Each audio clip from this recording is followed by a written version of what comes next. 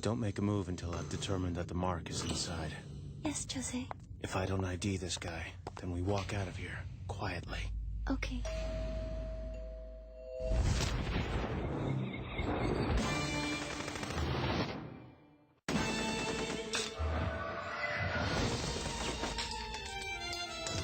Now you've done it. Henrietta, why did you lose control? I couldn't control it. I just snapped.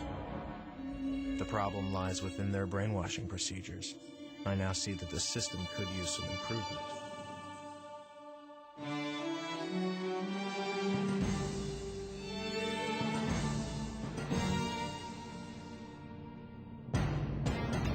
Officially, the Social Welfare Agency is a government-sponsored corporation that's in the business of saving lives.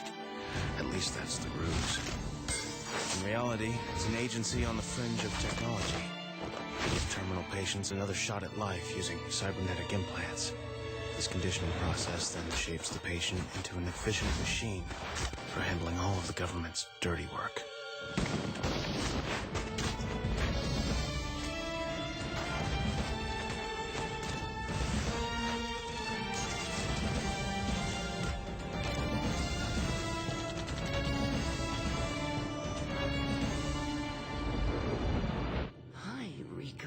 What are you doing here? I can't remember what to say. What do I say at a time like this? Rico? Of course. I remember. I am sorry.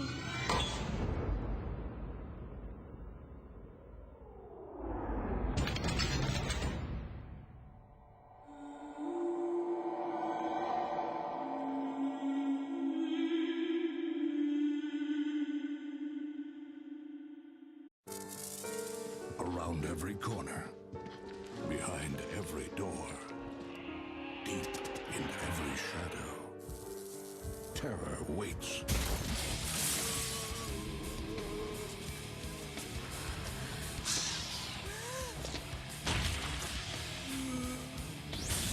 Evil returns to the PlayStation 2. Resident Evil Outbreak. Rated M for mature, only from Capcom.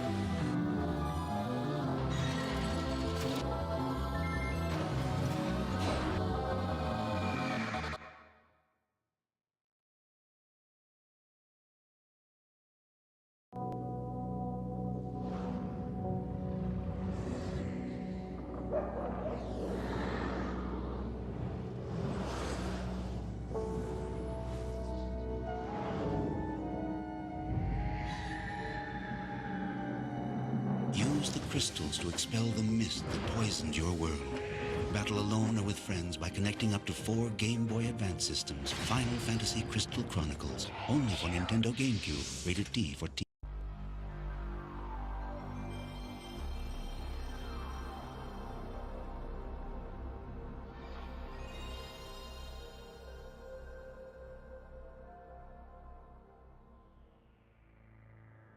The city is sick with corruption, Chloe. Its people are trapped under the foot of Goliath.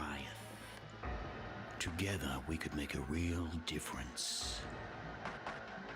Our master's dream is all that matters. Make sure the detective and her samurai are dealt with. As long as I get to play with them first. I'll show you real horsepower. All eyes will be on me. It ends here. Vermin have invaded the city. Officers are advised to use lethal force. Scour the building. Leave nothing behind. Unicorns! No matter how hopeless it gets, no matter the odds, I will be by your side.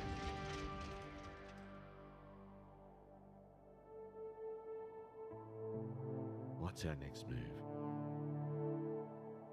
I'm gonna kill the Dream Eaters.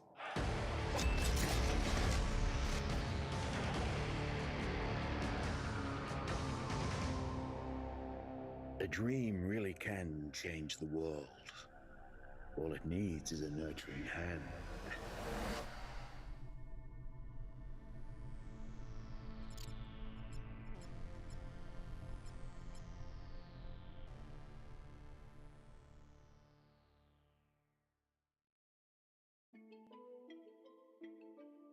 On Hjo, where Hjorians live in symbiosis with raincoats, parasites that grant special powers called virtues.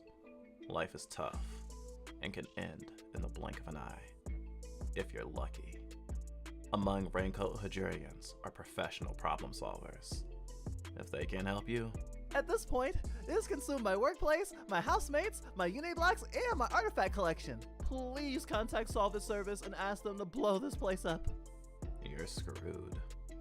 Enter Ular, a new solver with no memory of Hjo culture, or any direction in life, besides survival. I'm hungry. But he better learn fast, because he's not a normal Hjorian, and that makes him a target.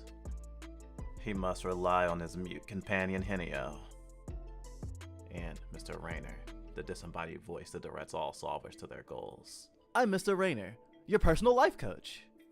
Coach, is that edible? But are they really friends or foes? Mr. Raynor's Solve It service. Catch it on Fluff Bites. Put on your coat and find your value. No matter how much I bleed, no matter how many tears dry up, no matter how much our hearts drift away, no matter how much time passes, no matter how hard it may be to connect with you, no matter how sad I am, I wanted to be that man's dream.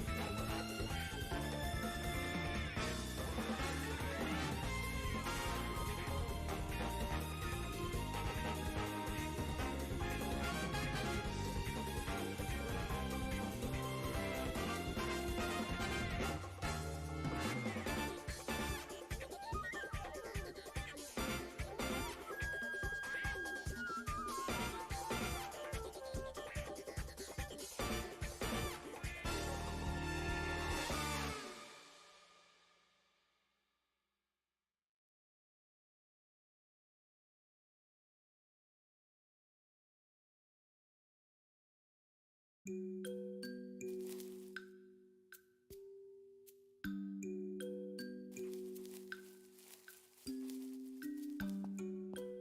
you go, little guy.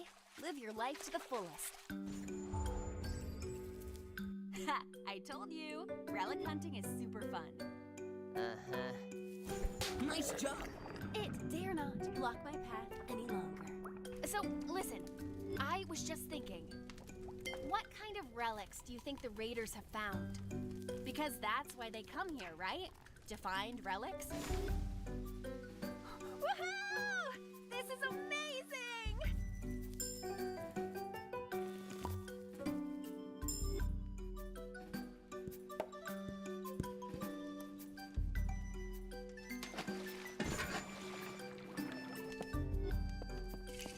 Iki, what do we do?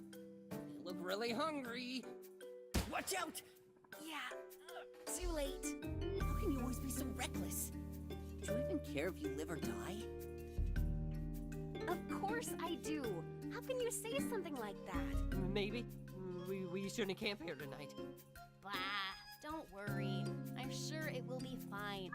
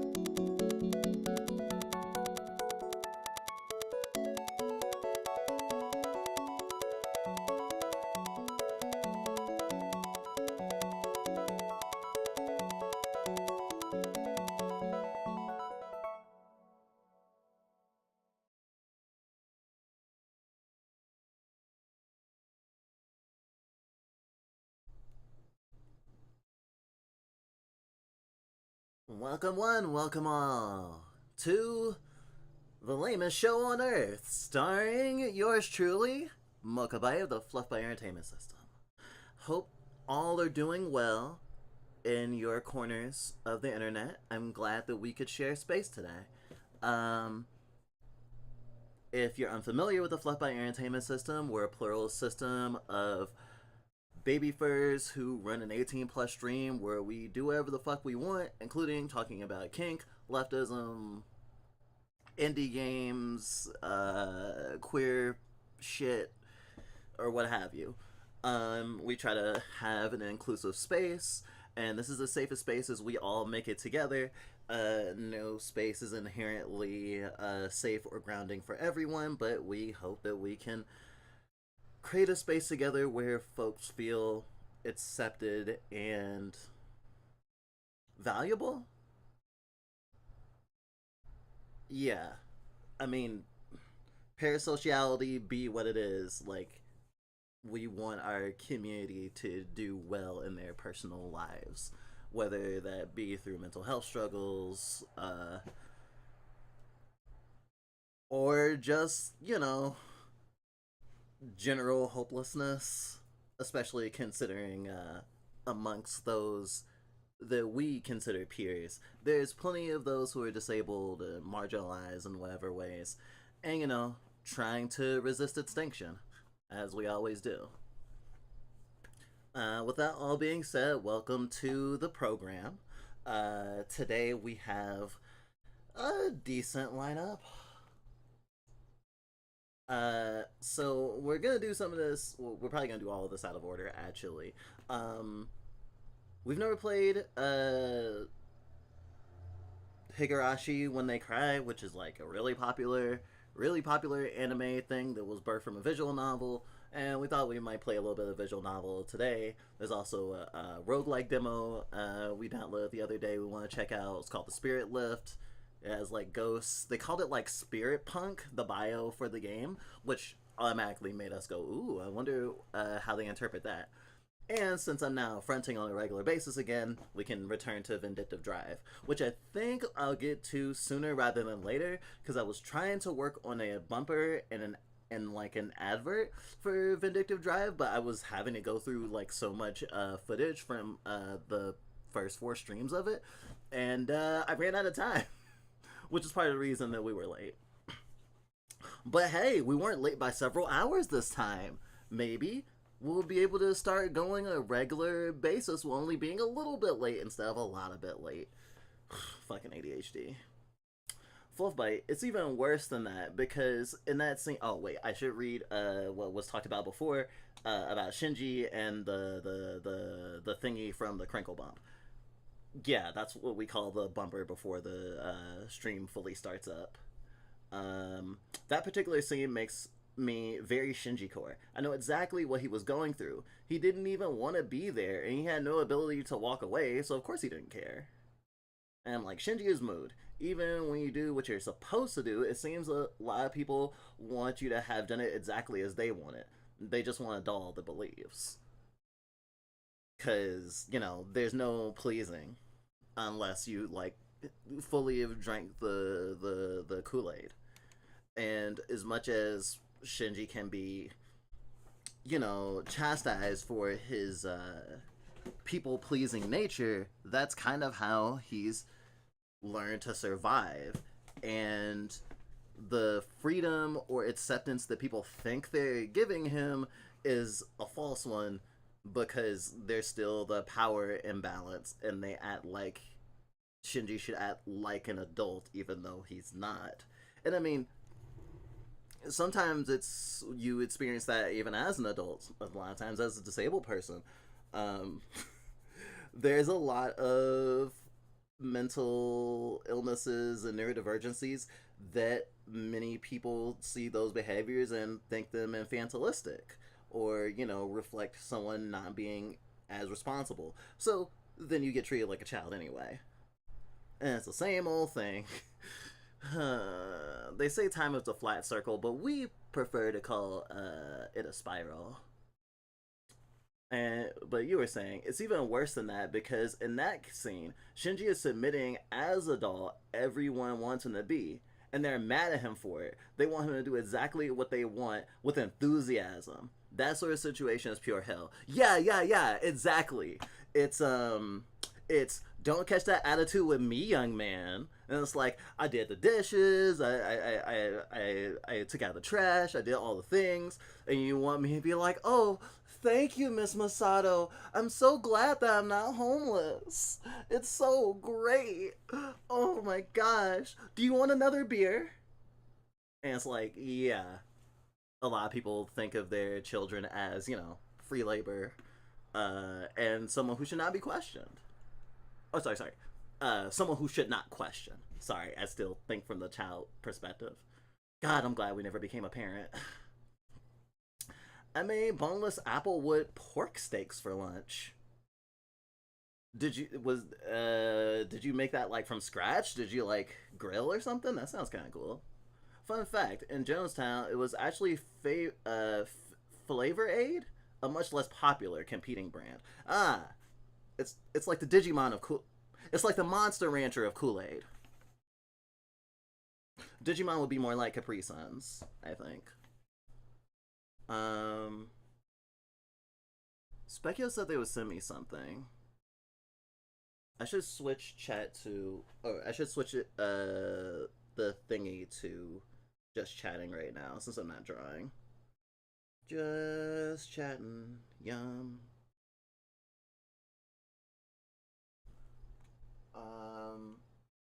Something about man-children.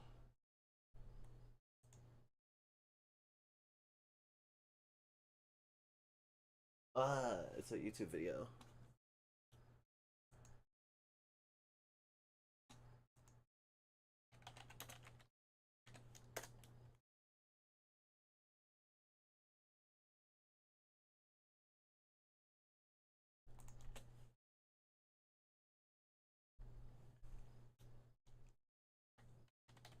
Wikipedia.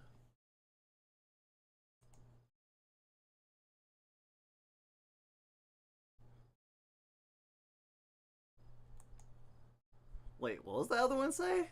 Kidults. We've definitely read some of these. We've definitely read adult what was it, Peter Pan syndrome.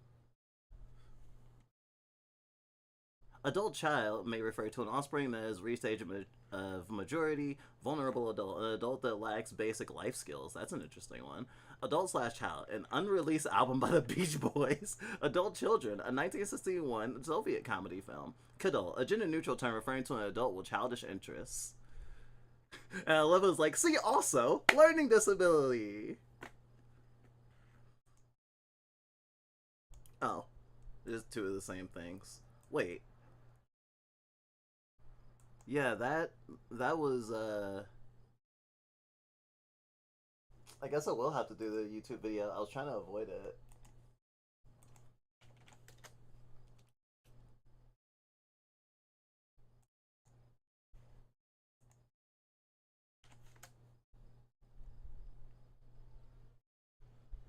Oh, 38-minute video.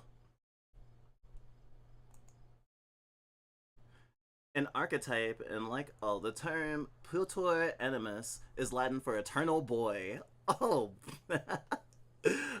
Scribble would love this. Jung used the term in the exploration of psychology of eternal youth and creative child within every person. It is an archetype, and like all archetypes, has a both positive and negative side. Oh, so this is actually more nuanced than I thought.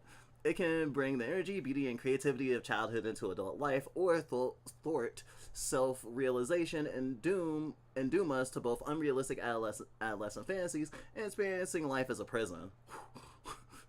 The pure is the man-child who refuses to grow up, take responsibility, and face life's challenges. He expects other people, typically his parents, to solve all his problems. He tries to go as high as possible away from reality, ending up like Peter Pan, the boy who wouldn't grow up, who lives in Neverland, a place where people cease to age and are eternally young. The pure animorous is also known as Peter Pan syndrome. This is an increasingly common problem in our modern age. Those who find themselves unable to commit to work, to form satisfactory relationships, to commit to the discipline of education, to carry the weight of responsibility, or who feel their life has become meaningless, will find the integration of the archetype of eternal youth invaluable in their life. I don't know if the person who made this video was throwing shade or not. It's really hard to tell. I can't tell. It's interesting though. Yeah, Jung has some really cool ideas. I really like the anima and animist thing, and we are really big fans of like the stuff about like the other self and the shadow, and like integrating your shadow into yourself, not running away from your negative qualities, and, you know, becoming a whole person instead of like, well, I shouldn't say becoming a whole person. Accepting the different facets of oneself and kind of like not alienating yourself from the parts of self that are less that you think will be less respectable or may even be shameful. This actually came up a couple weeks ago when we did that stream where we talked about like the duality of self with a with a fake self and a real self, or rather a self that's like a self that is seeking validation and whose actions are based around a cycle of becoming valuable to people through doing what they want, or, you know, what you expect them to want. Kind of like Shinji, as opposed to a more authentic self that instead of seeking validation is more like expressive without such a worry of will I be punished, will I lose relationships, yada yada yada, and letting the people who click with that expression act as a way to validate not your expression necessarily, but to covet relationships, as opposed to seeking to please people in relationships, turning it around and seeking to be seen as yourself and spending time and valuing people that like react well to that. There's a million different directions you could really go into. Also, what was it? Snack is a real big fan of Jung's work and wants to like read all of his books basically.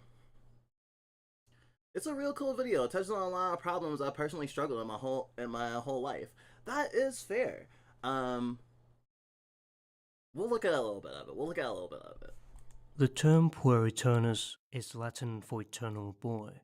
It is mentioned for the first time in the Metamorphoses, written by the Roman poet Ovid.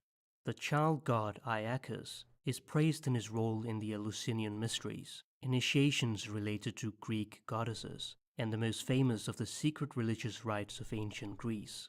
In later times, the child god was identified with Bacchus, another name for Dionysus, and the god Eros. He is a god of life, death, and resurrection, the god of divine youth. Swiss psychiatrist and psychologist Carl Jung rescued the mythological term of puer aeternus and used it in the exploration of the psychology of eternal youth and creative child within every person. I have literally never seen a picture of Jung before, literally right now. When the subject is a female, the Latin term is puella aeterna. It is an archetype, a primordial structural element of the psyche, and like all archetypes, has both a positive and a negative side. It can bring the energy, beauty, and creativity of childhood into adult life, or thwart self-realization and doom us to both unrealistic adolescent fantasies and experiencing life as a prison. The eternal youth archetype is the first one we experience in life and remains vital throughout our whole life. It is closely related to the mother archetype. A puer or puella avoids individuation and fights against his or her inner drive towards psychological wholeness. This stunts growth. While they have a great imagination and rich inner life, they do not bring it into consciousness and thus do not progress in life. The potential remains hidden and unused. stored away in the depths of the unconscious. This makes me think of Evangelion a lot, actually, considering how we kind of got led into this by a conversation on Evangelion. Considering, like, a big part of Evangelion's message is, like, growing up, and, like, it focuses on the negative part of childishness a lot, like, of avoiding responsibility, and, like, you know, finding relationships that mirror the relationships you had with your parents, and just like recreating that because that's all you know, that sort of thing. Of course, like they even talk about different stages of development. They talk about the oral stage, for example. There's a lot of like yonic imagery in Evangelion, and like everyone's mother and parentage is important in some way, or at least for the major characters they are. And I think we've talked about it before, but the AT field like represents like the ego and what separates us from other people. And of course they turn it into like not just a symbol. It's not just a symbol in Evangelion. It's like a literal metaphysical barrier that has properties that can protect someone like from physical harm if your AT field is strong enough. And everyone has some amount of an AT field. And of course, when everyone's AT fields break down, everyone turns into Kool-Aid. I will not explain. Or I guess Tang. People usually say Tang. But there is orange Kool-Aid. And a big I guess, criticism of Shinji, especially in the text, as just opposed to, like, people who've watched Evangelion, is that, you know, like, he's not as active as a protagonist as he should be, and he's like really reluctant. It's like he goes through a mini hero's journey every time he has to go back in the robot for a major fight. Like, it's very much it's like a will they won't they with responsibility, but their responsibility is way bigger than any one person, let alone a 14-year-old should be expected to handle. But all the EVA pilots kind of are disappointments to their superiors in their own ways. If only you could combine all the EVA pilots and just have someone with like super BPD. If I could see my past self right now, I would give her a hug and wipe her tears and tell her one day it will all be okay. That's beautiful. And you deserve that too, Majora. It is all gonna be okay. Probably. In The Matrix, the main oh my character, God, The Neo, Matrix! is offered the choice between a red pill and a blue pill. The blue pill allows him to remain content and comfortable in a simulated reality. It is the idea that ignorance is bliss. The red pill, on the other hand, allows him to confront the harsh truth of reality and to embark on the quest of self-realization. The poor will often choose the blue pill.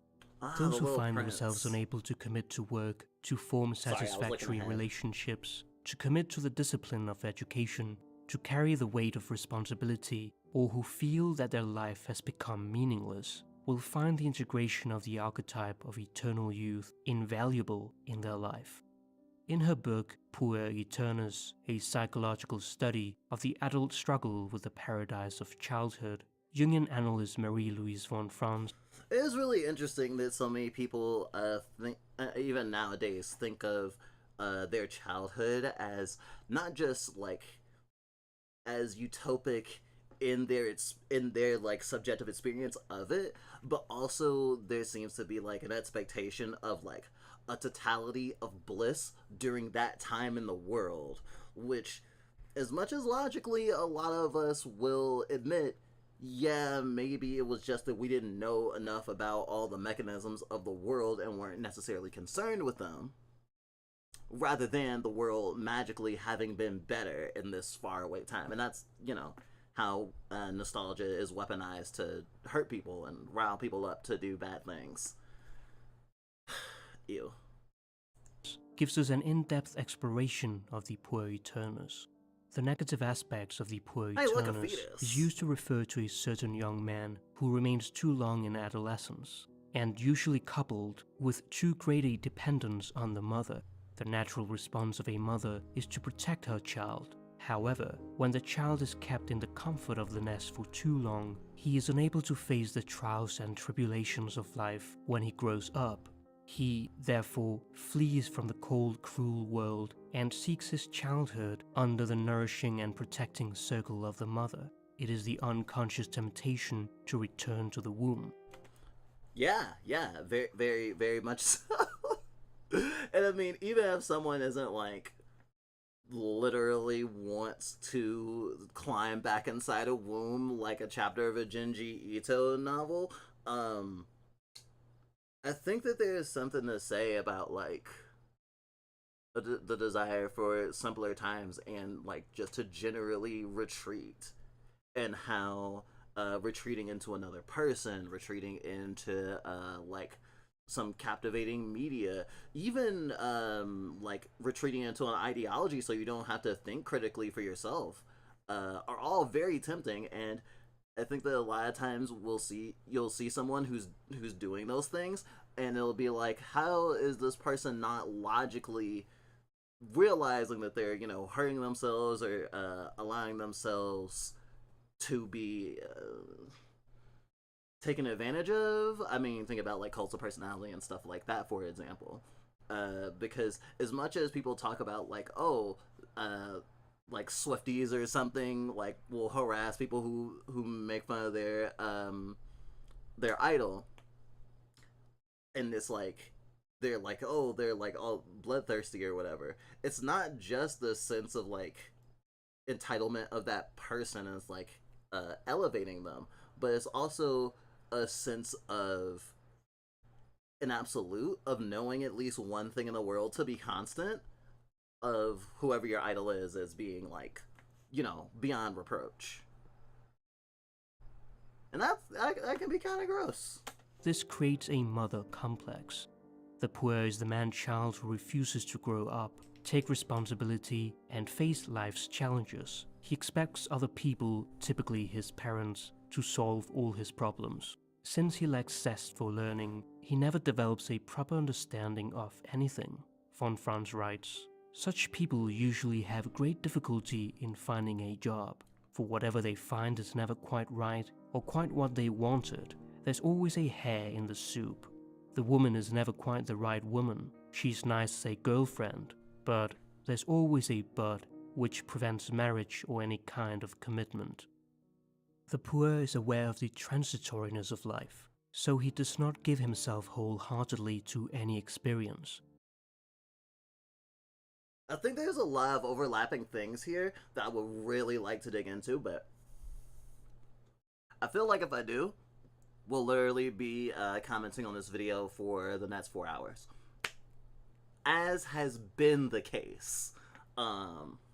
It is like, to point this out, was like, since we started doing this, huge drop in viewers. But it's also not what I intended to do today, so we're gonna shelve this for now. But this is good plural bait. Thank you, Specchio. That is good. I am going to fish for attention with the Spirit Lift demo, and then we'll get into Vindictive Drive. I'm planning on doing some fan art for Vindictive Drive for the drawing session, so that's gonna have to come after.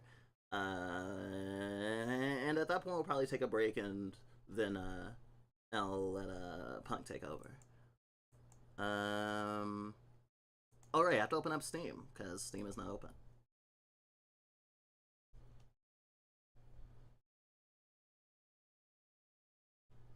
Also, I'm not gonna lie, watching that YouTube video felt a lot like I wasn't getting a lot of what the person who made the video, like, what their take was. It felt like a book report, at least at the point that it was. Even with, like, the quote moments, there was this feeling of, it doesn't feel like you put in your own words enough to, like, feel personalized. Like, I'm not saying that they plagiarized or anything, but just And it's not even the way that they were speaking, even though I guess some people could be like, oh, they're like speaking so boring, but there's just like the sense of like, I think they're trying to come at it from an objective lens, like they're trying to be like a textbook, and that's fine. It's hard to keep my attention and my whistle wet. So I don't even blame anyone for leaving stream. Let's see. I think I want to look for demos.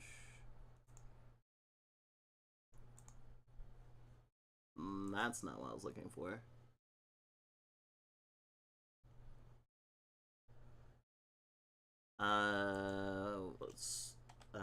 Lift? Spirit lift?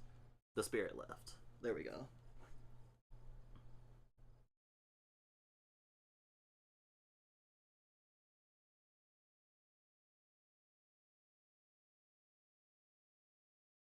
S-P-I-R-I-T.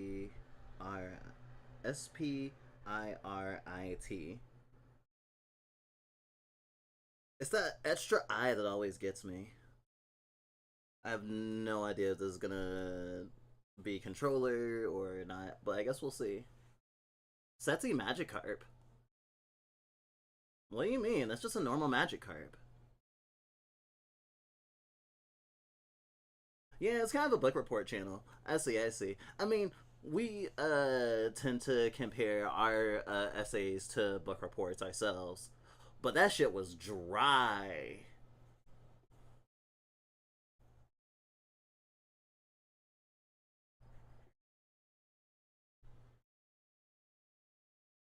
That was drier than my pants if I was potty trained. I mean, no shade. I mean, the guy obviously was very popular. And it's very useful to have those sort of information.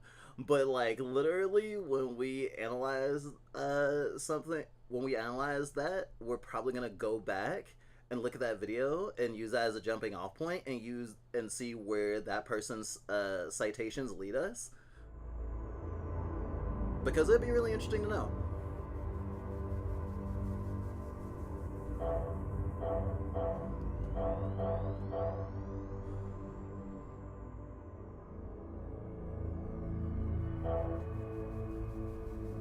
This demo contains a short example of a typical game session. The full game will contain more floors, more cards, and more mysteries.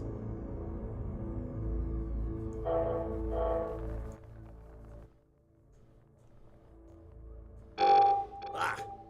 Damn, that was fucking loud. Graphics, brightness.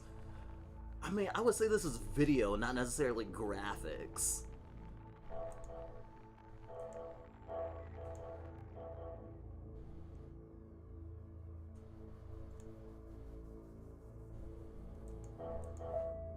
Whatever, I hate bitching.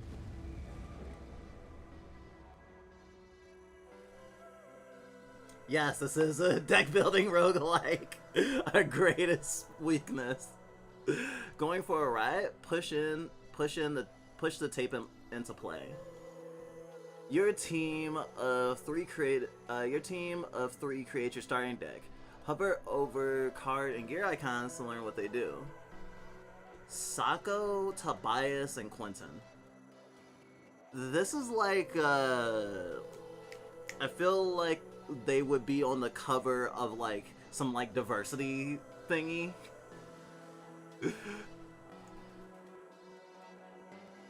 Choose different team here. Some people aren't available in the demo.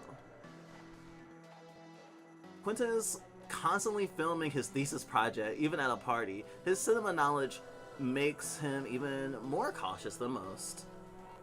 A black film nerd? Gosh, I just wanna feminize him already. Maria. Oh, sorry. Quentin is tactical film student. Camera bag is main item. Oh, this is immediately reminded me of Chrono Arc, actually. Gifted. The charmer, Marina, or Maria. The rich girl with the heart of gold. Some find Maria vain, but her friends know she'll always have their back. Charming glasses. Each turn, 10% chance to add 1 reflect. Extra card each turn. Okay, so that's like a The thing at the bottom is kind of like their passive ability. Brer. Nice to see another black person and a black femme at that. Good. And they dress like we would like to dress. I mean, I guess we have boots like that already. We need a dress like that, and we do not, and we've never owned fishnets. We really need to up our fishnet game. I don't think we've ever been to a gay club. We need to fix that. Black cinema major. Guess we know who we're playing with today. I don't know, I might play with them. It's a weird it's not a super big stereotype, but it is a very particular niche. Makes me think of the kind of makes me think of Billy from Power Rangers, but like the 2017 Power Rangers. Oh, and then that one, Billy was also autistic. I don't know if he was in a film. Oh, this guy also looks like what's his name? I don't know. Do anyone remember Danny Phantom? Like, this is the black kid from Danny Phantom. Camera all the time, filming stuff, that sort of thing. Instead of a backwards cap, I'm pretty sure he had like a beret. Tucker. Yeah. Fluff stereotypes, the game. I mean, kinda. I mean, based on how character archetypes usually are, Maria will actually end up probably being one of my favorites. I'm the bitch who likes, you know, like Weiss and Ruby and Rarity and My Little Pony, so like the prissy bitch that actually can do a lot of good and you wouldn't expect it because of how prissy she is. Totally up my alley. Of course, I'm not very prissy myself. Even if I am amazing. Brer sees beauty in the strange and unusual. Goth queen. Her burst of imagination can heal the group from the terrors they encounter. Oh shit. Okay, a palette knife, oil paints, and a sketchbook. Very artist.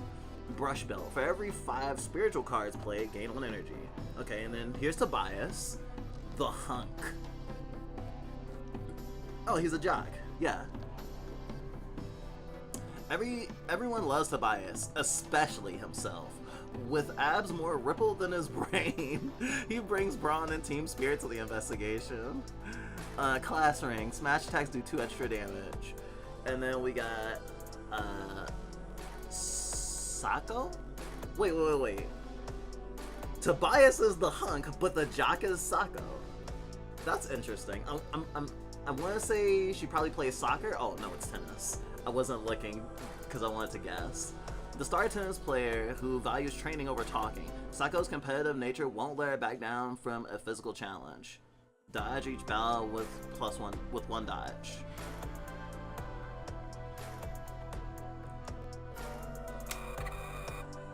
Team is full. Oh.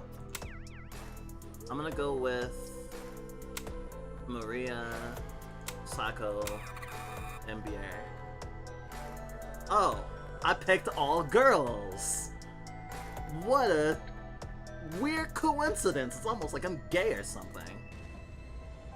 Seniors are reminded to stay in the lobby. Upper floors are off limits. Oh, I'm also kind of thinking of Chromatos. Really neat Chromatos. Now that the second whatchamacallit game is out, I'm really hoping we what was it? Sucker for Love? Since they finally released the second Sucker for Love game, I'm really hoping that dev focuses on Chromatos. As I continue to talk about games no one's ever fucking heard of. Our special interest is games that you've never heard of. The graduating seniors of Lucid Falls High gather in the Vettington Hotel. Marina, Sako, and Briere wander from the party and discover the spirit left.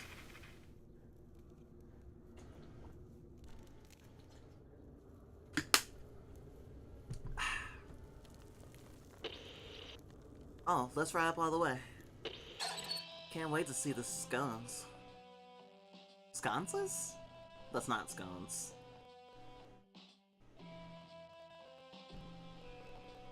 What's its day been like, Sonny? Or is it just tired from existing?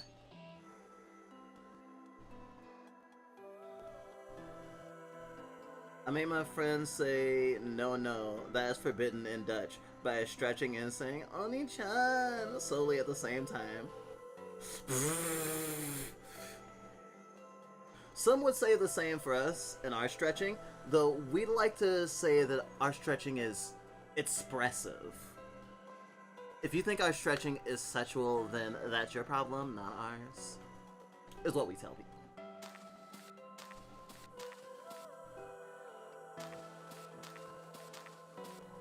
Have to admit, we are really glad we started broadening our horizons in video games, because this is the exact sort of setup that we used to avoid.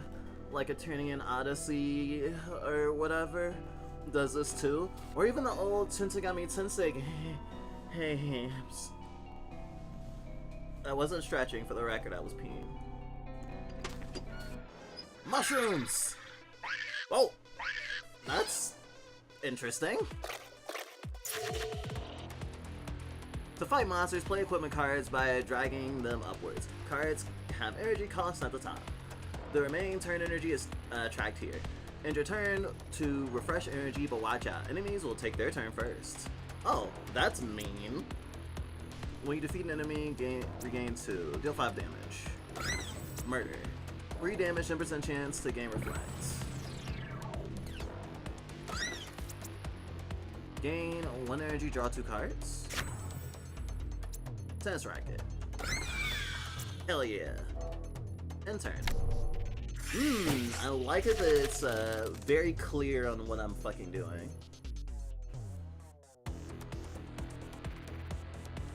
We're exhausted from attending meetings all week, we guess. That's fair. I mean, people say thank God it's Friday for a reason, right?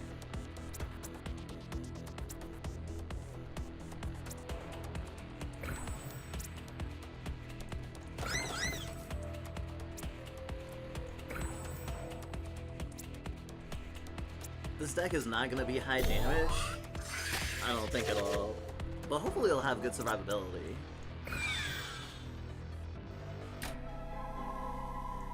Okay, this is probably going to be a good gameplay loop, I hope.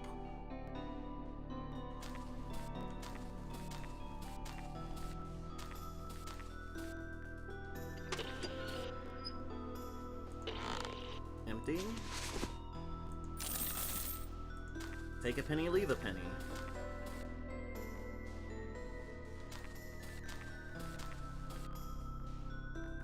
Look both ways before you cross the void. Oh yeah, I need to experiment and find a new voice soon. I'm just kind of defaulting to a Scribble Thorn register right now, which is technically like the one to naturally go towards, but I need to distinguish myself again. Chocolate. Haha, chocolate. A shivery draft. A window open just a crack.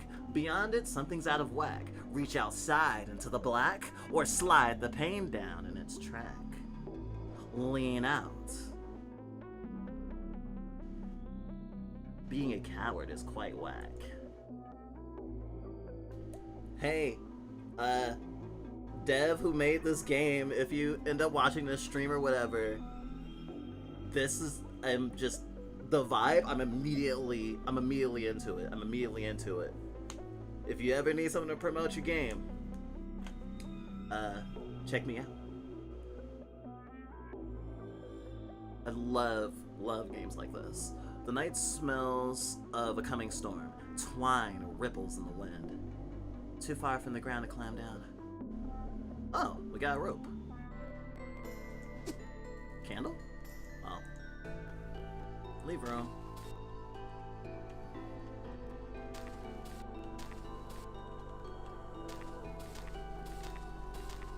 It's like I've been playing for like not even that long. Ah, you're buying ABU chocolate? I don't know, Specky. I think you should just buy diapers already. You should just buy a sample pack. You get like a pack of 2. Super discreet. I am not leaving this floor yet. Honestly, I am kind of thinking since it got me Tensai now. And I also wasn't looking at the map, so I was gonna go in a fucking circle.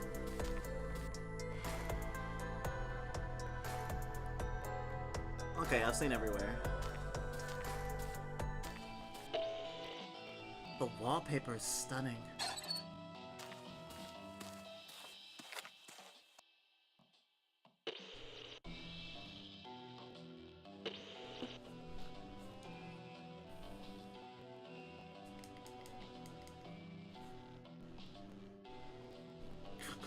Yes, whoever is thinking of trying diaper should do so. Also, hi. The worst thing about diapers is that they might become your new normal and then you have to spend money on them a lot.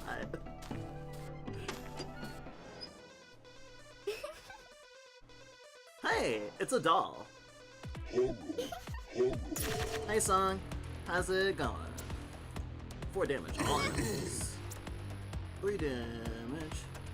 Deal a second attack equal to the amount of regain. Oh, that's pretty cool. Reduce your hand to 0 cost. When used on an enemy, they take double damage. I hope it carries over. Get away! I do like its paper crafty style.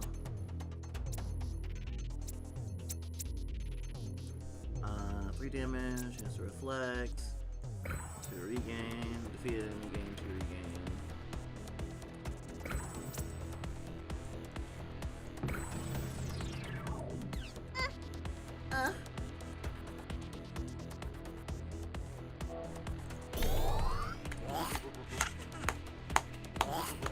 It's going awesome? Nice! Nice to hear that. Hope you have a swell weekend planned.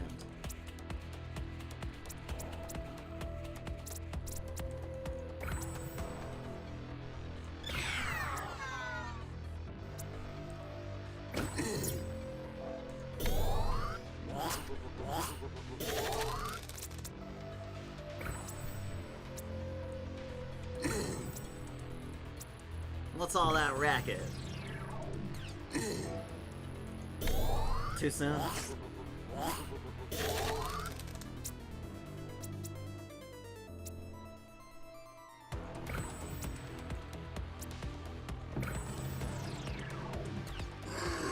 Death.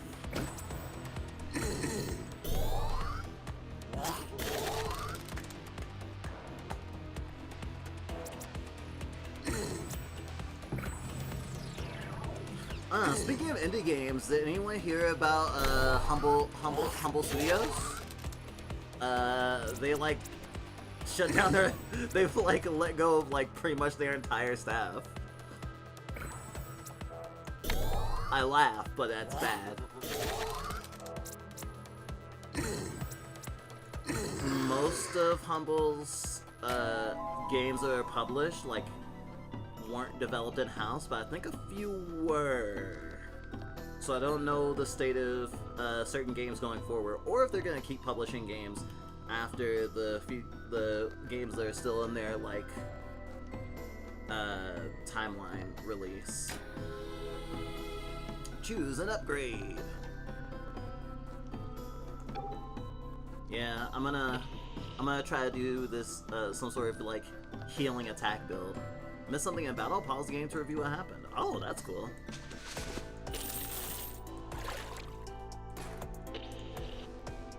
Stop jingling them, but it sounds so good.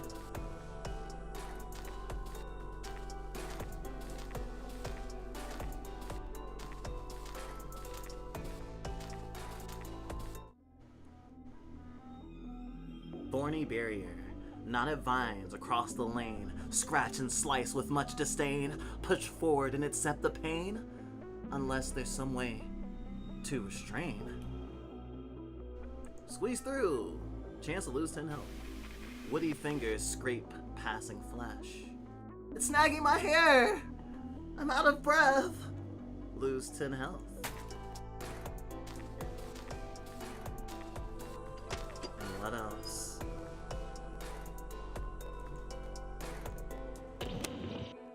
find anything. Ooh, hourglass card.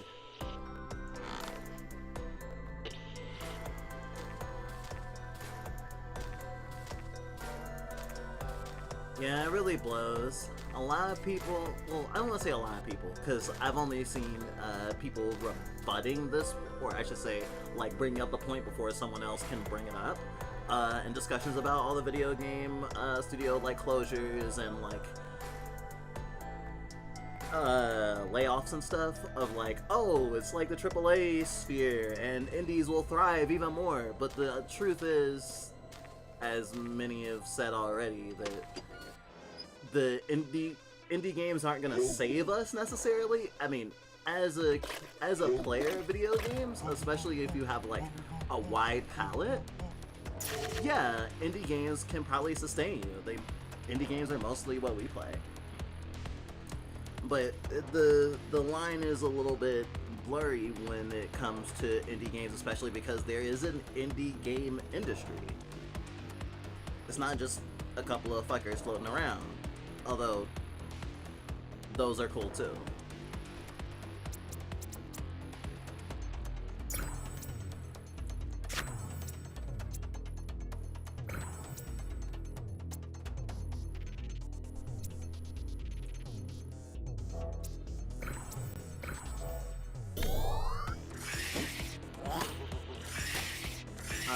A big part of the it's still bad even if you only play indie games is also because, like, as much as it can seem like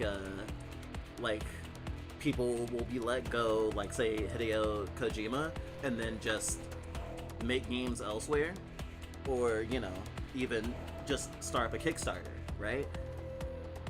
Most people are not gonna be able to sustain themselves for long enough to do something independent, so a lot of people are just gonna leave the game industry altogether, which has already been happening, but more so because of all these closures, which is kind of fucked up because also a lot of the industry is, you know, having record profits.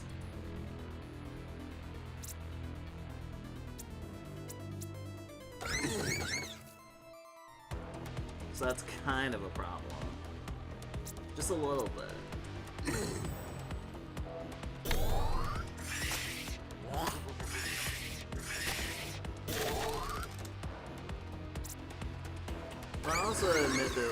I'll also admit that like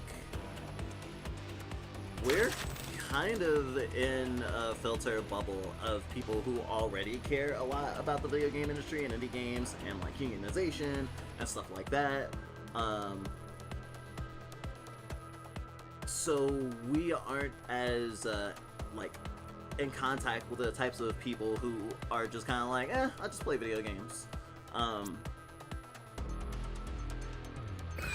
Which I guess it is what it is, but at the same time there is like a sense of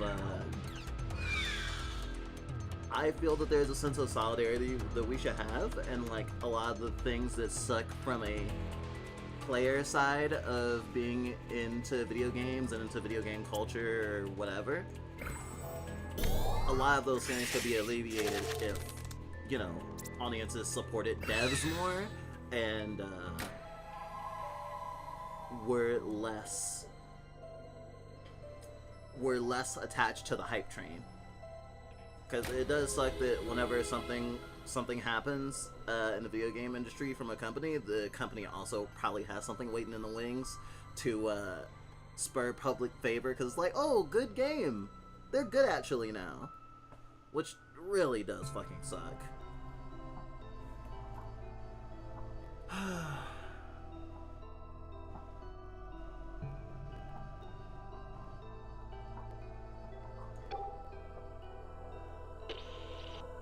My philosophy on diapers and costs. If my vice of choice was drink after work, if it was a cheap beer, it would cost the same as a diaper a day.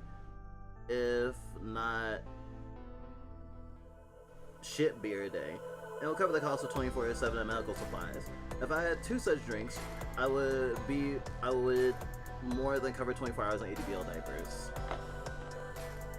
I mean, I guess you could do anything like that. A lot of people kind of break down the cost of things into like the hours of work they need in order to get it, or you know, there's that site Ko-fi that like is literally like, oh, buy me a coffee, or you know, like you can even change it to say tea or whatever term you want, but like there's like this concept of like the unit of like reimbursement being however much it costs to buy like yourself a little treat. And I get that. And that is like a easy and like approachable way to wrap your head around a thing like that. Though I have a weird, although I did say, you know, oh yeah, the bad part about diapers is you can become addicted to it. But I definitely don't consider diapers a vice. But that's a whole nother conversation. A tempting box of decent size likely holds a golden prize. Unlocking could take many tries. Be clever, or a foe gets wise. Pick the lock, pick the lock! Maria pulls a bobby pin from her hair. Hey! Easy as Daddy's liquor cabinet. Score one for the party, girl. Oh, they even have little interactions! Nice. Hello here in passing. Nice to see ya. You got a stream of your own to get to? Or maybe gotta go to work? Or school? You got a lot going on, Bill. Not if there's any problem with that. We are much the same.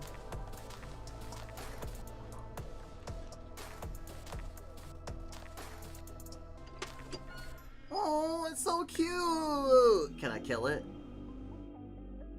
Sounds like a chastity poem! Oh my god, picking the lock on your own chastity cage? Wow, that would be cool. Oh, well, I hope you're having a good time at work. I'm assuming you're on break.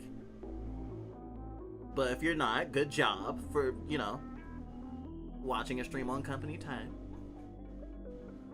Is it dead? A pale shape slumped in the dirt. Dead for good or simply hurt? Rare chance to look at one inert. Or stop in fear. It comes alert. Examine body. Slick, squishy, stinky. Not like anyone I know. Poor little guy. Grotesque. Wait, he said, fight Nosferatu. The lumbering beast lunges forth. Battle.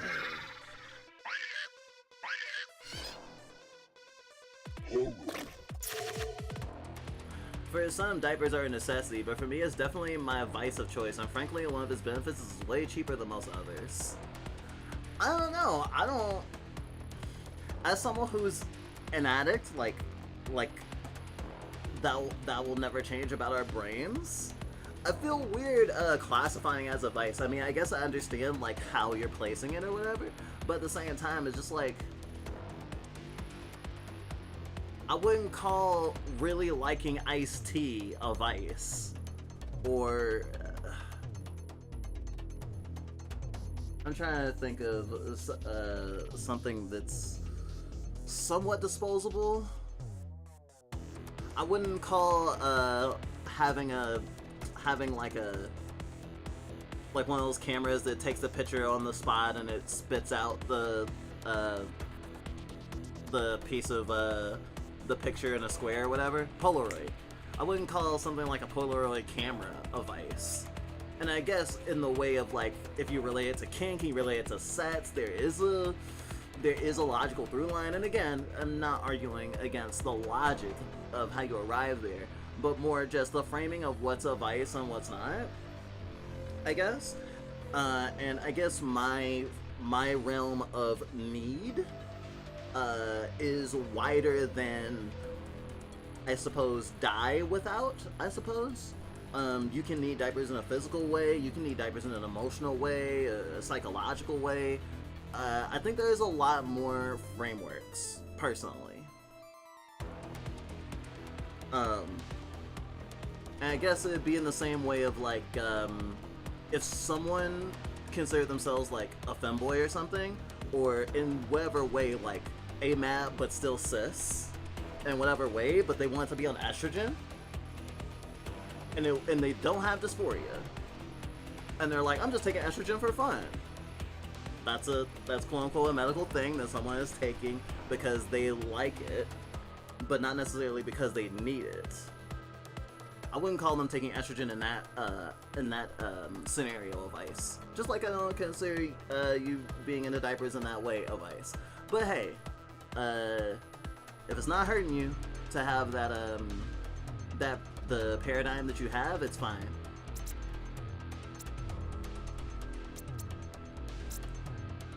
Just explaining how it'd be hard for me to have that same way about it. Radio Walkman.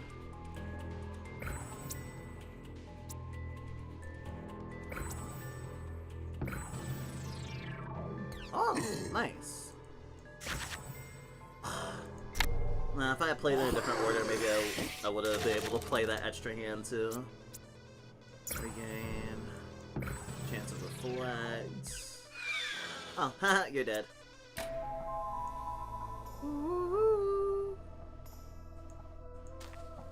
I love VHS shit. They have philosophical conversations about the darndest things. Swear to Cthulhu. I haven't found anything anywhere to buy something yet. I wonder if there's gonna be like a shop floor maybe? Oh! Shit! It's a Shining reference! I'm gonna say something, but it might sound a little weird. What happened to the good old days when people were just racist directly to my face instead of trying to sneak diss? That doesn't sound weird.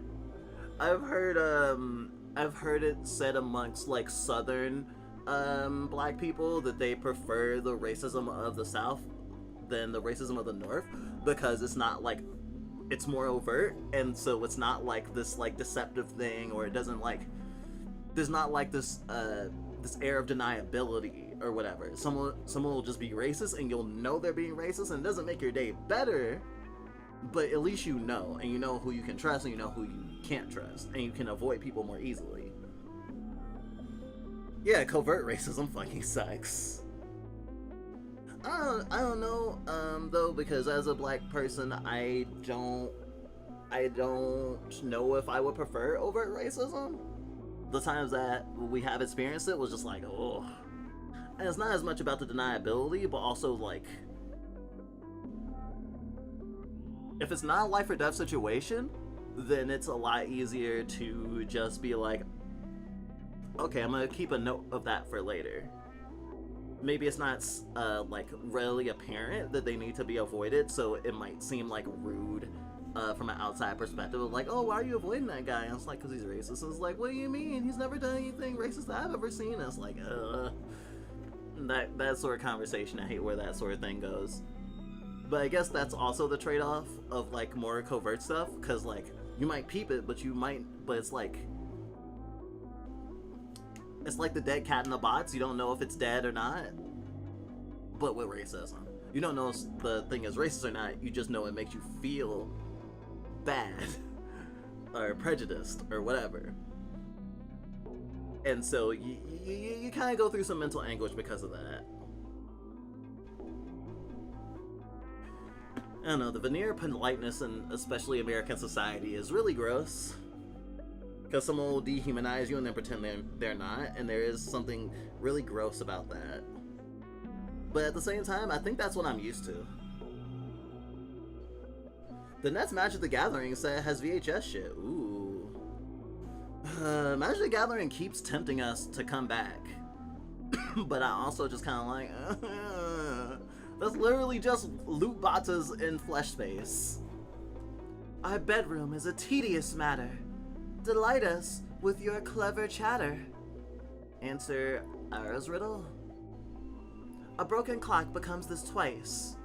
3 left turns also suffice.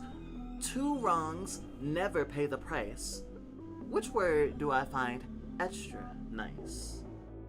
A broken clock becomes this twice. Whoa, right. A broken clock is right twice a day. 3 left turns also suffice. Wait. 1, 2, 3. Yeah. 2 wrongs never pay the price. I mean, it's gonna be right? That's correct. Right. Here's my allowance. Buy something extra nice. Aw, you shouldn't have. It's funny I can just leave money. Why would I do that? Money's great.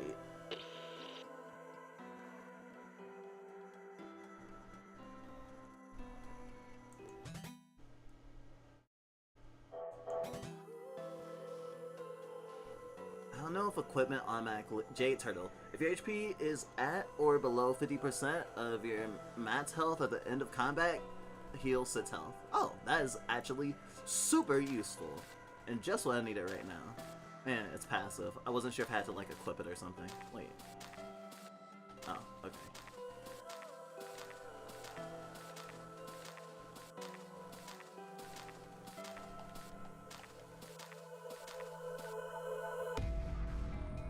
Okay, it doesn't seem like I can interact with most stuff in the hallway. Okay, I found the elevator. Oh no, I'm being attacked by Nosferatu! I can't believe this.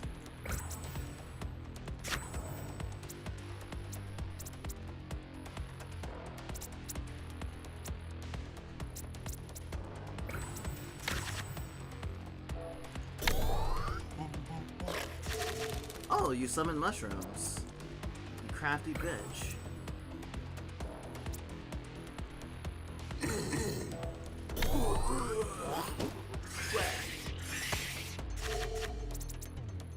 Deal 2 damage to all enemies. Add 1 regain for each enemy.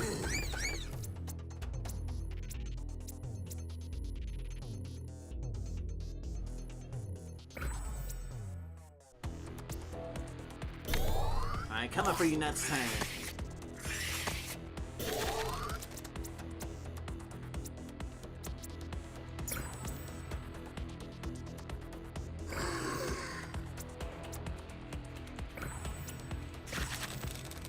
I don't know why I did that. That was a waste.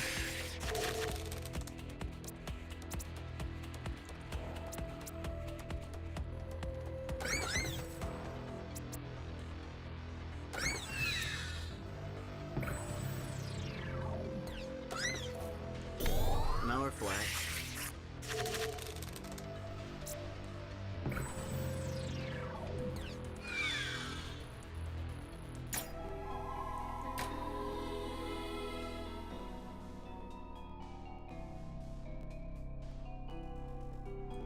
Yes, yes, yes.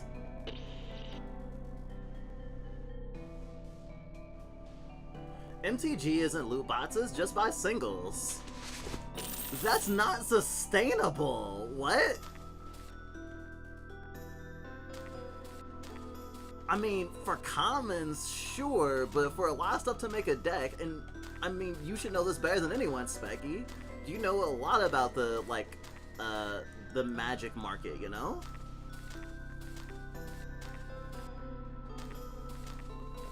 And just because you have the option to avoid buying boosters doesn't mean that boosters don't exist.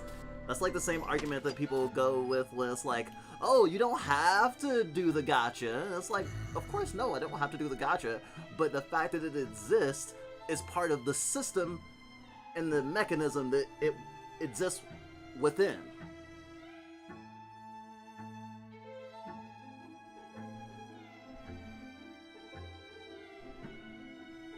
How much money do I have? The first attack on every battle over 10 damage only does 3. Gimme. May it serve you well. I thought you got mad at me. Smash damage. Yo, I'm a Smash Brothers character now. Alright. Thank you. Alright, where else we got? Damn, this is a really big floor. I wonder if the next floor is like a boss. I did finally find the shop though.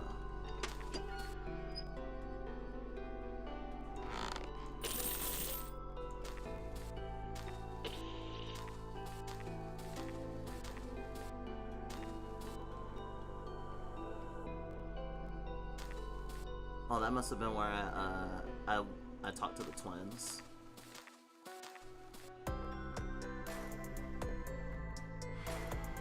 You just made me think of if you know you're going to get patted down, intentionally wearing a plug just to make it awkward, and make sure it's like a foot long just to make things hella weird.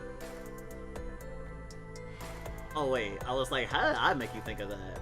Me, I really like the way you put those cuffs on me. Well, I need a safe word. The cop, the fuck is wrong with you? I see. The longer you do content creation, the more weird searching yourself gets. Oh, wait, did you find something weird online about yourself, Del? We still haven't found anything online that's particularly, like, weird for us so far. I mean, we have, like, a Wikitubia page, and we have, like a VTubia page or whatever. But like most stuff that tracks us online that's not stuff that we specifically posted is kind of just numbers and like figures and how much we stream and what we stream and stuff like that. Stuff that I feel like is like available knowledge because we stream and because of like some of the automatic functions of just streaming on Twitch or YouTube or whatever, as opposed to like someone actually having personal interest in like writing a blog post. Although if folks are talking about us on image boards or whatever, we haven't seen it.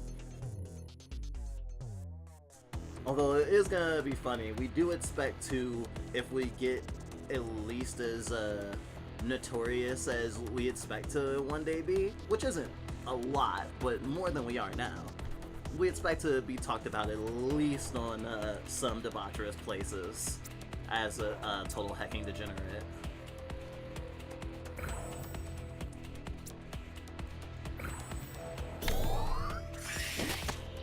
Even if you need a playset of $30 cards, it's still cheaper to buy 4 of them than to buy a box of boosters and hope you'll get them. I mean, I guess. But, like, if you have no cards and just buying from scratch, that's not a lot to play with. And, I mean, obviously not everyone plays TCGs the same, but I think it's boring as fuck to, like, to have no cards and just build a deck from scratch from literally buying singles. You have to actually know about the game quite a lot, or literally have someone build a deck for you. Or, you know, do a fucking ton of homework. And that sort of stuff is the reason that a lot of people don't get into, like, fighting games and stuff, because it's like, that's a lot of effort. And of course, if we were ever to get back into Magic, we could do what you're suggesting.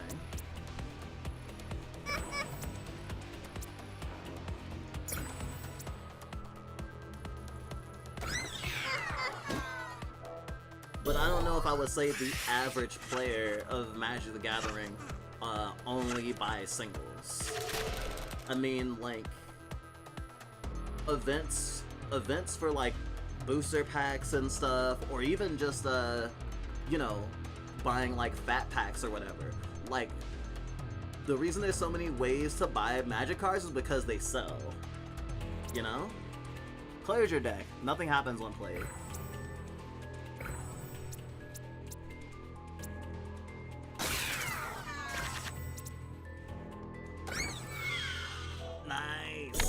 Wow, 12 healing. I might wanna stay in this battle for a while so I can get up to 100 health.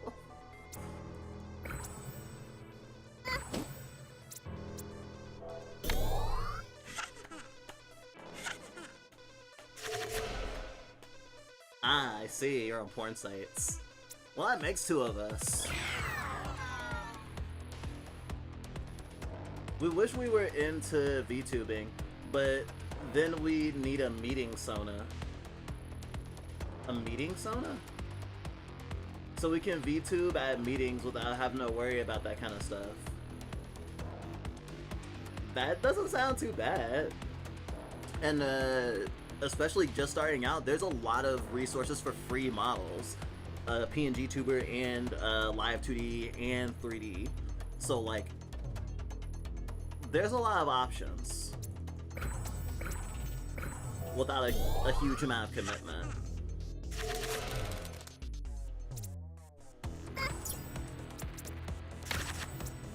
Oh my god, these fucking cobwebs! Well, at least I'm almost at 100 health. Murder. Murder the baby! But not me.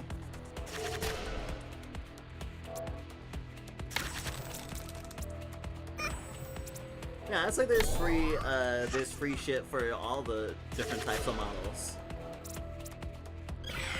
Might not always work out depending on how picky you are, though. Fair enough, I love spending hours searching through thousands of cards, finding weird ones that nobody has ever heard of. Specchio, you are autistic as fuck, and that's your special, and Magic the Gathering is your special interest. And I would think that even, like, the average new player will have some sort of experience where it's like, oh, these cards I've never seen or never heard of, but like, especially because Magic has a huge catalog, I feel like you have to get to a certain level of passion before that's like, you're normal, you know?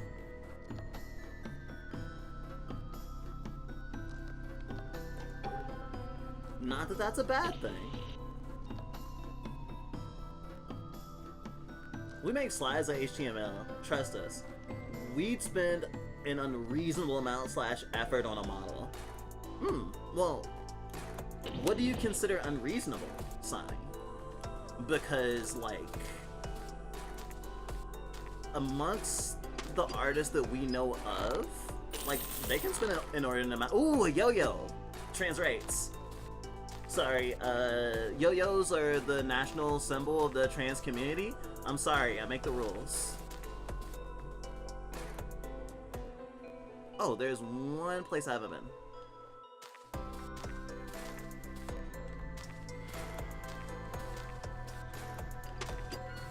Oh, ah! Off to grind. Well, I hope you level up. See you later, though. Oh, what was I gonna say? Oh yeah, spending a huge amount of time making VTuber models, totally understandable. We had a good friend who, for their own personal use, not even commissioning other people's works, and they have done like a few commissions for people. Literally over 200 VRoid models. Like, I can imagine the number of hours it took. But I would say that you'd probably be in good company.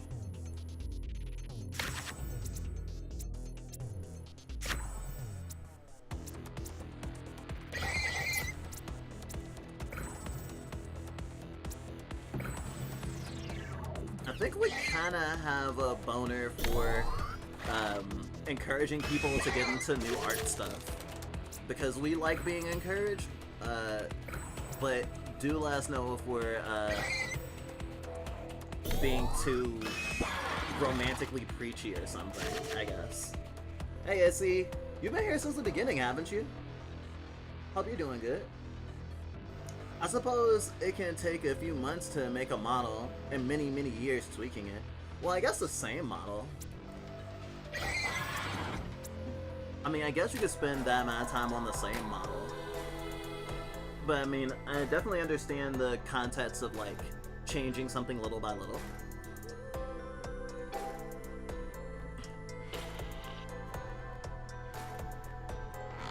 I mean, shit, we've re-released video essays and like redubbed them and stuff. Okay, we've only done that once, but like, to the temptation to go back over and revise work that you already released, or already, like, it can already be said you finished, is the pain of a lot of artists, I think. And I think especially when you're starting out, like, finishing projects is really important. So, like, your first your first model taking years is probably going to slow your growth down. I mean, perfectionism is the enemy of finishing anything, I feel like. Oh no, actually, I've been away doing therapist and cleaning a bit. Ah, I see. I mean, I saw you talking in chat at the beginning of the stream, is what I should have said. And I've now been streaming for 1 hour and 37 minutes. Whoa, you have my full attention? Okay. Oh, sorry. I have your full attention, I should say. Where's the button? You have your full attention?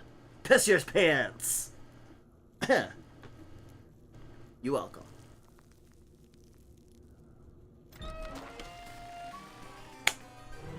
If I have your full attention, you should also have full pants. That's just the way the world works.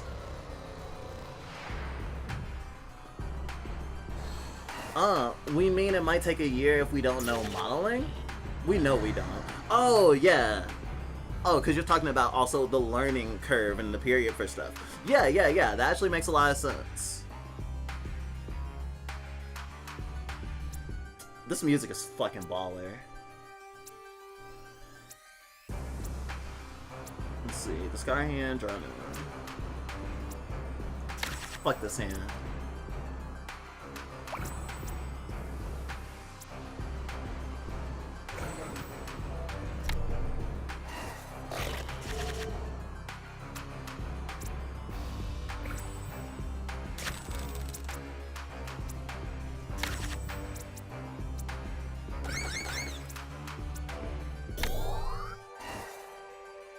Huh?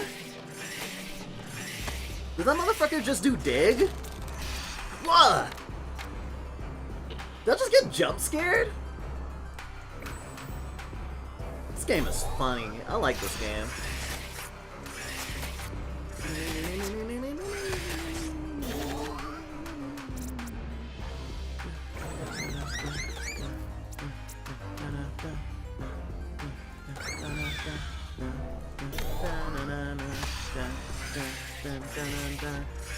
Damn. They drained a fuck ton of my health.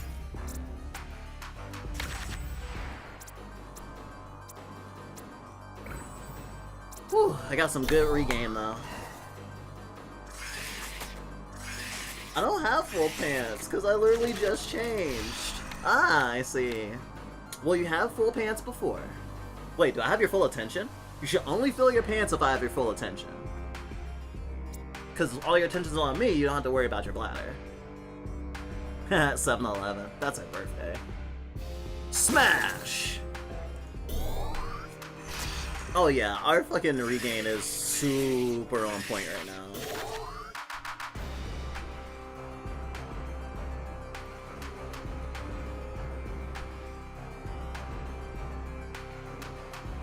Wizards of the Coast is in my shit book. There are lots of other CCGs. This is true. I know a lot of people who have similar thoughts about Dungeons and Dragons. And I am actually very, very into the thought of playing tons of tabletop games that aren't Dungeons and Dragons.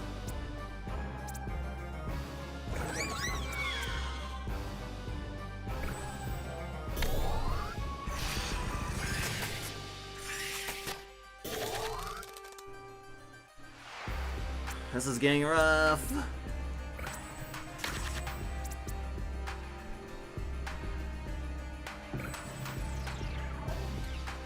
No reflect. Am I gonna survive this next turn?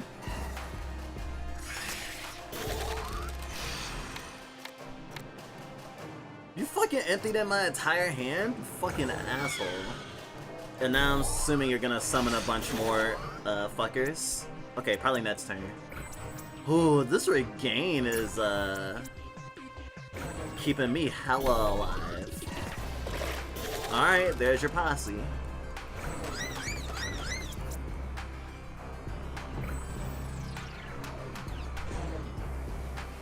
Oh, you have a healing factor too.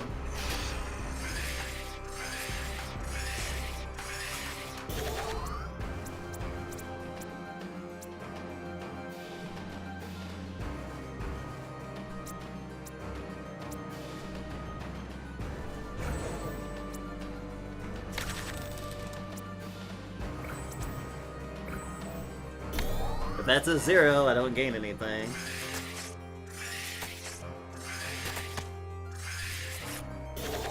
We haven't decided what to play in terms of TCGs.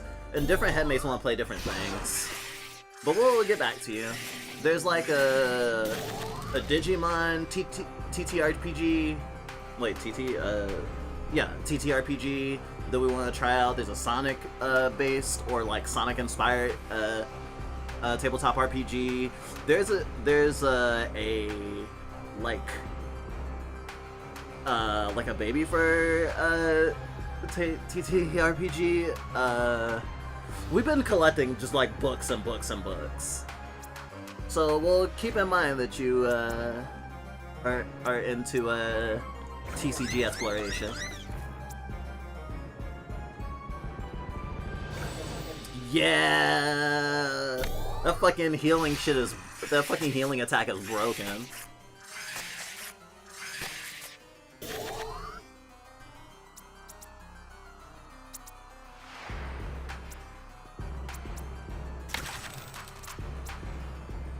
Goodbye. That's what you get when you mess with us.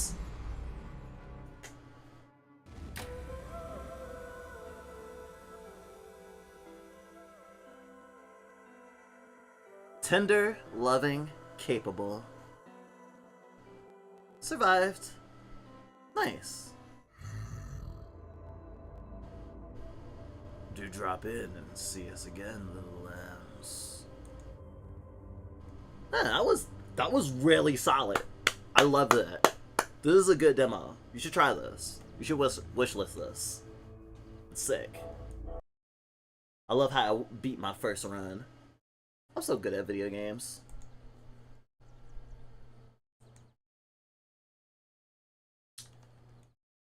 Okay, let's see. What was the next thing? Oh, right, Vindictive Drive. Oh, it's been a while.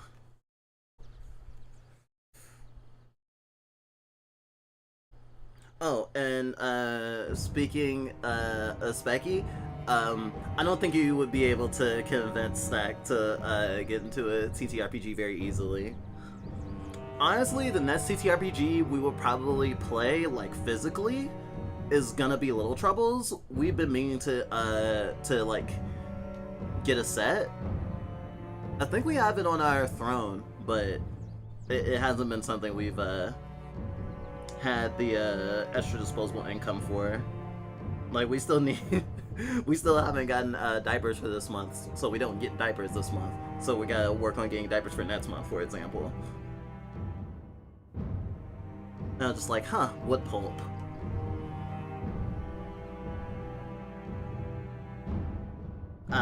Cardboard and diapers have wood pulp.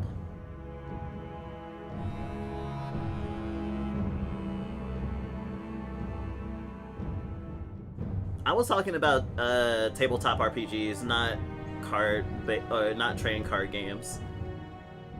Though, just like we say to people about other stuff, you don't have to be good at a thing to have fun.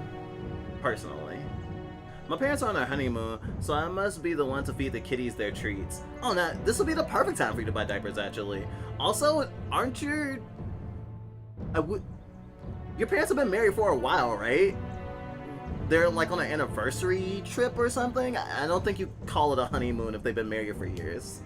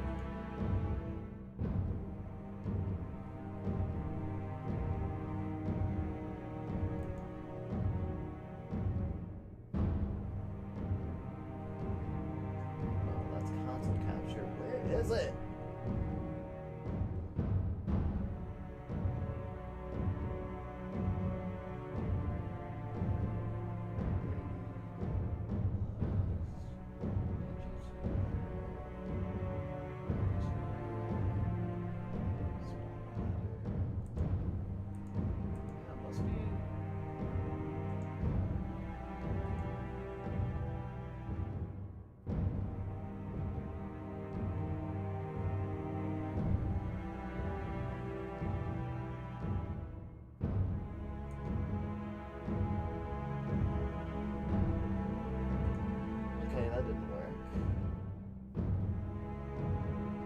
Excuse me for my technical difficulties.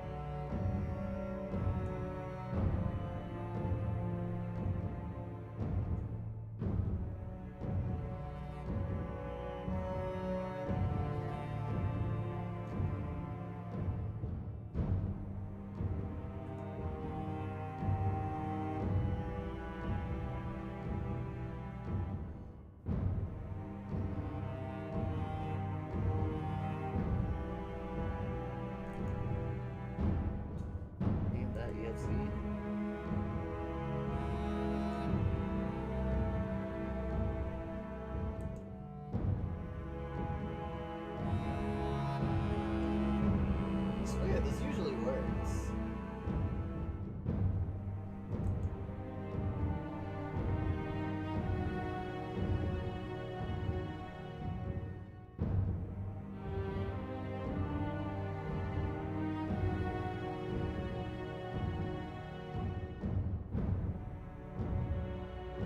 I guess I'll have to start make a new one. Fuck me.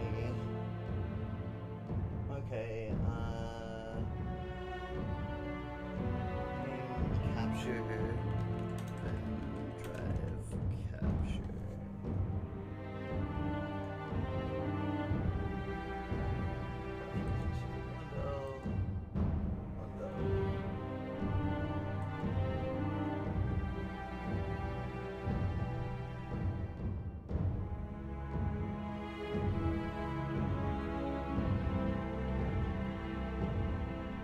Maybe it just stopped recognizing that.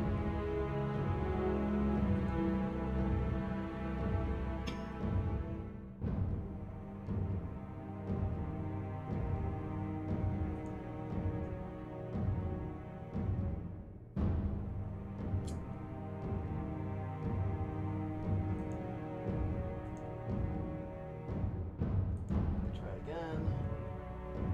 Display.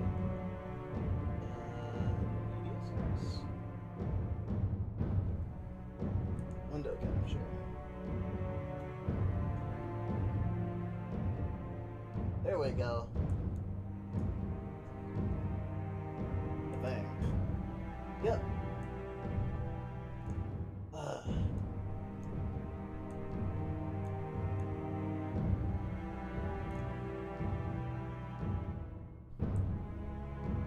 Don't know how we ended up with me having to do this again, but here we are. Transform.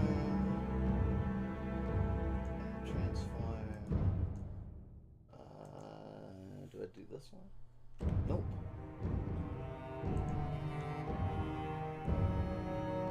Okay, I'm squishing it in the right direction. Well, I guess squishing means to make smaller. I'm unsquishing? What's the opposite of squishing? And don't say pulling, that doesn't sound silly enough. I want something more silly. Elongating?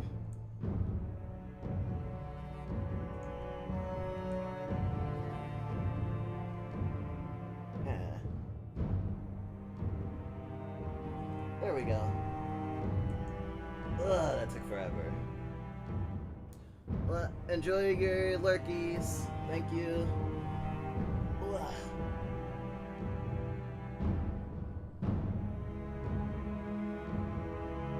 Oh, the last game I was playing was, yeah, the last game I was playing was turn-based strategy. We play, honestly, we've been playing like turn-based RPGs for almost as long as we can remember. Ooh, excuse me. Inflating? Yes, inflating. Alright, last time on Vindictive Drive, Eris found out that the person that she was keeping alive, Liz Barnett, who was supposed to be an extra pawn in the whole revenge thing, actually ended up being Emma, her long-lost childhood best friend who was sold, she thought, into sex slavery, I guess, but was actually, I guess, became a child soldier. And now they're bonding again. Also, Aeris has, well, I don't want to say turned over a new leaf necessarily, but has been more upfront with the people in her life than she ever has before, is trusting her sort of civilian friend Luna, ironically has already been betrayed by Hetz, her medic and illegal arms dealer friend, which I guess shouldn't have been that surprising. I don't know if Gustav is dead, the cop that Aeris pretends to be friends with for more information on the police's going-ons. But I think that we're kind of getting into the third act of the game. That's what it seems like. We have a lot of pieces in place. I don't expect many new characters to be introduced, other than like a new robot android character who might be similar to the Maidbots, but we'll see.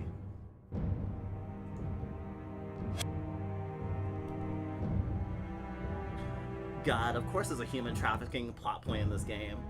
Oh, I went over every previous episode we did already, looking for footage to do stuff with for editing purposes and bumpers and stuff, and holy crap, this game is dark as shit. It's the Fluff Bite special, honestly.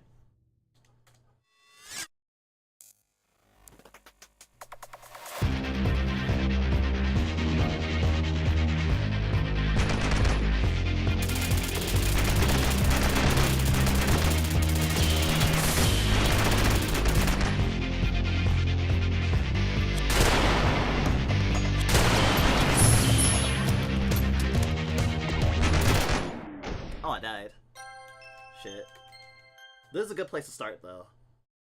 Let me get the good chunk of the story from last time.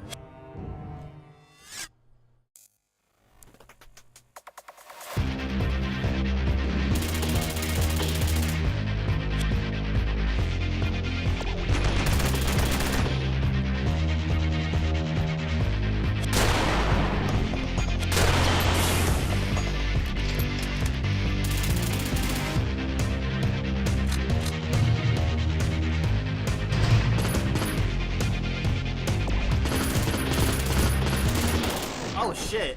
Aeris died! I shot Aeris with my fucking SMGs! Yeah, I guess she can die.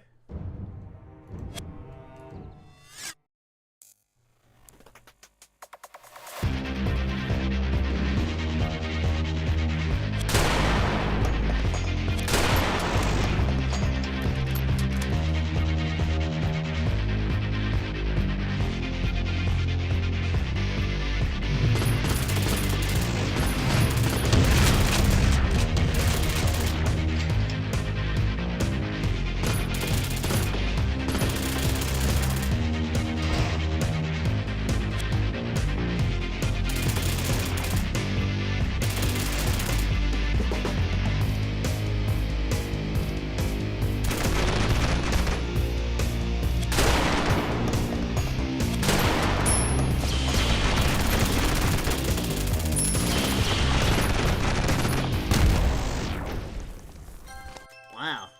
Made it kind of far, but...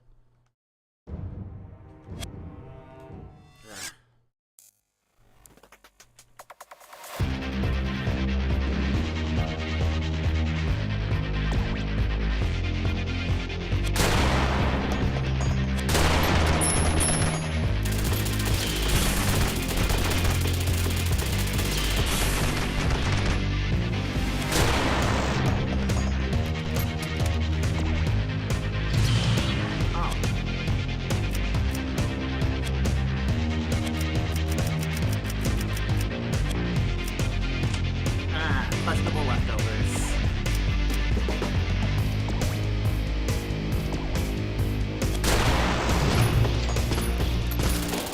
Ah! Aeris, stop being weak to bullets.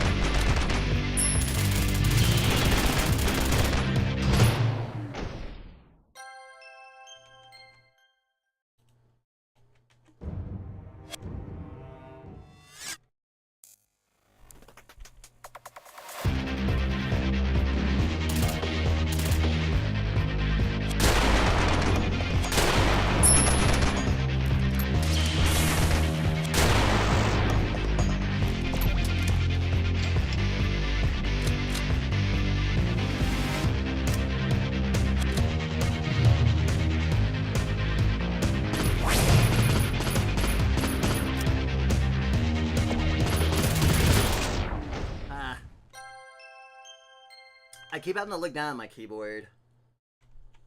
I do wish that this game was more controller friendly. Maybe one day we'll even get a remake.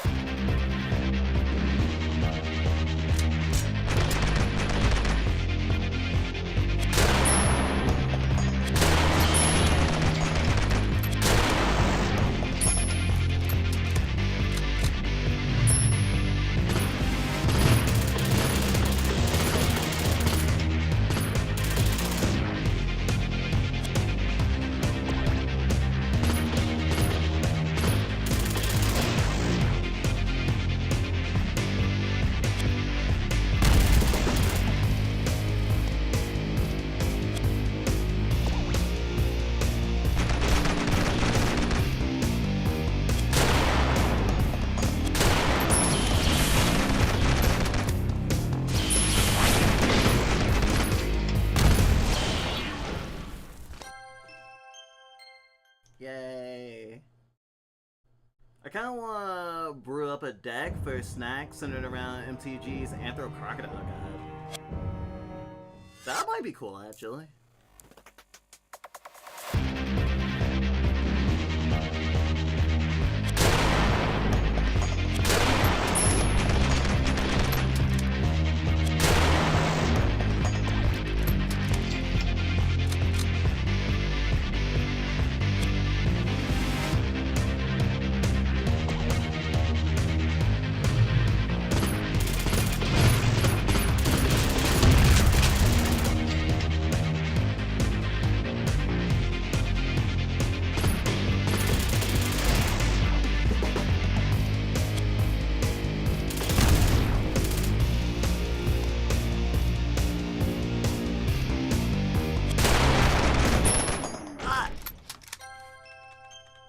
I am so rusty.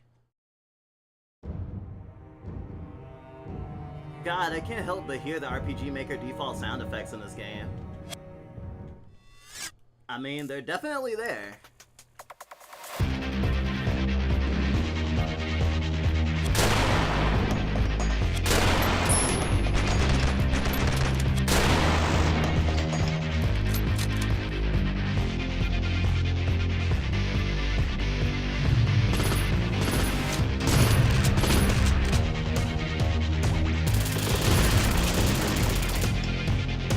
Fucking Christ.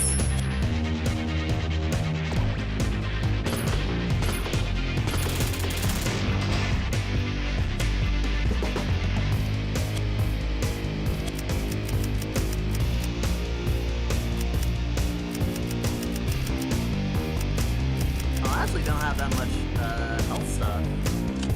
Alright.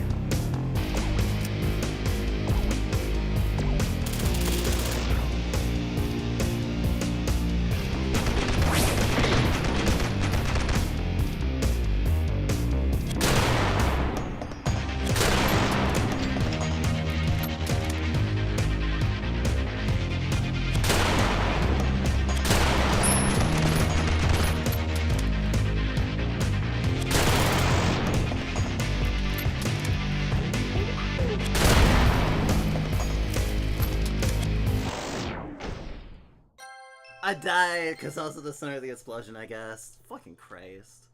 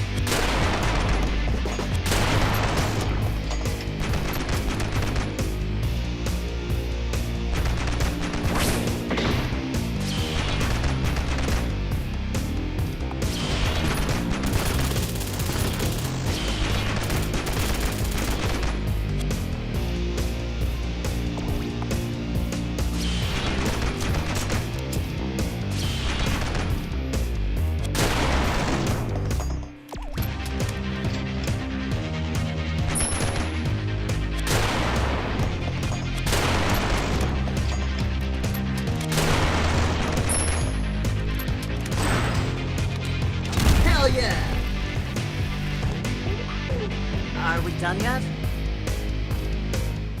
Let's go. And that is why young people ruin everything. On today's top story, Phrase's scandal gets worse now with the international community. Complaints on what seemed to be an attack on democracy. Charles Morn has decided to shut down the Senate to show the world his transparency and call for elections. Unfortunately, the economy has been hit by a huge deficit caused by the paranoia of irresponsible private sectors, aka bankers. Without the Senate to declare an emergency, things are not looking up for our nation. Don't be so harsh on yourself. Honey, you can fix things. I'm here by your side. I'm gonna let you know that you're a human being. Thank you for trusting me. Even after knowing what I did, I regret it more and more with each passing day. I was a different man, and I'm willing to atone for my wrongdoings. But she'll take the whole country as hostage. She must be stopped. The pain she caused, the people she's hurt. I deserve her revenge, but you and Eris don't. Don't think that way, Charles. Genevieve was my friend too. She wanted to save you from your troubles. Dad! Mom! Hello, I missed you. You're right, Amy. You know I'm always right, honey. We'll find better times ahead of us. You'll see. Proceed. Far away from that dangerous place, we were walking back to Phrase's building. I was feeling nervous. It was Emma. Finally. I didn't say a damn thing. I've been waiting for so long, and now I just can't find the right words. Hey, Eris. Do you know where my mother is? The building where you just shot me in the head. The building where you shot me in the head?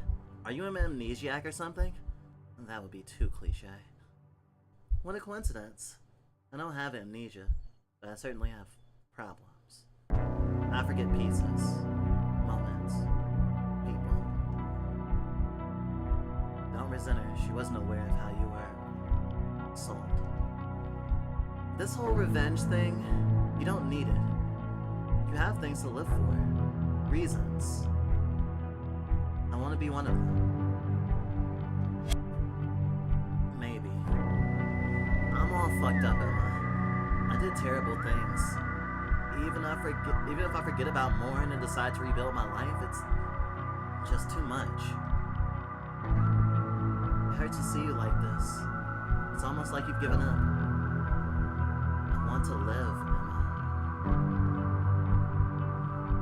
Thanks for, well, your enthusiasm earlier.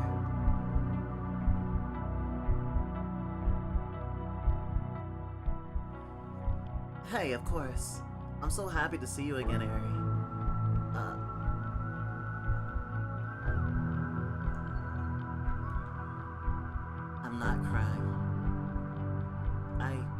get it, but I'm not crying.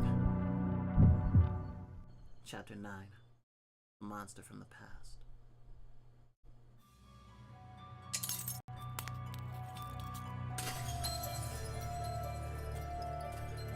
You activated me. Why would you do that? This freak is not ready to obey our commands! Cut the processor now! Keep treating me like a monster, and I'll act like one. The country hates him, his allies suspect him. No one trusts him but his wife. The next step was about more in strategy. Backup feature recovered.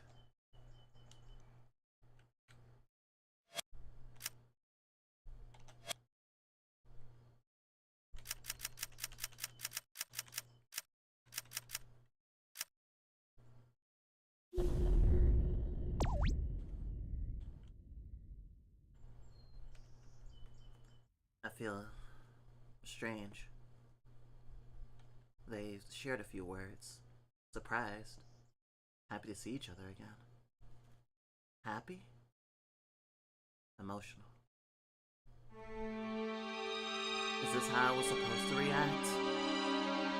What would make me more normal, more likable? I wish I could be like that. If only my father wasn't like he was. He would be. Fuck this! I need to get out of here. I have to get out of here. I don't care where. I need air. I feel dizzy. Sick.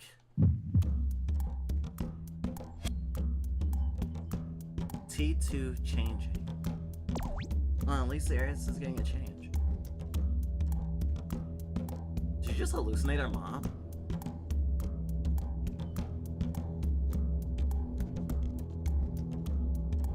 Have you seen Hats?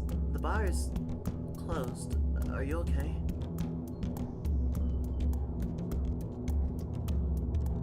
What? How many times do I need to tell you I don't have any drugs? Oh, I'm being haunted by the crimes I've done. I mean, that guy kind of deserved it, but whatever.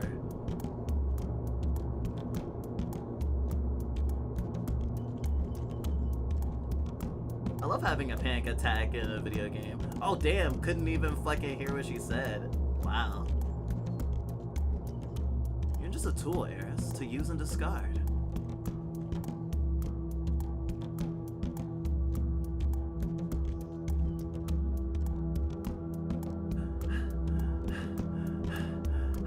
Determined. What changed? Was it Emma? Kyrie, maybe? Why am I having doubts? Isolation. I got out of it by starting this whole mess. And now I feel like I don't have much time. Am I gonna die? I want to live. I don't want to die. I'm scared. What should I do? I've made up my mind. I don't want to die anymore. It's too late. Way too late.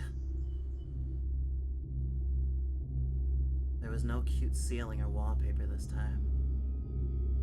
There was nothing but immense fear. Almost as if I knew what was coming. Almost as if I started caring. Aeris? I didn't want to respond. Nothing good comes from conversations like these. Aeris, you scared us so much. This is Dr. Sells. He's here to tell you something important. Hello, Mrs. Valentiniano. I lament to inform you that you suffered a serious brain injury as a result of blunt force physical trauma. Do you recall the incident in question? No. Emma told me about your head. You can't go on without proper treatment, it's too dangerous. You can't go on without proper treatment, it's too dangerous. Whatever plans you had, put them aside. Your health comes first. I don't need to hear anything else after that. So now I have to choose between my revenge and staying alive. Neat. I could probably check on America and Kyrie. And then I'll talk to Alicia.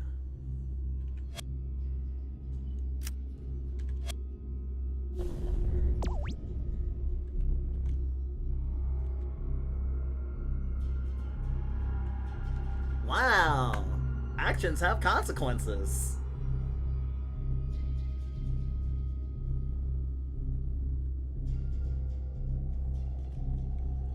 Oh, and Specchio, we have like 3 different versions of RPG Maker and the visual novel maker that the same company makes. We just haven't fooled around with it yet.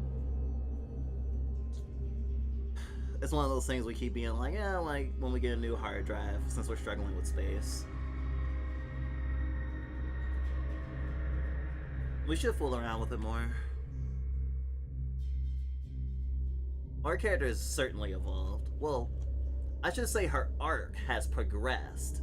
I don't think that she was even a flat character before. It was just, you know, maladaptive behavior, isolation, intense physical and emotional trauma. Like, it makes sense she's acting the way that she does.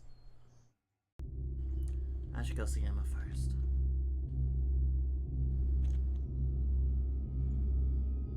Eris, Mom told me about your head. I'm sorry I was the one that you didn't know. It's probably not so bad, Emma. I don't feel too under the weather, at least right now. I'm just glad we found you. I can't believe it's me talking, but it is. Want to check out the robots? Want to check out the robots? It's incredible how Frasier can mass produce them now. Yeah, let's go. Yay, we're in a party again. I don't think we've ever had a party of 4 people so far.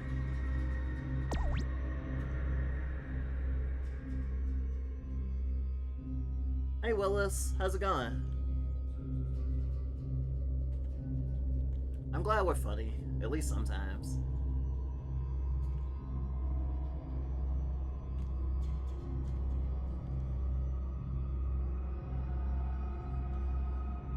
Then you forgive me, right? It's fine, America. Eris just wants us separated. Let's not give her that pleasure. Thank you, Kyrie. I don't think you're so dumb anymore. That's a relief. I won't let you down. I promise. I don't know why, but I kind of want Emma to shoot me again for some reason. It's not like I can blame them for hating me, but I'm pretty sure they've noticed me standing here by now.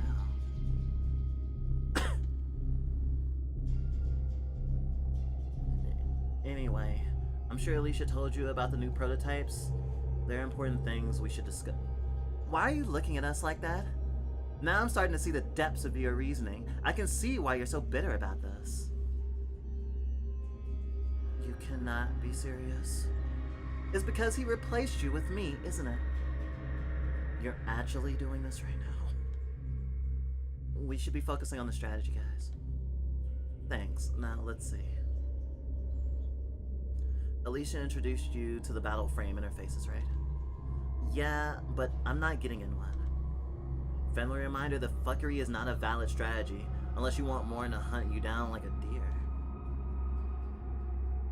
These are the prototype models. Gallic 00, which is mine. Gallic C for Kyrie, and Gallic B for bitch. Hey, that's not... What's up? Some guy named Ross said he wants to talk to America and Kyrie. He's at the entrance. He should be in prison. Or dead. How does he know they're here? I don't know. What are you gonna do? I'll go back. We'll discuss the strategy later. What happened? Your friend Ross is here.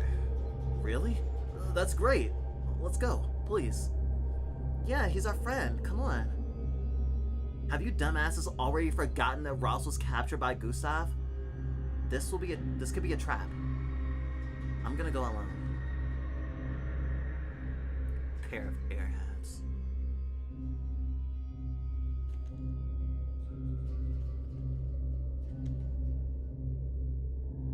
You shouldn't be here, kid. Cadets work on the other side.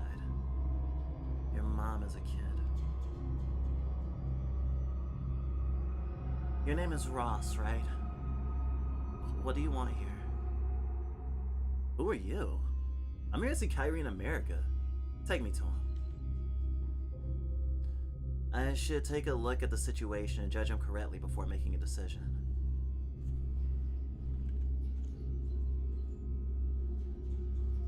How do you know they're here?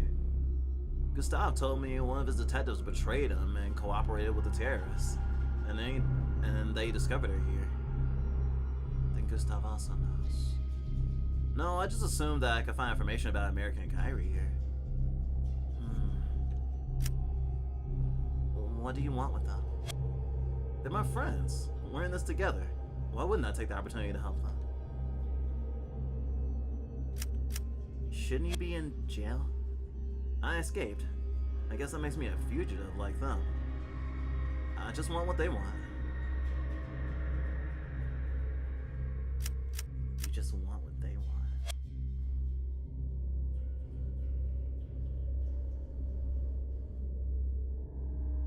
I'm not trusting them.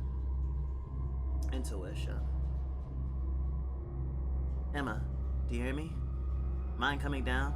Let's take a look at the sky.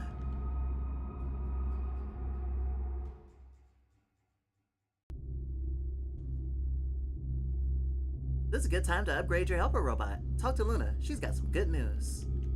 Remember to sell some items like the mechanical cores for some extra cash.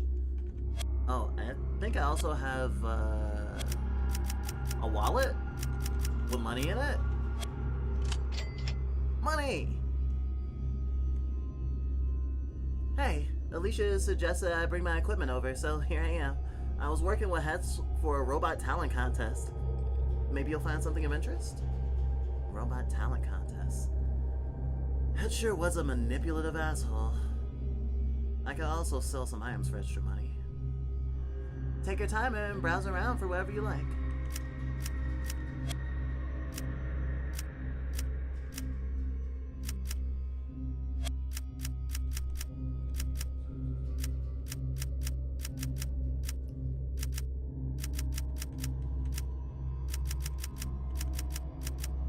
I got 10 painkiller pluses. Sorry, pluses. That's good. Upgrade Ophelia. Upgrade Ophelia. Enhanced performance and unmatched resistance.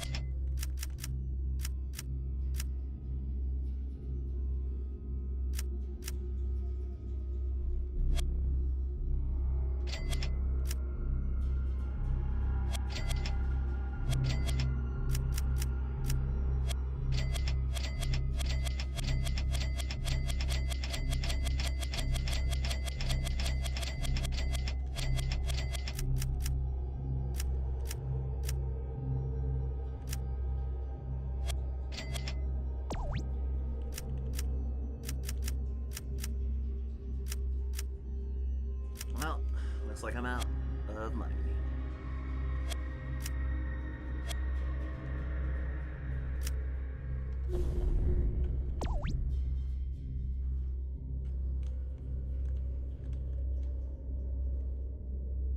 Get in my way, you fucking doll.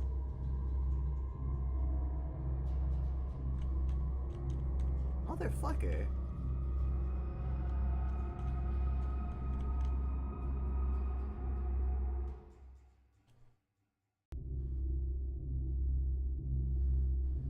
I'm starting to enjoy staring at these things. The panel is over there, though.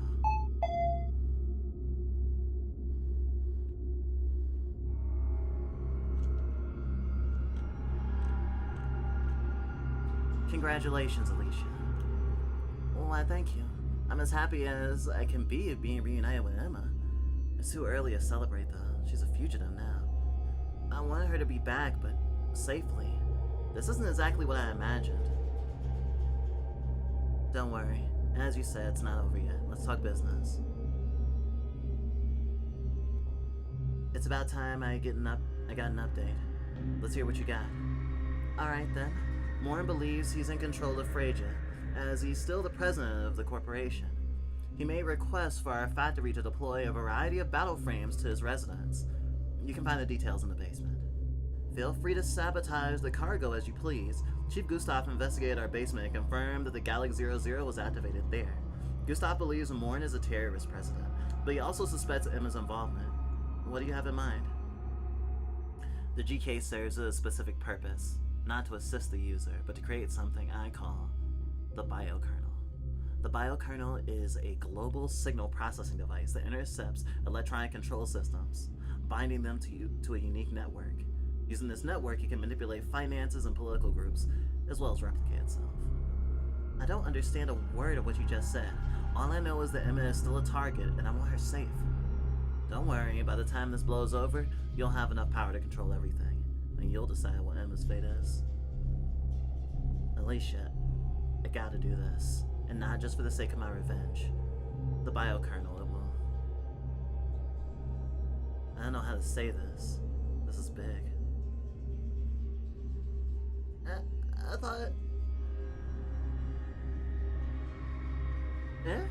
I thought you liked chocolate. Mom always said it would cheer you up. Just try some, Dad. You should listen to what Mom says.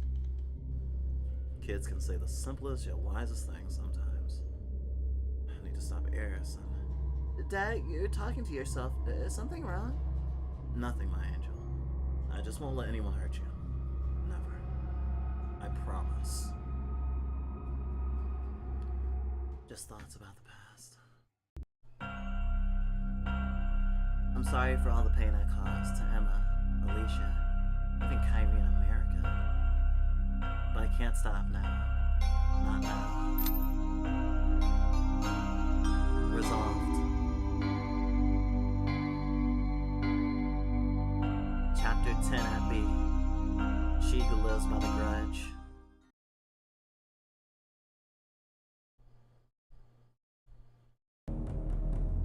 Did any of the scientists survive?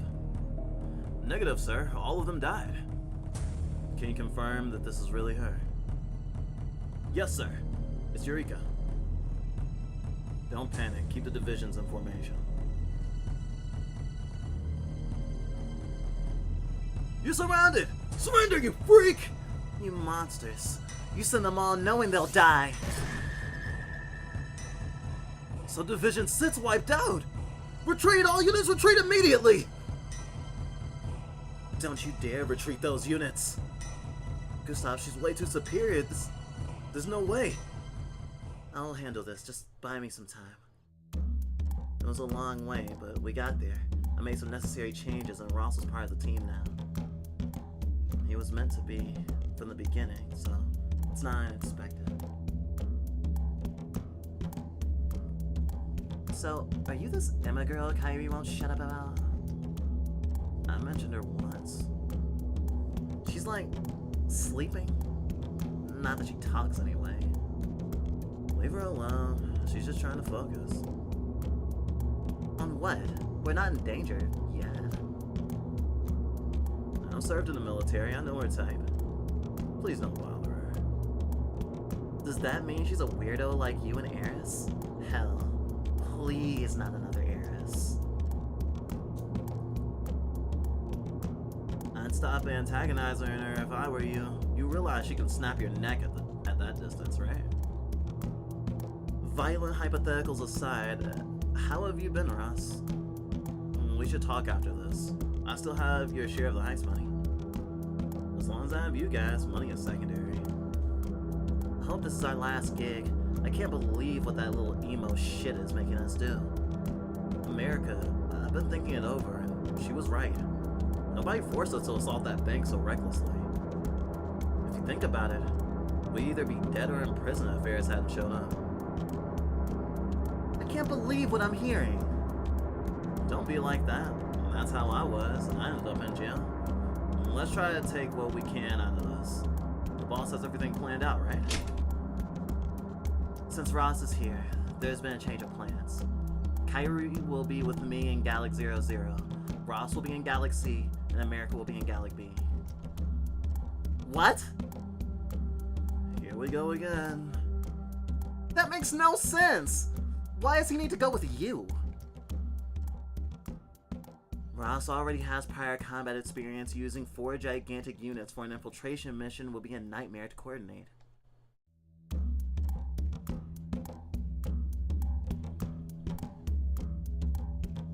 User Genevieve Fern. Password Eris Liv. Emergency command Biokernel online. What was that? Did you hear that? Hear what? What are they doing? Subdivision 11 to base. Freach's battle frames are attacking us. Someone, why isn't this thing working? We've lost communication with HQ. Take cover. Move it. The battle frames are forcing the infantry to fall back. We shouldn't find much resistance. Emma will take care of the rest. You two stay here and cover the area. I'll go first. Okay, make it quick.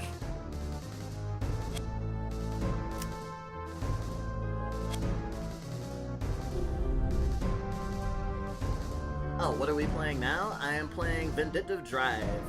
It is a anime-inspired, labor of love, RPG Maker stealth action espionage game about the abused child of a politician and major shareholder of a pharmaceutical and like tech company who wants revenge on her father for being an abusive asshole all her life until she was left for dead after he beat her and killed her mom. She became a NEET, kind of like the worst kind you could think of. I mean, she does kind of become a domestic terrorist, so she's kind of like a black-pilled, only my pain is valid type. Although, based on the choices I've made throughout the story, she seems to be finding lifelines in some of the people who care about her, despite the things that she's done. And she seems to have a way forward. Also, there's Mecha. And robot girls. And I think Eris is bi. There's definitely some queer vibes going on.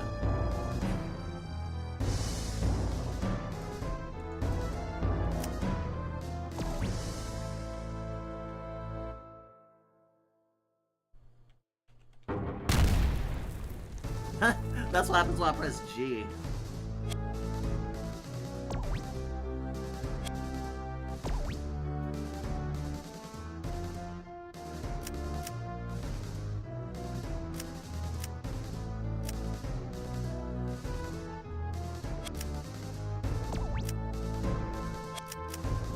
Let's see.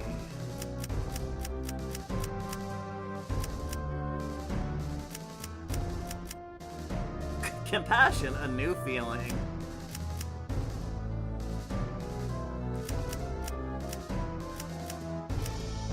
I trusted someone. I talked to a nice stranger.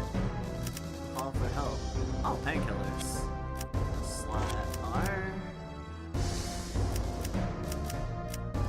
Slide. I'd love to be able to heal though.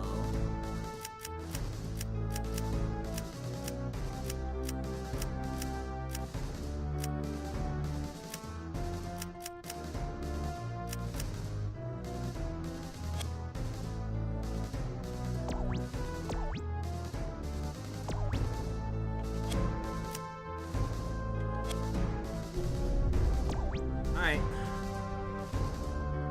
Oh, wrong way. I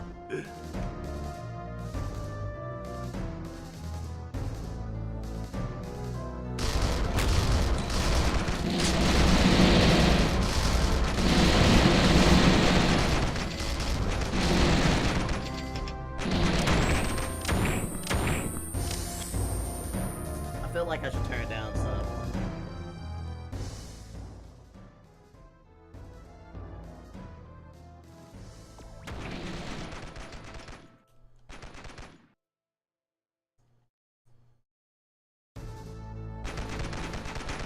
Okay, that's probably okay.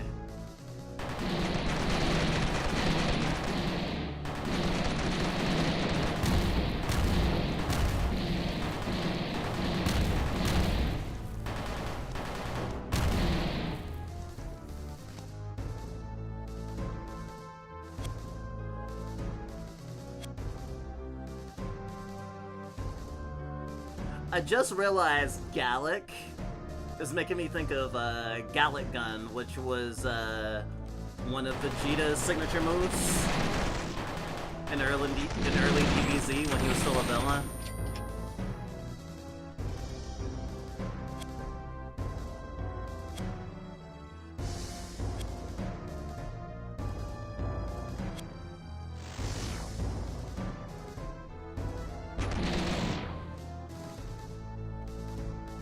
Area clear. Come quickly. Well, that doesn't sound good. Stay here and protect America. Yes, you heard me right. I'll give you the signal. Oh, boss.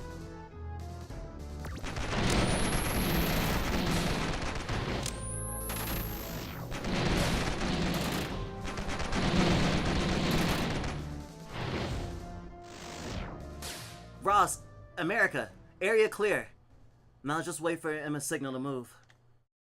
You sure about this? This place is still crawling with enemies. She can take care of the ground troops. The hijacked battle frames will destroy everything else.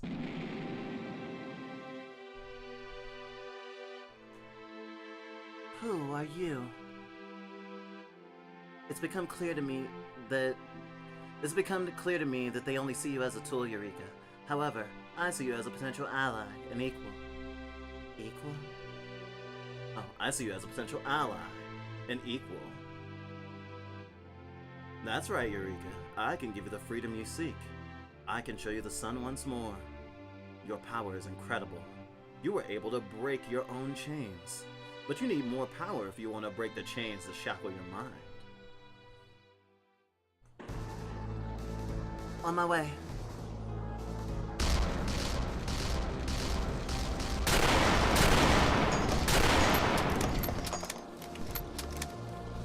Oh, I'm literally piloting a helicopter.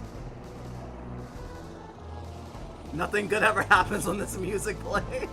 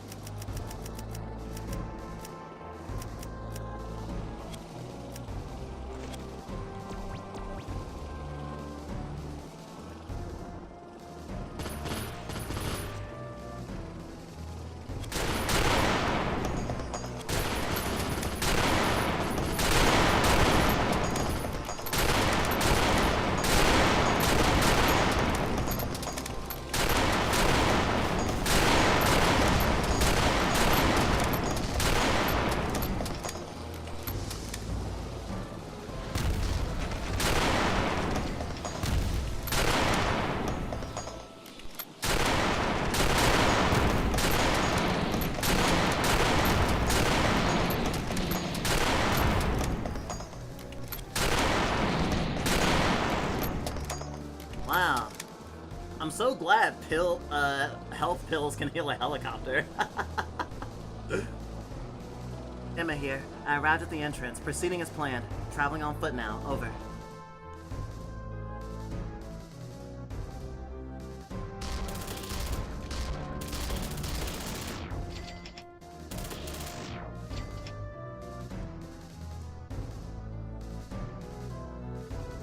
The ground troops have been wiped out. Looks like the whole formation is here. Hold on, what's that? Emma's done her part. We have the upper hand here, let's go. Are you sure it's safe? We don't want to run into any more of those mechanical monsters. Chill. The battle frames are next on our list. We've got numbers on our side, and I only see one hostile left on the radar. What's taking them so long? It's just one target. That...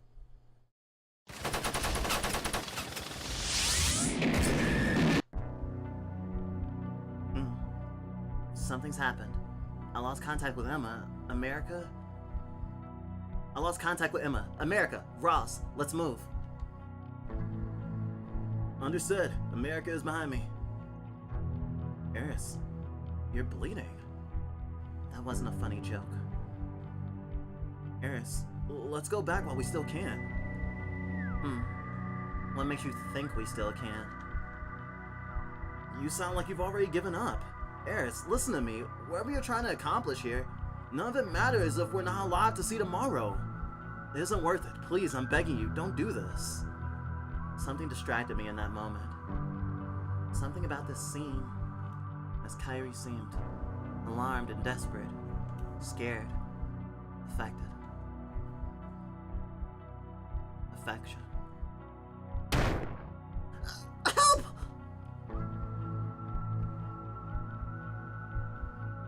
Now get out of the machine and drop your weapons. Both of you, now.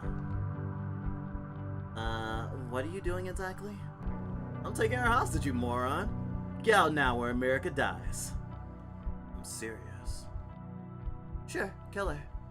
You whore! And for my next trick, I'm gonna make an asshole disappear. What the hell? Did you rig bombs under our seats? What the fuck is wrong with you? That bomb saved your life, you know. Let's continue. Judged it right! Fuck that guy. Yeah, I didn't trust his ass either. Which is why I chose not to trust him. Amazing.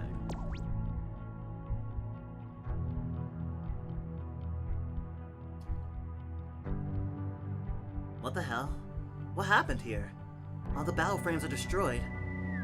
This wasn't part of the plan.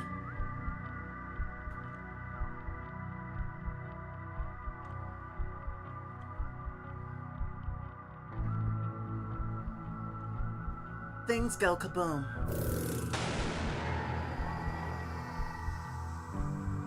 My head stopped spinning. When my head stopped spinning, I was awake enough to tell that both of our units had been destroyed. Kyrie? Kyrie, are you okay? Where are you? Like most good things in my life, it didn't last long. The illusion of affection. Like everything else in my life, it makes me wonder where I went wrong. He ran to help America, who was complaining that he wasn't faster. Holy shit. Something more important caught my attention. Something in the other direction.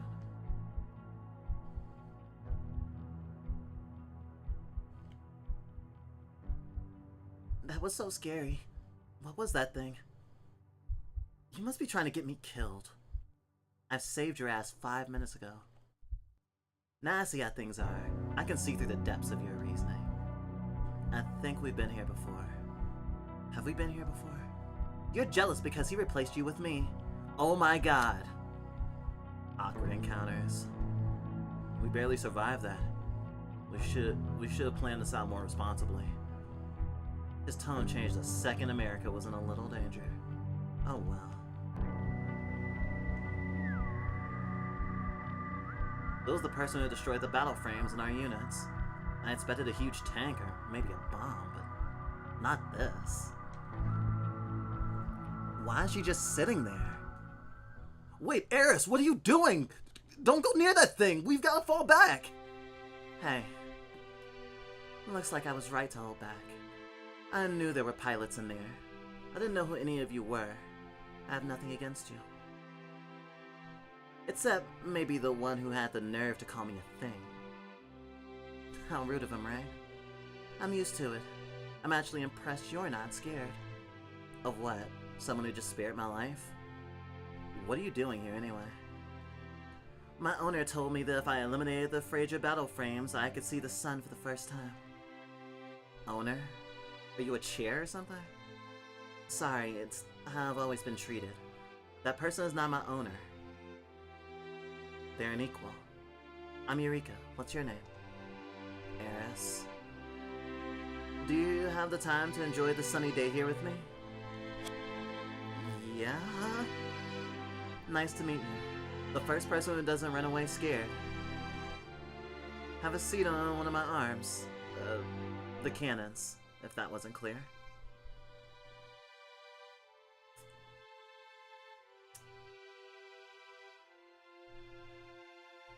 Sapphic girls are best with guns.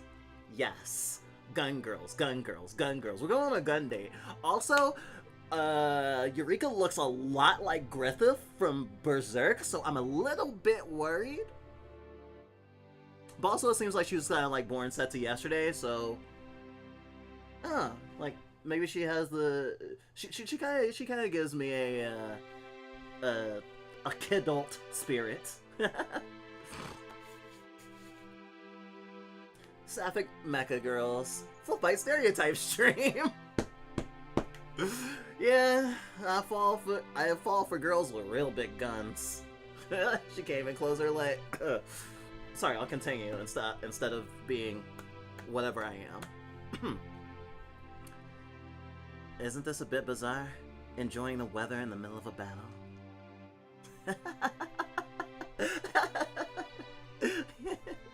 Be nice. It's the first time I get to enjoy this.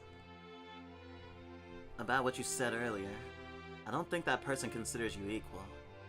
Nobody has the right to take the sunlight away from you. What do you mean? I don't have to earn this blessing? No. Being free is a human right. You are human, aren't you? They call me a hybrid helper robot because I was created with a human base.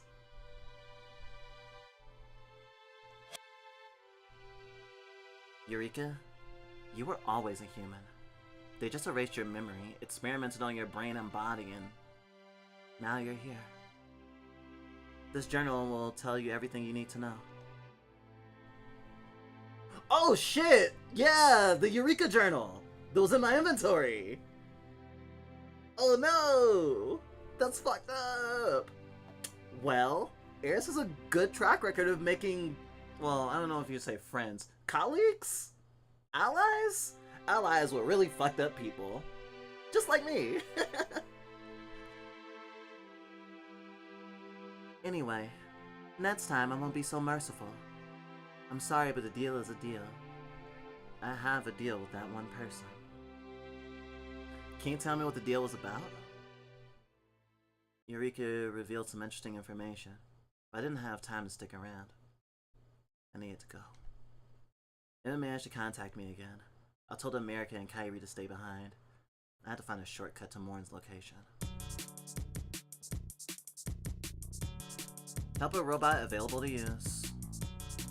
My net frame's been getting strange energy readings since I found that girl. Backup feature will be lost in the net's area. Would you like to save now? Always check your inventory and equip new skills and tools. Remember, your secondary character can assist your shots by pressing F. Recommended. Have your helper robot first in your party.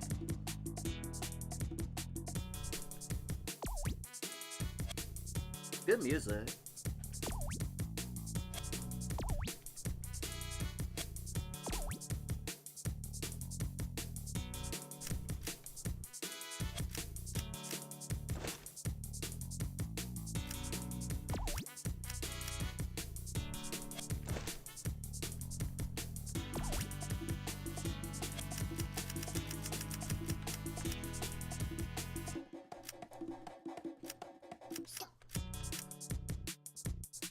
Sick.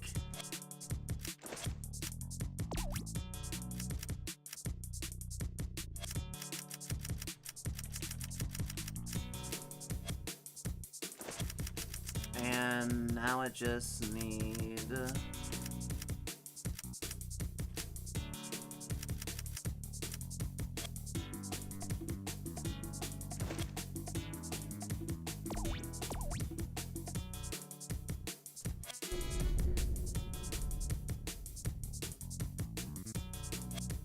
Can I still save? Nope, I cannot save anymore. I would have loved to save after I set my shit up.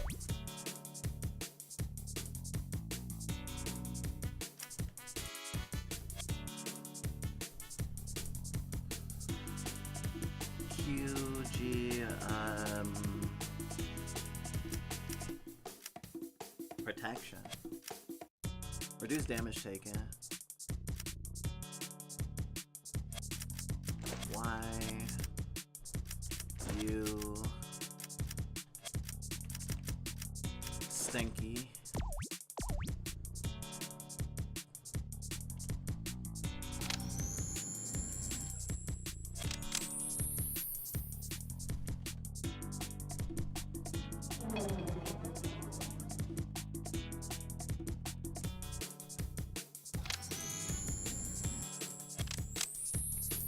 This game does stealth really fucking weird. Gone!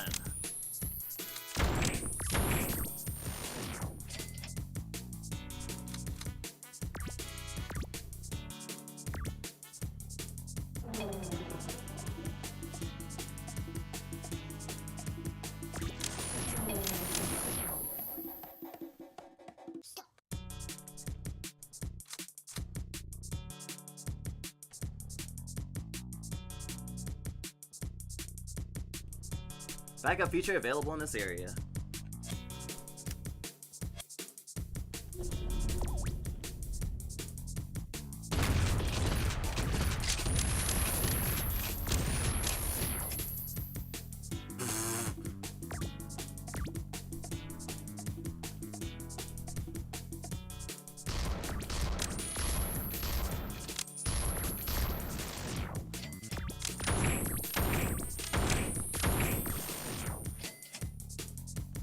Eris is the one shooting. I'm just guarding and other stuff.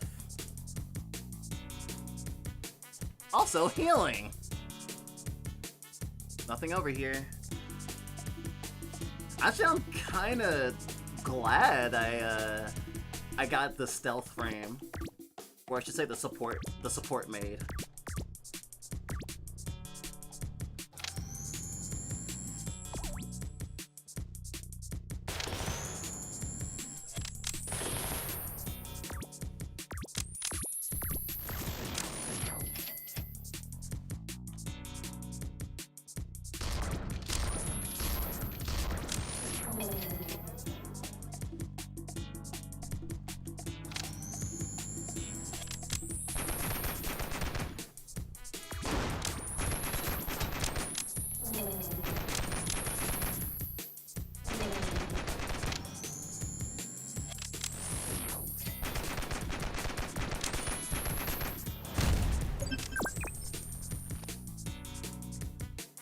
Aggro's alarms deactivated.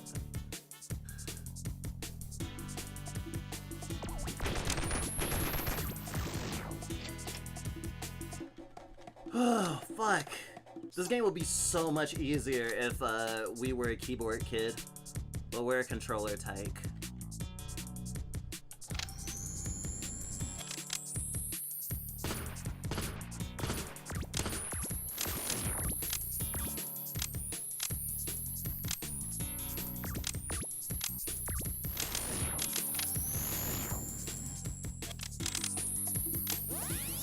Whoa.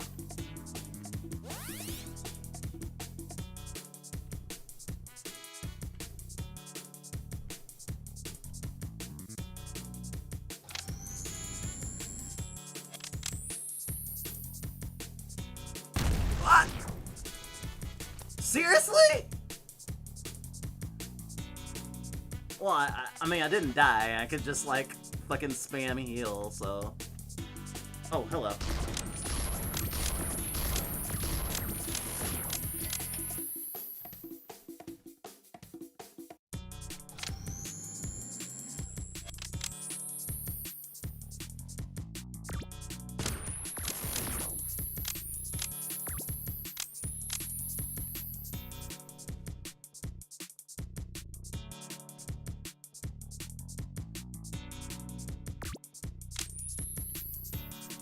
So I didn't die then?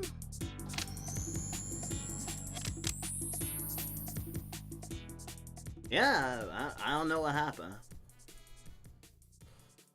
This game has so much jank, but it's the most beautiful fucking jank. There's a number of games, and that we will have to count this among them, as like a weird, interesting middle space where it's just like the time in like the early 2000s where you're like making your own fucking what's the thing, the like the party dog or whatever, the one just like you just have like colors puked all up on you. Sparkle Dog, like having a Sparkle Dog Sona, using DeviantArt a lot, looking at like, I don't know, the fucking Game Grumps on YouTube, and playing something like this. Like, this is like such a vibe of a certain sort of like, I don't know. I want to go Hot Topic after this stream is what I'm saying. Not sponsored. Backup feature available now. Saving in progress is highly advised. Oh, you don't say. Oh shit, Eris is dying. Oh wait, actually. What was it? You? You.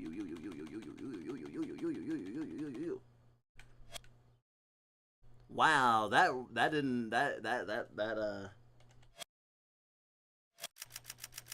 wasn't a big heal. Let's see, I'll use the Painkiller Plus. Wow. Eris got a lot of health now. When did that happen? Like at the very beginning of the stream, she did not have that much health. When I was playing with Emma, she had like 2,000, maybe 3,000 at max. But whatever.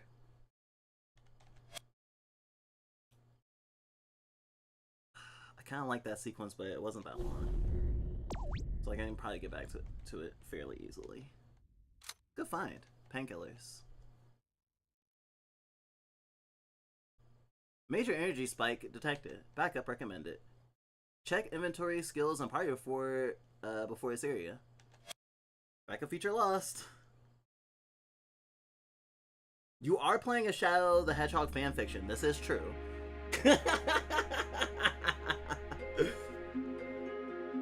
Eris, I told you to stay away. I appreciate it and everything, and thank you for telling me your situation. However, I haven't told you mine yet. I really don't want to kill you. I don't know what I saw in you, but you were pushing me. Odd. I had the impression that we were cool with one another.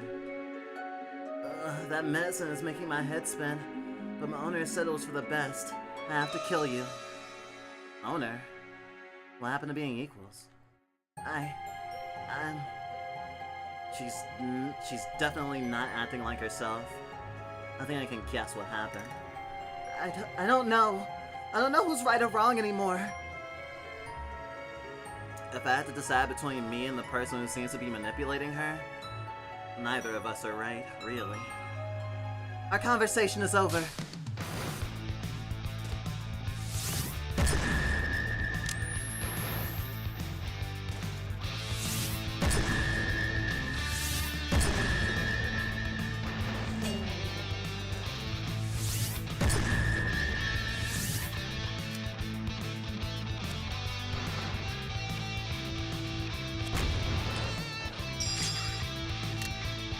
Get ready.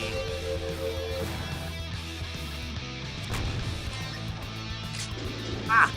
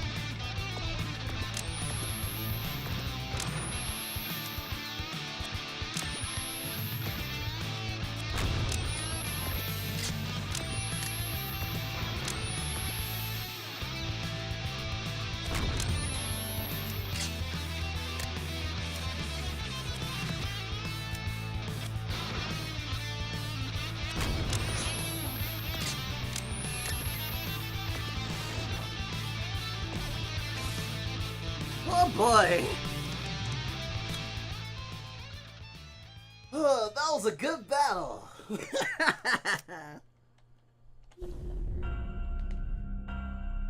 What if you wanted to go to heaven, but God said, backup face, you're disabled? Damn, why aren't my arms working properly? I should have destroyed you in one blast. No clue. You're acting very differently, though. Eris, are you okay? She smells like Terranite. America, what did I tell you? No, not Eris, the weird silver-haired girl. What is Trionite? It's a drug the Phrygian manufactured like, I don't know, 15 years ago? I thought the line was discontinued. I can't believe this crap is still being produced. How do you know all this? The drug causes various effects on the user, but its most terrible side effect is an erratic and violent behavior that escalates over time. She ignored Kyrie's question.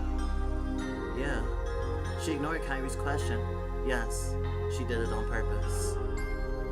Was I my owner? Stop it. Stop that. No one fucking owns you. Yes, that bitch drugged you. Tell us where they are. Right behind me. I've unlocked it for you. It's a straight shot, though. Eureka seems exhausted. She's shaking and visibly shocked. Enough. Time to finish this. Cartridge-based lock choice. I'm gonna let Eureka live. What the fuck you mean? She's an enemy and a threat to my plans, but I couldn't raise my weapon. I feel like I can relate to this person somehow. I feel like we live similar realities. Only she's just starting to wake up from her tragedy. I want them to pay. The ones who bred me as a tool and stripped away my humanity. Who pinned weapons to me, expecting me to live and breathe their wars. That person lied to me in the same way I was cheated out of my childhood. Now I don't even wanna. No. Don't you throw your life away like that. I will fulfill your revenge. I won't let you live how I lived. Again, I can't believe this is me talking. As I said, no one owns you. Your tragedy doesn't define who you are. You survived. Now live. Get out of here. Escape. I don't care where. Go. The old me would have just used her anger to manipulate her into joining me. No. I'm not saying I've changed just yet, but I didn't realize how much I needed someone to tell me this 12 years ago. Sounds a lot like Mom. Backup feature recovered.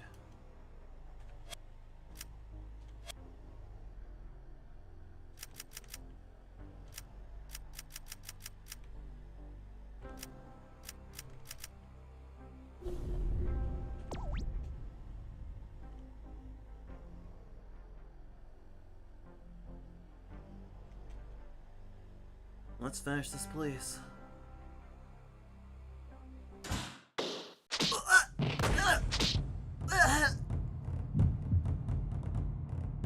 That caught me by surprise. He was fast as lightning. All my efforts would have been pointless if it wasn't for one thing.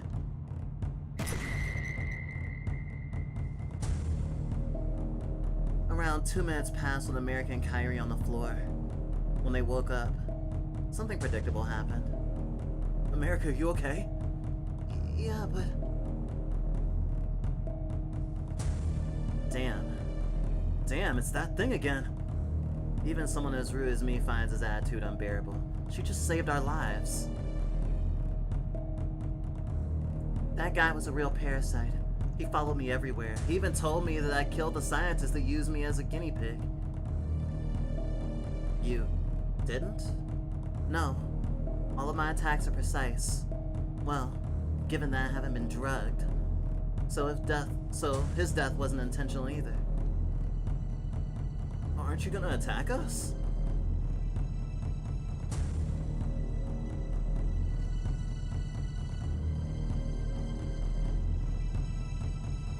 I should think carefully before talking.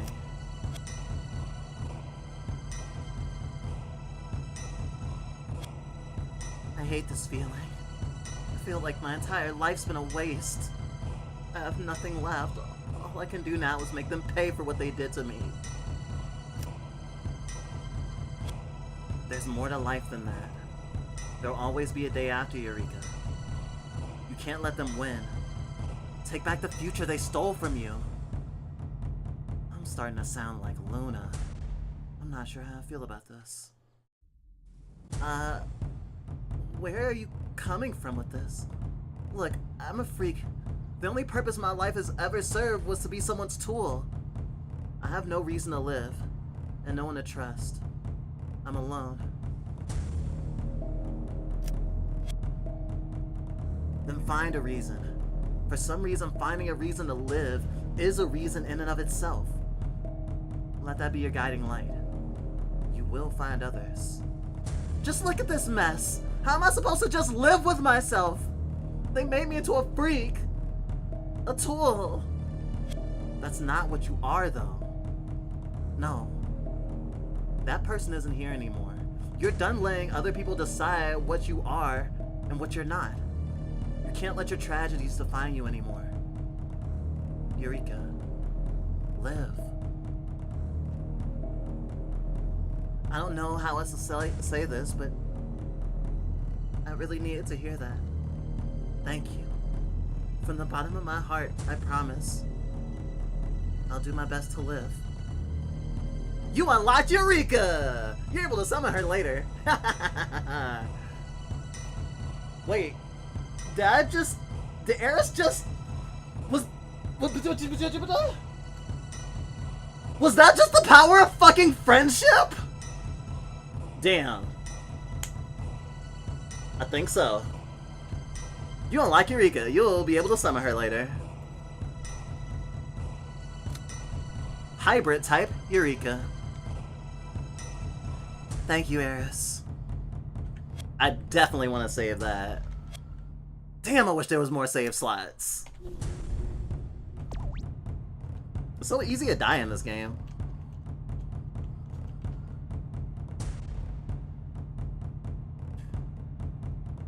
I almost have a mind to fucking end stream right here. Or sorry, not end stream, but in Vindictive Drive for today.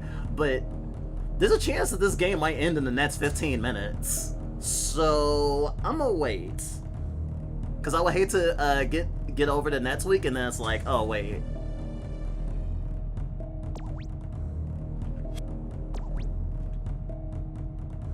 Oh. Okay, I don't have to look for traps. Good, good, good. If you don't see your toolbar, then you don't need to look for traps. Oh, wow! That was the first time his wife and daughter have actually had sprites on screen. They've only been in cutscenes so far. I wonder if I can kill them. Listen, are we clear? Unless Amy, Aeris, or I are in danger, you are to hold your fire. Dad? It's nothing, darling. Listen, it's time for you to go to the office. This door over here. Yes, Mom. Can we play video games after? Dad is busy today, but we can do it later, hon. So please go. All right. I'm gonna see you soon, my angel. This is Morn. Where are the reinforcements? I'm sorry, sir. It's hell over here. The computers aren't responding. Some kind of computer virus is... Wait, what? What's going on? We don't know. I've never seen something like this. Every computer on the system is making autonomous decisions and Hello? Is anyone there? Hello?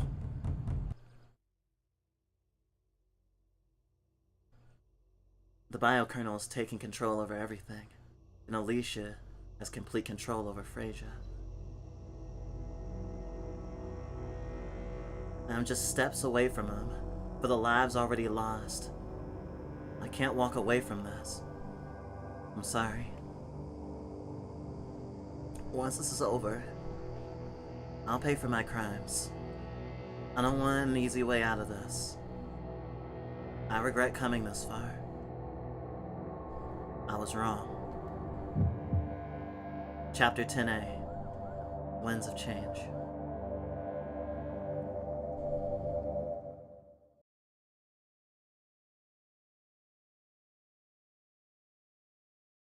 It's been a while, Morn. Wasn't I generous enough with the preparation time? You knew I was coming. Yet here I am. Useless man. Eris. You're wrong. I didn't need it. I deserve this punishment. I'm sorry for what I did. I'm a different person now. You stupid piece of shit. Do you think this is funny? I'm quite serious. This madness has to stop. Your revenge has taken too many lives. You're a cold-blooded murderer. Not much better than me. If your poor excuses are true, then why aren't you in prison? Or better yet, dead? I have a family now, Eris. I can't leave them. I have a wife and daughter that I love. I deserve your punishment. But they don't. You have a family now. Must be tough considering how you got rid of your last one. He's telling the truth. He has been an amazing husband, and he regrets what he did every day of his life. You've become incredibly twisted, Eris. But you won't get far. These are my best soldiers. Your rampage ends here. You may not believe this, but I really don't know why I did those horrible things. I believe you. And I know why. Amy drugged you with Trionite. She was close to you and Mom, so I'm sure it was a cakewalk for her. What the hell are you saying? You monster! You just don't know where to stop, do you? Enough of this. Charles! Charles? You wouldn't. You don't want to believe me, but you knew something was odd, didn't you? Something you didn't want to remember. Let me push you a bit more. I remember Charles wanting to cancel the project that kept me and others captive on moral grounds. But some people still worked on it. It was produced as I was produced as a helper unit with Phrage's technology. They failed to modify my brain to accept commands from a computer. I didn't kill anyone, like Gustav was saying, but the person who drugged me was Amy. She wanted me to kill you and any other attackers, and after that, I'll have to kill Charles Morn, her husband. My real name? I don't know. I'm just Eureka now.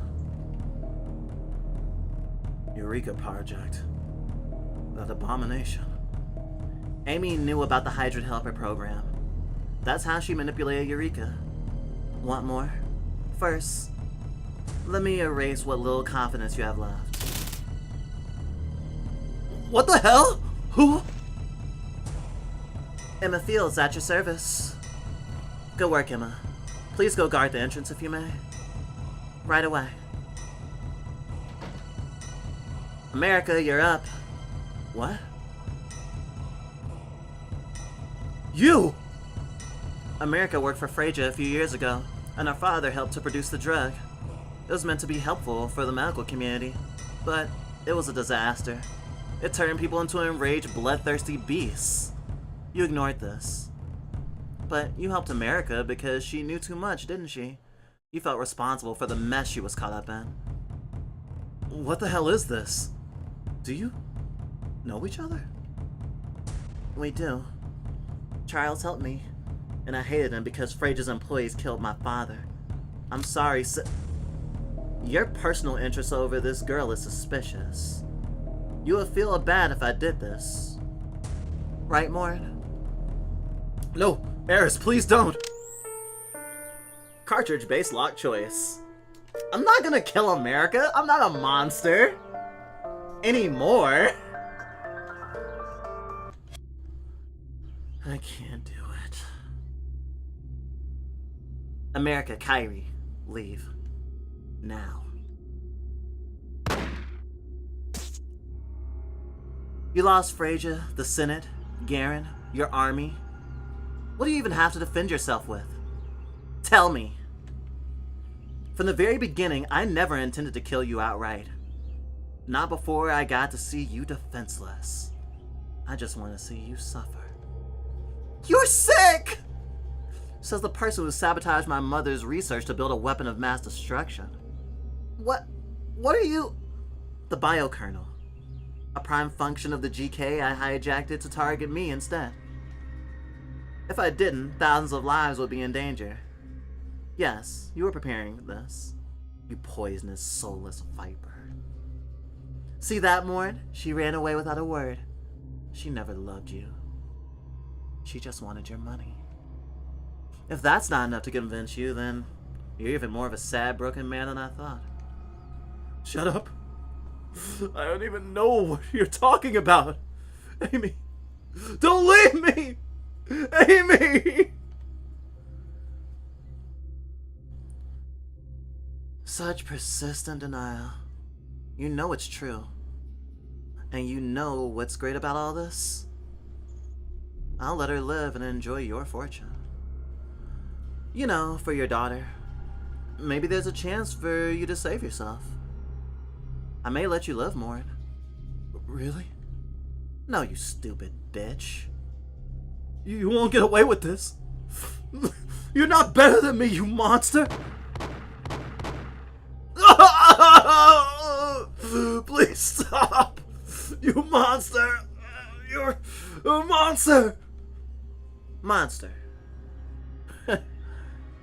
I simply bought what you were selling. How does it feel, Morn? How does it feel to be the victim? To see your dreams die? Now it's your turn. For every year of misery you made me live, die. No! Oh boy!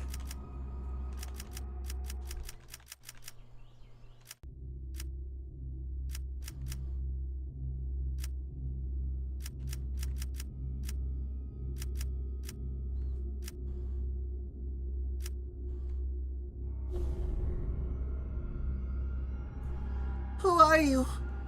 Don't hurt my dad! You're in the middle, Brad. Move. You don't want to go, or do you want to go?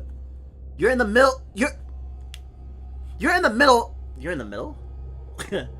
You're in the way, Brad. Move. Or do you want to go down with him? Eris. This is my daughter, Eris. Your stepsister. What? I didn't know I had a Shut up. Move. You won't hurt my dad. Stop being annoying and leave!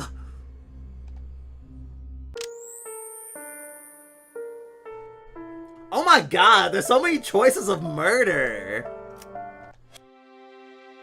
Move already! Ah! A bullet reached me. I didn't understand where it came from at first. But he did. He actually... I used Eris as my blind spot. After that, everything became dark. I felt no pain or agony, but I felt like that was it.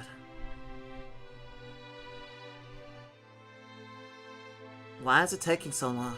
I should go check. You two stay here.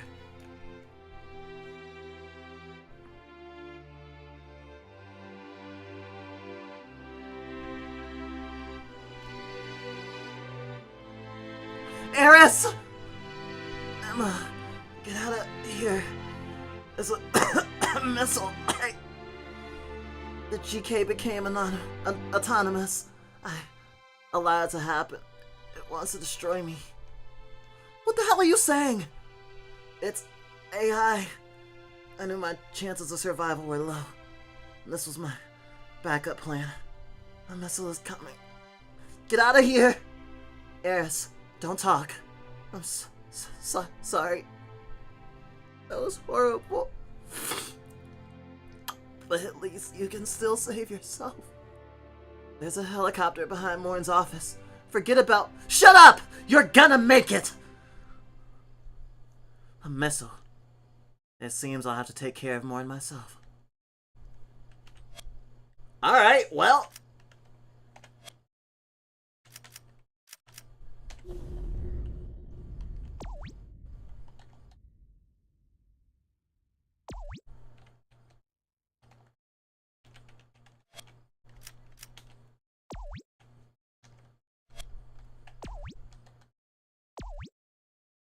There we go. Okay, so...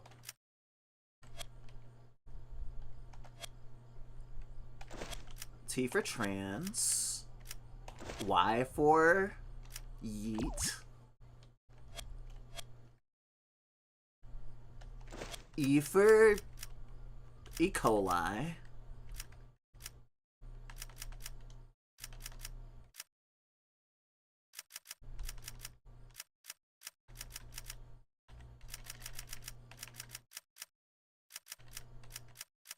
Let's see.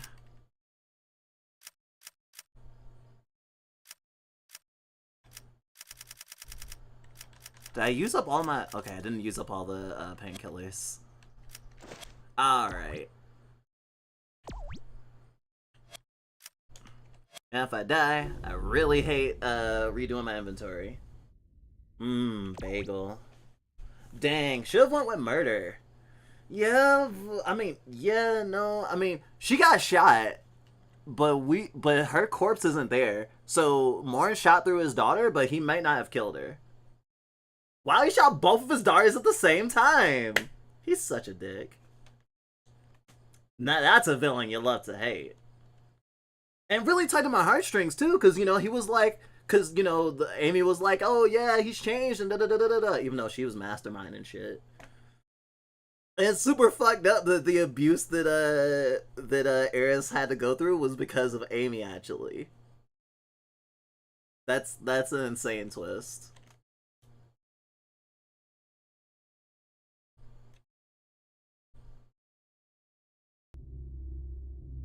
Why did you do that? Why did you kill Aerith, you pig? I don't know. I don't know. What is wrong with me? What is going on? Fuck! No! Not my Aerith. Why did I do that? A nostalgic feeling, Charles? Don't worry, I can explain. It's just like Aerith said. I dragged you then, and I dragged you now. What? Come here, honey. Stop. You old piece of shit. Since you got rid of the brat, your entire fortune belongs to me.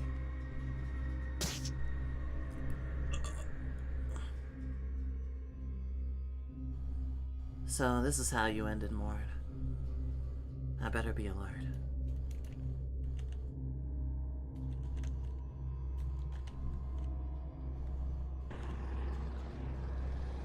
She's going to the helicopter. I have to hurry. Eureka is not available in your inventory?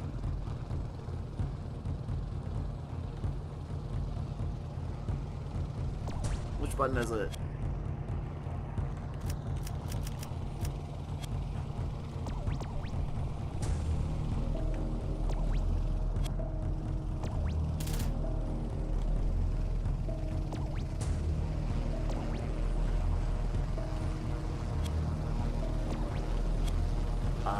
Party configuration and party support.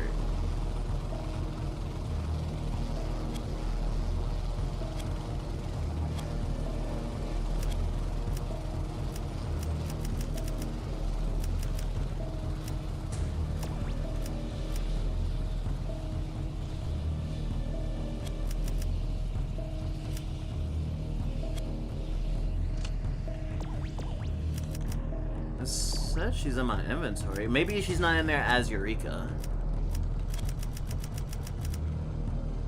Oh, here it is. Wow.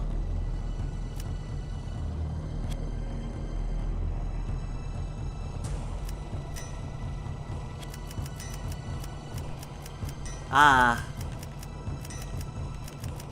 Such a good crossover.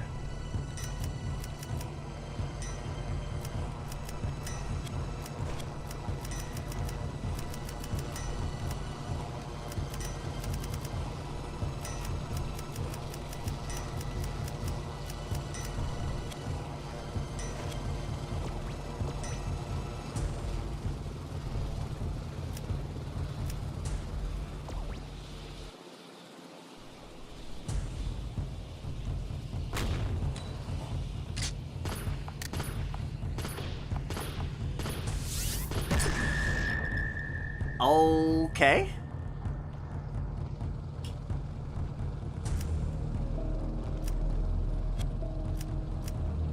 What is weapon Q?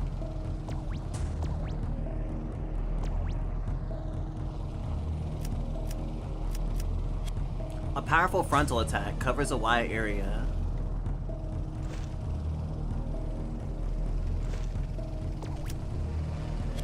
Powerful attack in 8 directions.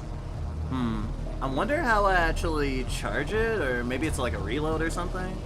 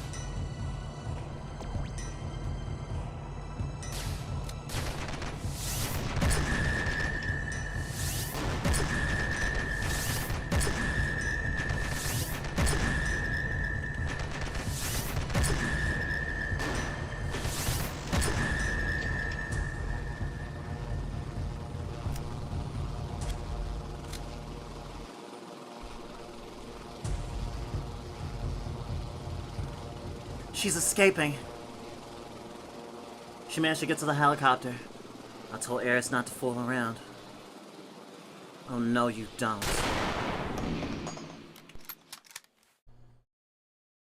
Hey! You're part of the team that assaulted this building, right? I'm looking for Eris. She's very wounded. I was hoping to get that helicopter to work, but it's gone. Oh no. Where is she? She informed me of a missile strike headed our way. That was her backup plan. But she didn't tell anyone. We don't have any more time to lose. I can help with that. What do you mean? I was designed as a siege and general defense unit. I can take down missiles from a very long distance. The problem is, I like a net frame. I need one to collect the necessary data for a precision strike. You're kidding. What are you? What are you? A net frame? Hold on. Eris has one. I'll go get it. Hurry up. My census confirms a missile coming this way. We don't have much time. Do I have to run and get it? Yes. Yes, I do. Oh my god.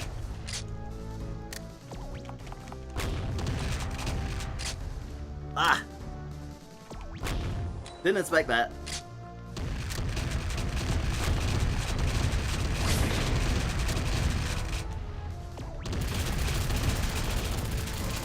Get out of my fucking way.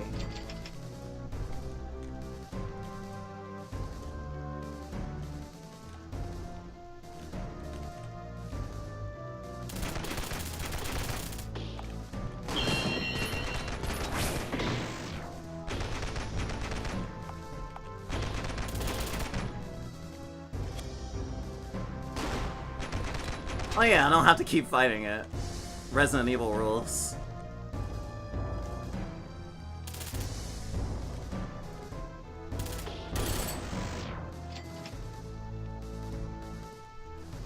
Oh no. Thank God she's just unconscious. This must be the net frame. I need to get back to the roof quickly.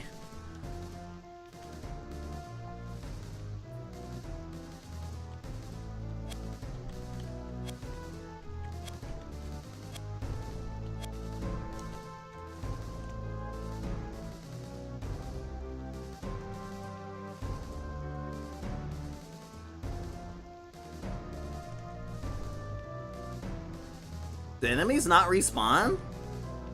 Damn. I think I managed my shit really well. Because if I didn't have a lot of, like, ammo for my rifle, I probably would have struggled more. Or, you know, if I had killed Eureka.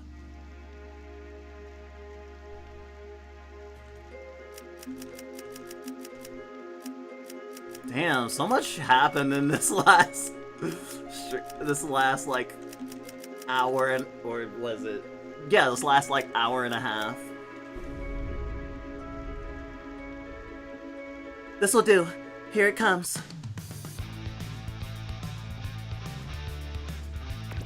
Yes!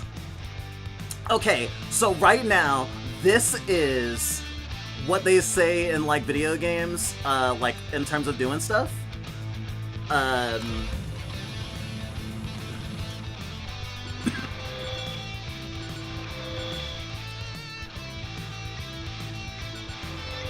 It's always better to do the thing than show the thing.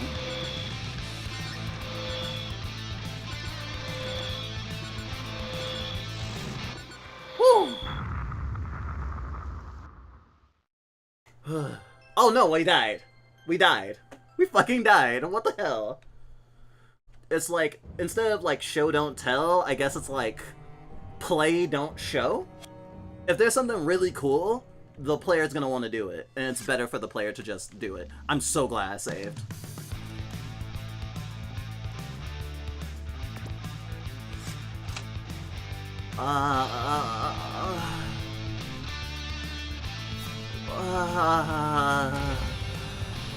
Locked on target.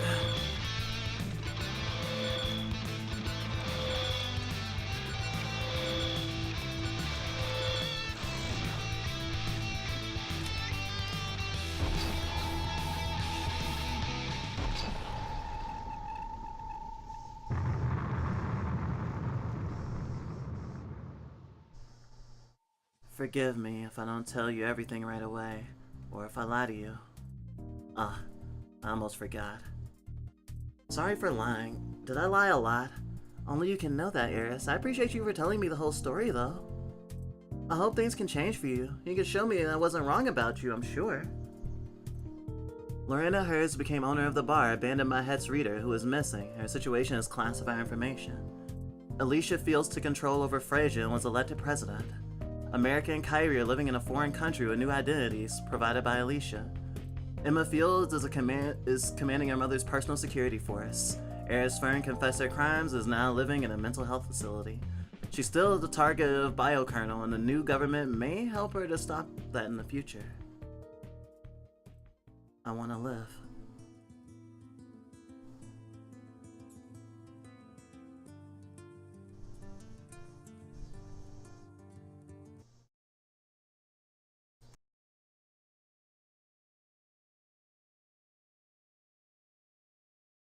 Damn, I was gonna do the full screen thing we usually do, but it'd be too weird. Yes, you literally missed the ending. It was actually kind of short in terms of the I guess we did start in media res. A game dedicated to Morgan. Thank you forever. Yay, Morgan! Whoever that is. Huh? Password for Eris computer. Signton. That's interesting.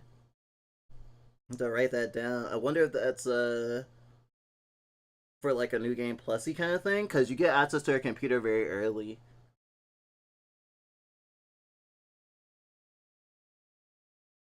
Let's see.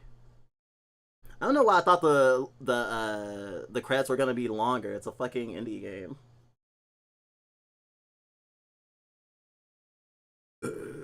Let's see. All caps. S-C-I-T-E-N. Sighton.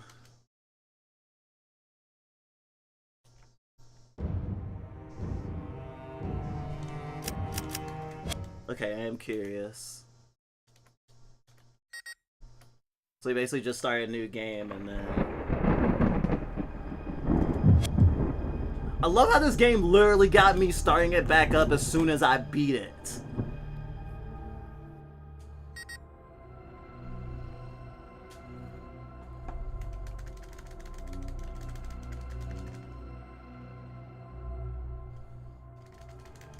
Neat. Well, right, Eris wants to die at the beginning of the story. Kinda hard to forget.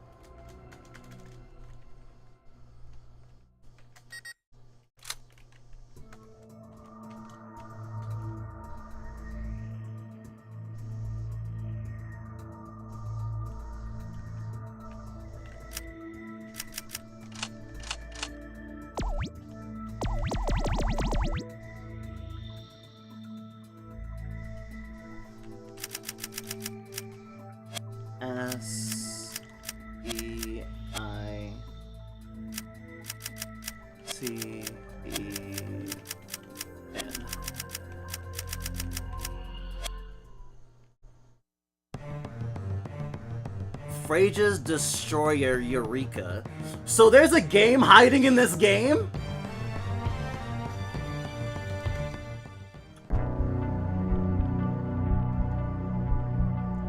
Years ago. Oh wait, this is a whole different thing. Okay, that's next week. We'll do that next week.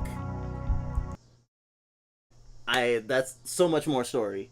Prequel, seeing what happened with Eureka. That actually sounds super cool. But I can't get enough of Aeris right now, so I guess I'm gonna boot up Vindictive Drive 2, because the way that the ending was just like, it didn't. The ending definitely didn't overstay its welcome. It just went whoo right through. It did not. I do like the "where are they now" thingy. It was it's fair, and I do appreciate that it didn't try to wrap up everything in a bow and go, I guess, and then everything is fine now. You know. We had played the beginning of Vindictive Drive 2, like very very briefly, not on stream, but we didn't really know the context, because we hadn't played the first one. And the dev is not as proud of Vindictive Drive as Vindictive Drive 2, obviously. Vindictive Drive 2 is still in process of, it's still in development. It's in early access right now. They did a Kickstarter. You know, they hired professional voice actors to voice characters. Like, there's a lot going on. So, obviously, they'd be more proud of the second game than the first one. And he even says, like, oh, you don't need to play the first one to understand the second one. And after everything I just experienced, maybe not necessarily, but, and I think that all stories can stand by themselves. Like, if I show you Terminator 2 Judgment Day, you're not gonna not get anything out of it by not having seen Terminator 1. It adds more, but it's not, I don't want to say that, like, it's not worthy of being consumed without the first one. In the same way, I would say Vindictive Drive is that way too. Like most art, I would say.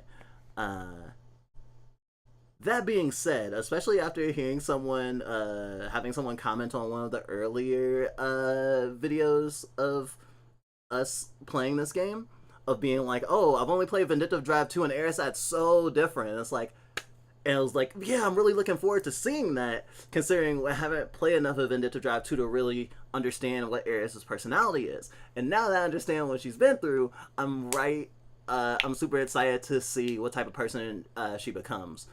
And I hope it includes a lot of blushing. Vindictive Drive 1 is a very much that game I made on high school kind of game. I agree with you, Specky, but in a good way.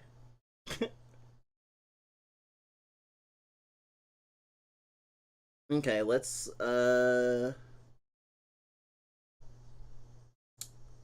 switch to Vindictive Drive 2 now.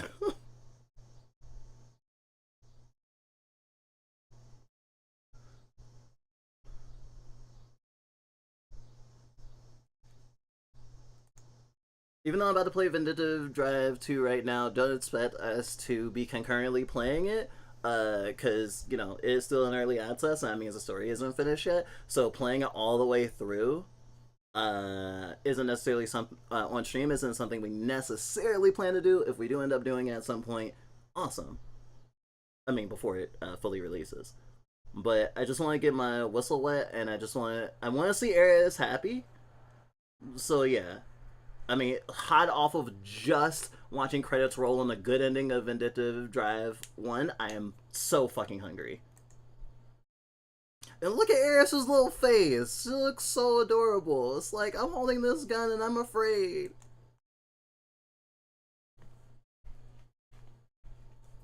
Oh. Aeris is one of the cutest killers I've ever seen.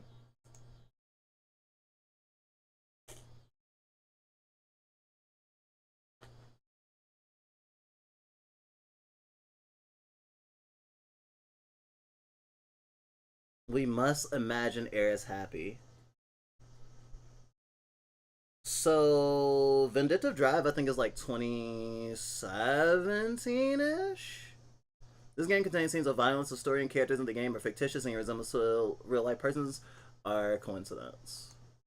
So, Vindictive Drive 2 technically released October 30th last year, but like I said, it's an early access. Let's see. It's supposed to be in early access till late this year, but I mean, I don't think I've seen a game be in early access for the amount of time that the devs said it was. Not to say that's a bad thing, but just, yeah. And what's the current state? At the time of this writing, there are 5 made bots, 2 chapters, and approximately an hour and a half of game content. Yeah, so this isn't even that, like, what is available is not even half the game. There's a section of graphic novel to unlock with a story and multiple characters to interact with. They are chatty. Crafting is implemented and ready as well. Probably at least 4 hours of content for us since we read everything out loud, like dorks. Oh, right. So yeah, that was 2023, and then Vindictive Drive 1 was, did I remember? Yeah, May 2017. You thought this game was way older. Well, this actually I don't know exactly because this, it says 2017 on Steam. Let's go the extra mile. We'll go the extra mile.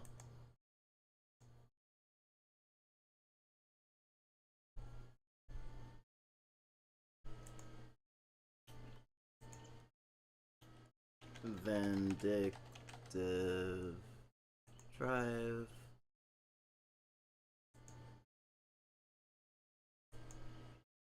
There you go. So this is Itch.io.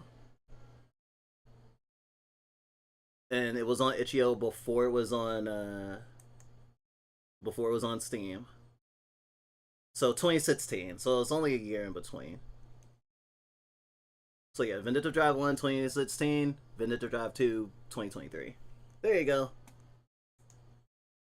I was curious too.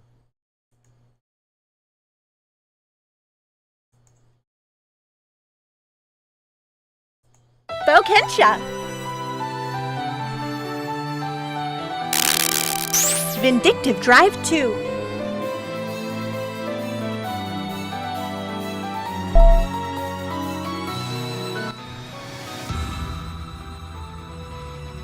Yeah, there's an immediate upgrade. I don't think my voice acting will be necessary. I don't know what's going on right now. I just like hearing Fluffbite talk. I feel like a baby just listening to the Big Sip talk about stuff they like. I promise, you're not the only one.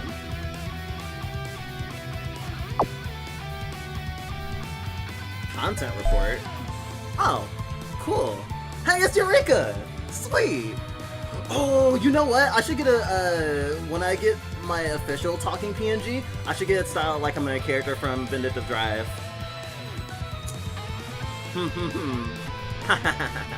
Actually, I should also get myself put in the game.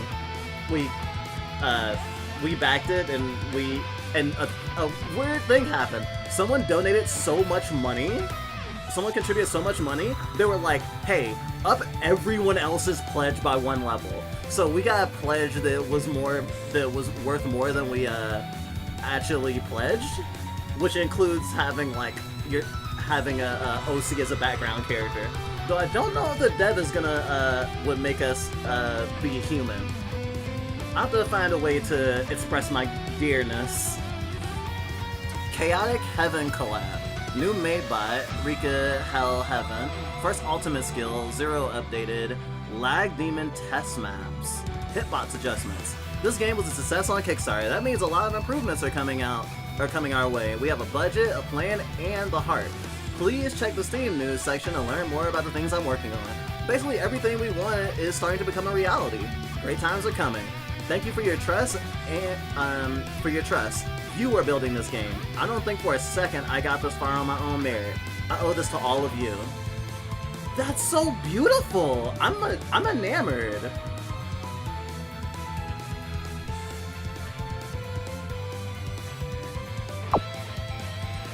Alright, let's start. God, I'm such a simp for this game now. You revenge on someone, didn't you? Now your soul is infected to the core. Guilt, grief, regret. What terrible wrong was done to set you on this path? It doesn't really matter. The fact that you can see me is the worst of it. Soon, even the dead will feel sorry for your evil-infested world.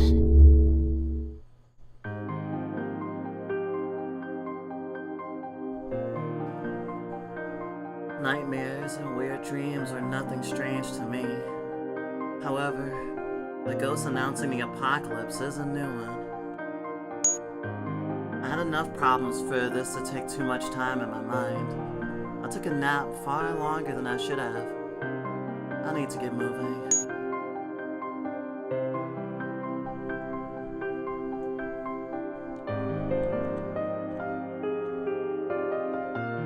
So you can see it's just immediately an upgrade. Characters seem to scale. This is a different part of the story than how it was when we first started. Well, how should I say this? The point in the story where you start at is different a couple of months ago when we first set this up.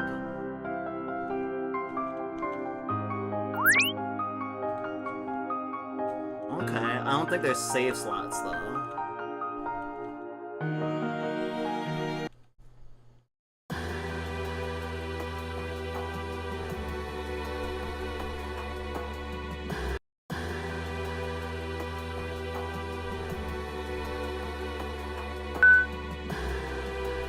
Hi, I'm Karis. Nice to meet you. I heard a lot about you. I'm the co-pilot of Aurigia. I'm trying to build a library on the West Wing, but it'll take some time. I'm not very good at keeping conversation, sorry. I can show you my collection of old books sometimes. My other hobbies? I like bugs and I study them. I also read superhero comics.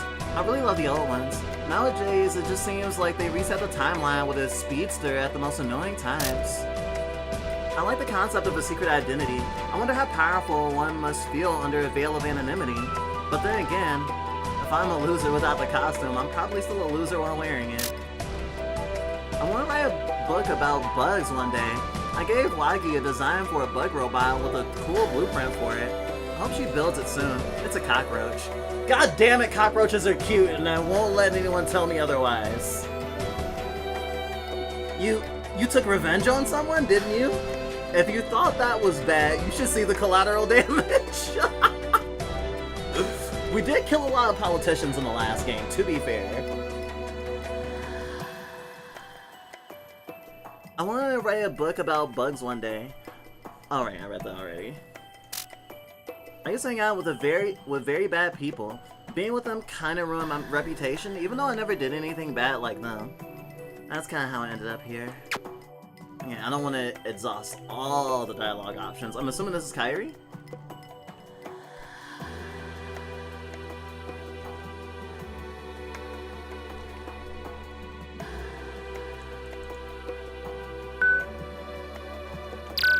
What? I guess talk to the other person. No materials acquired. Have you noticed all the cell phones look the same? It's all part of a plan to get people more willing to live without distinctions. Today we use the same model with a different brand name. Tomorrow we'll all use government-issued uniforms and the freedom of expression will be abolished. Back in the day, personal computer security was optional. Today, for the sake of safety, we have to provide a phone number and email obligatory for newer systems. You know what is optional today? Facial recognition and fingerprints. Just letting you know what's coming.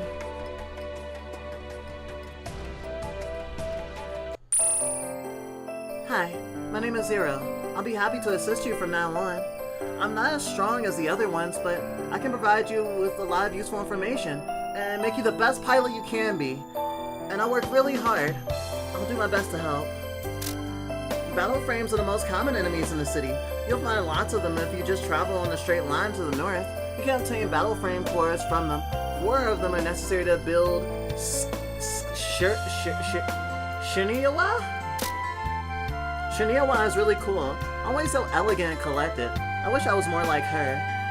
On battle, she can attack more enemies with her sword and collect items for you. She can even bypass obstacles. Great for attacks that require great precision. Isn't that cool? Okay, that's not Kairi. But his sprite kind of looked like him. Alright, I'm doing magic things. Good luck with the rest of the stream. Good luck with magic things. I hope you win. Hello, Eris. My name is Ghetto. Your name is Ghetto? I don't trust you. I'm sorry. I can't.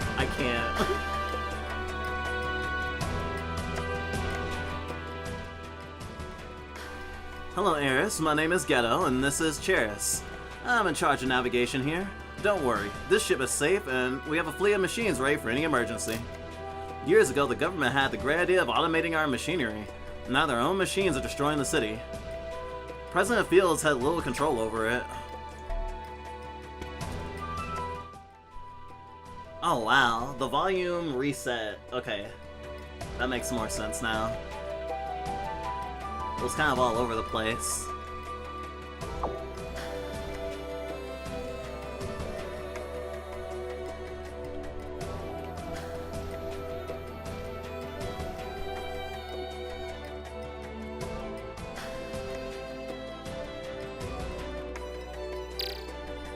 Oh wow! Oh wow! The Tomboy Mine? What the fuck is the Tomboy Mines? You better get ready before they send you to the fucking Tomboy Mines.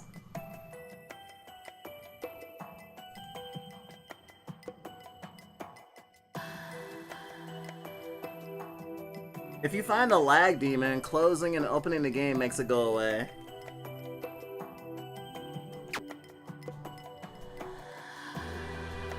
Oh, okay, so this happens when I use the arrow keys, and I actually run when I use WASD.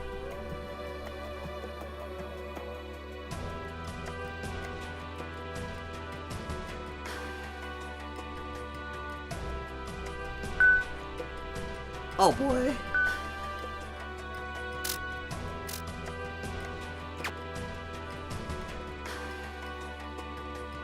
Oh, these are steps. I'm silly. I didn't know these were steps right here.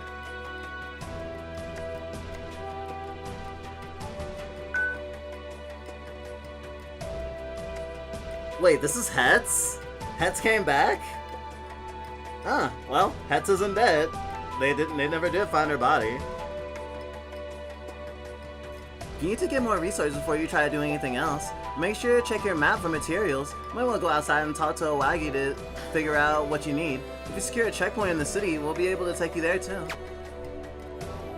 Okay, and who is this little number? AMA2. Ask me anything? Ah, right. I've never seen... Oh, right. I've never seen Amaraya speak. I suppose these vague hand signs are her only means of communication? Is she apologizing, maybe? I suppose she's a little... she was a little rough earlier. I think she remembers me. It's hard to tell, but she's being friendly. Who thinks such a powerful machine would be so friendly? Maybot Archive.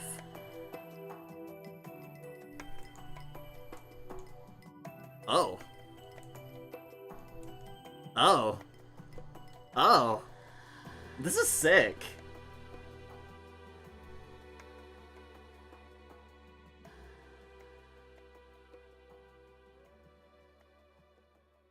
So I only have one right now.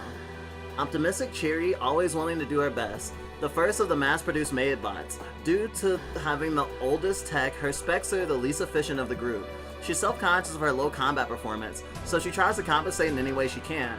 She admires Sherwaya because despite having low specs, she manages to have great performance with sheer skill and experience. Combat info. She's very weak at first, but it's the only Maybot currently available to grow stronger with practice. Her growth level activates new skills at level 60 and 350. The best enemy to train her is the Biokernel Spire. Yeah, these look like fucking trading cards. I love this.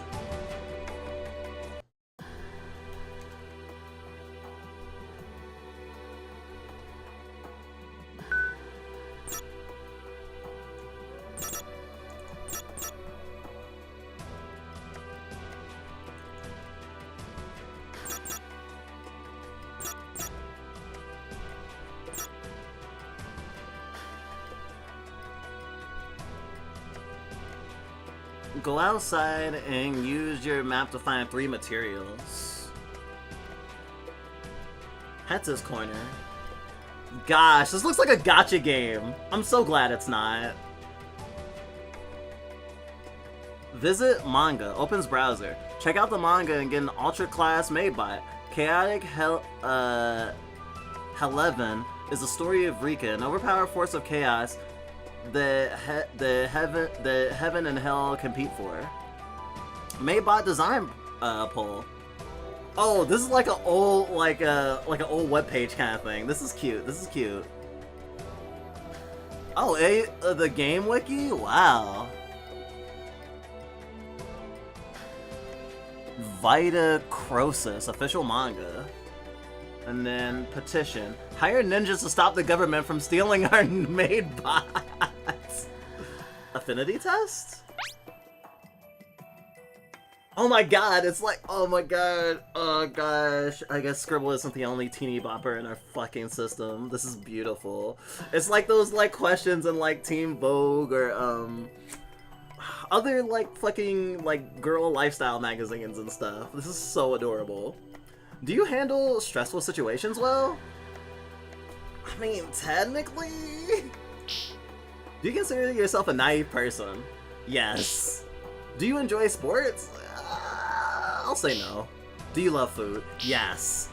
Do you let others have the last slice of pizza? I do. Do you like to prank others? Yeah. Innocent step. Heal a small amount every 5 seconds. Aww. Oh, I get a buff when I take the test. That's cute as hell. I love this. This game has a lot of fucking charm already. Wait. Alright, I've never actually seen him around.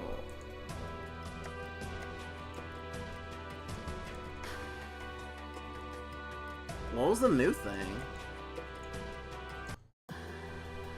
Huh, I wonder what that's about.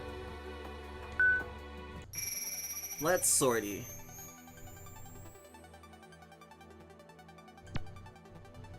We can do this! Cute.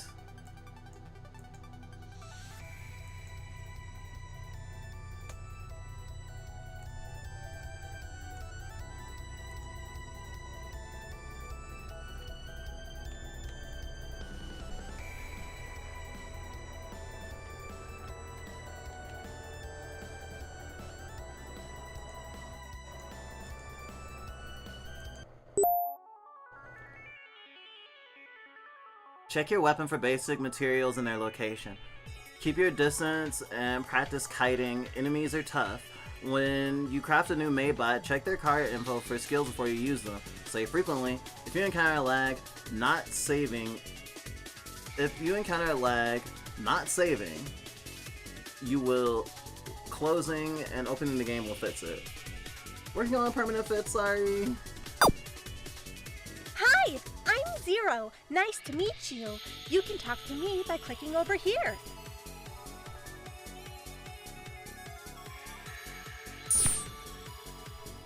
I see some battle frames in the area. Only 4 of them need to build a Shinirua. The clouds block all sunlight. It's been a tragedy after another since then. Hope we can fix it somehow. The biokernel was terrifying. What would happen if I were infected by it? Would I become evil?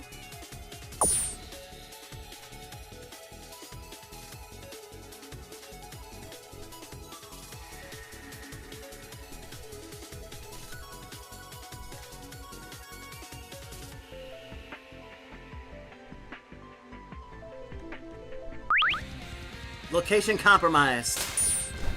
You can do it!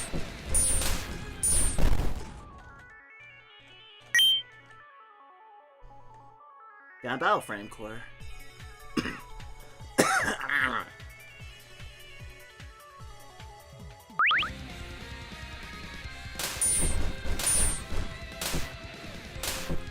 can do it!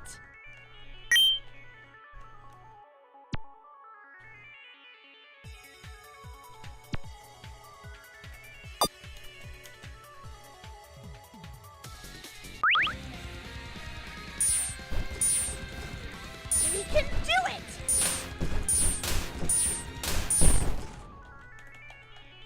wish I had like a boost or something. Take this!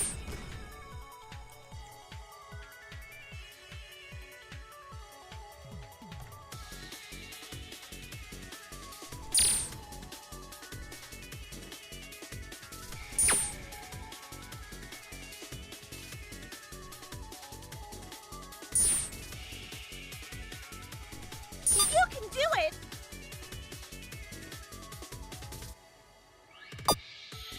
Oh, I do have a boost.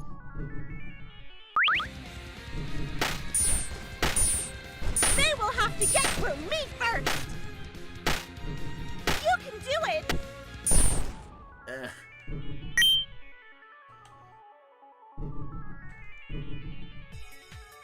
Lag-free zone.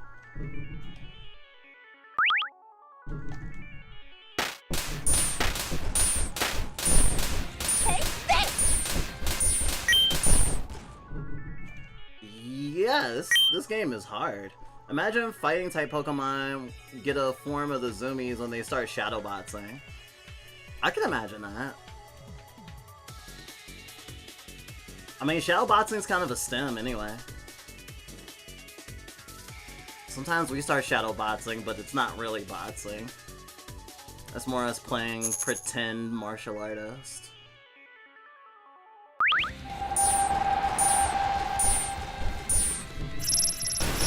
Whoa. You can do it!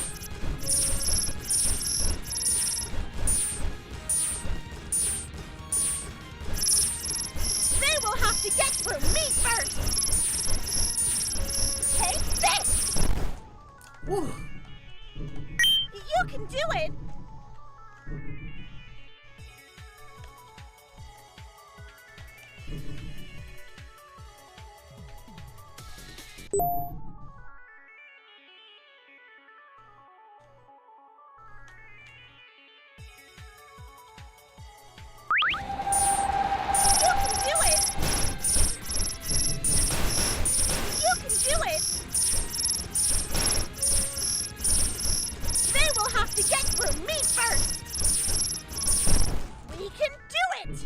Can't believe they turned this into a fucking,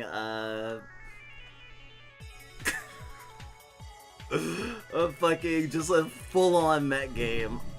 Part of them doing that is what made us really interested in the, like, Vindictive Drive as a series. It was like, well, if there's mechs in this game, canonically, there's probably mechs in the first game, you know? And we were right about that. And it's like, we didn't want to get spoiled, and then not want to play the first one, because we don't get to play with mechs all the time.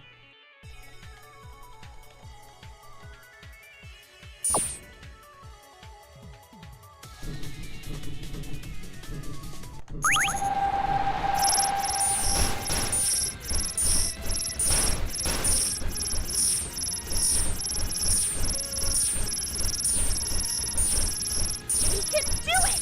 Strafing is my best friend.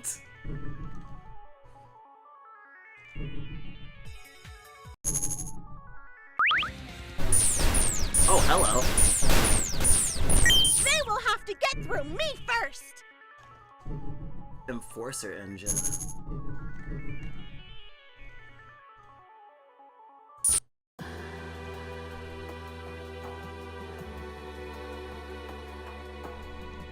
I don't think I did everything I was supposed to get to the next part. Craft 3 Maidbots and find materials. We can do this!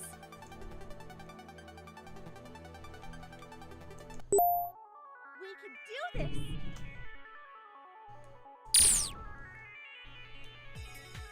Save, dangerous. Hover your mouse over items to get their location. They will have to get through me first! You can do it!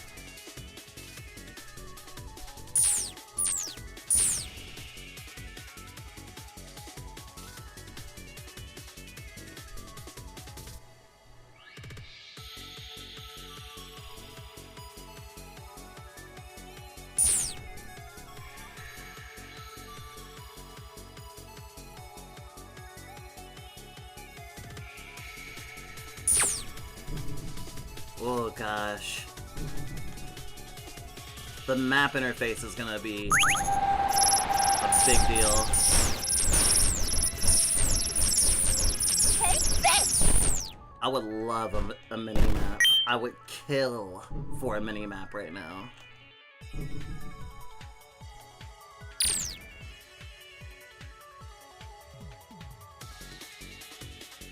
Actually, you know what? I'm gonna just go straight. They will have to get through me first! I'm not very straight, but I will go straight.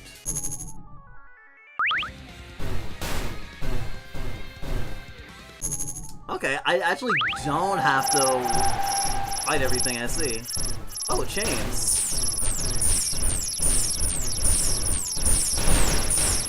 They will have to get through me first! Breaking these chains of love.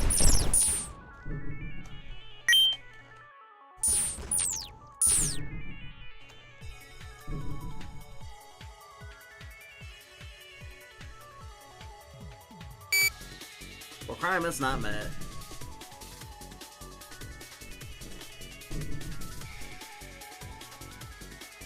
This is kind of like an open, I don't want to call it exactly open world, but it's like a dungeon crawly, for sure.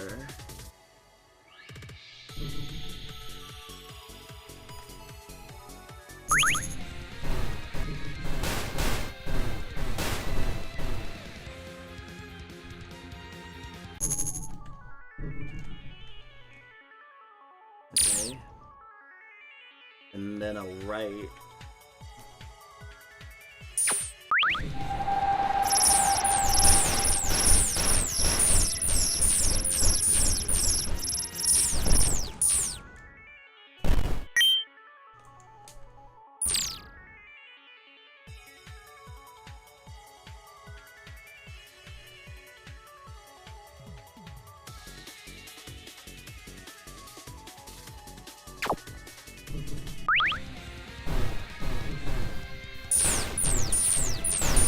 I was really hoping I could shoot missiles out of the air. That would have been so sick. You can do it!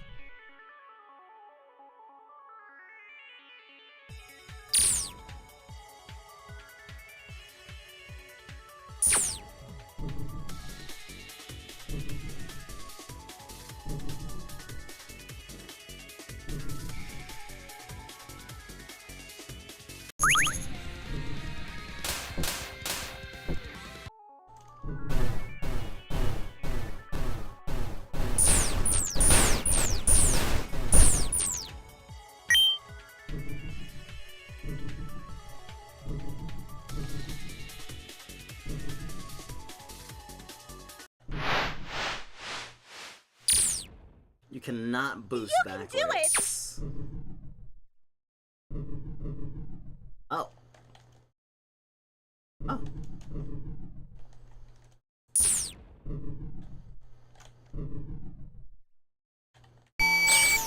Uh-oh. Take this!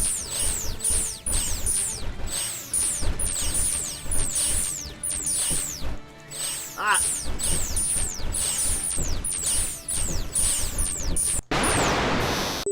Motherfucker! Jiraiya would know what to do around here. I literally won!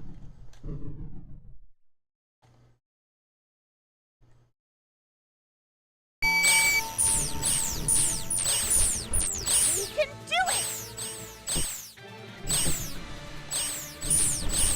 You can do it!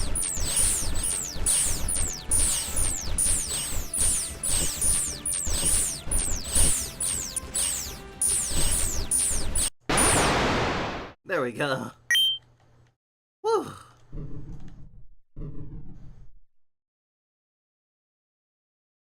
I mean, it is open world, but it doesn't feel like there's a lot to do yet.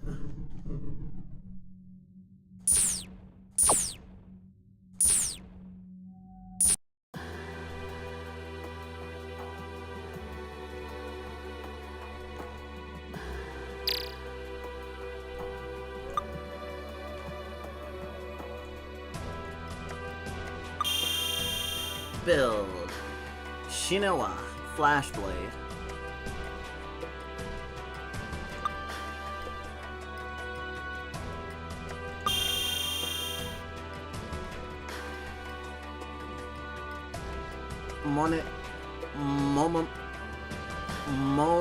Momomori? No. Momorimo. White Spider.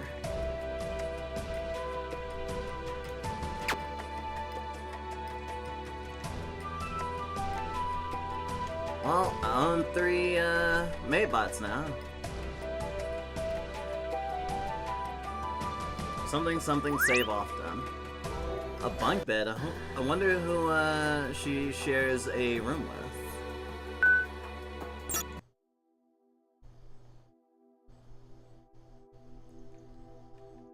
Vendetta Drive 2. Prologue.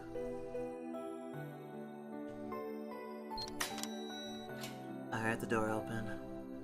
I was not expecting any visitors.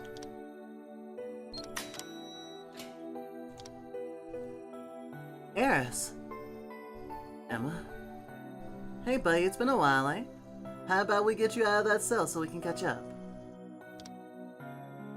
I said I didn't want any... Oh, don't start. This is just a social visit. Though, Mom wants to talk to you about work later. How's Alicia doing? Well, she's doing okay. And I'm getting married. What? Really? That's great. Who's the lucky guy? His name is Alark. You two are gonna get along so well. You should be coming here soon. He became chief of police after Gustav. Well, you know. Had I known this was coming, I would have enjoyed the small talk a bit more. I should have learned to anticipate little things long ago. I should have learned to appreciate little things long ago.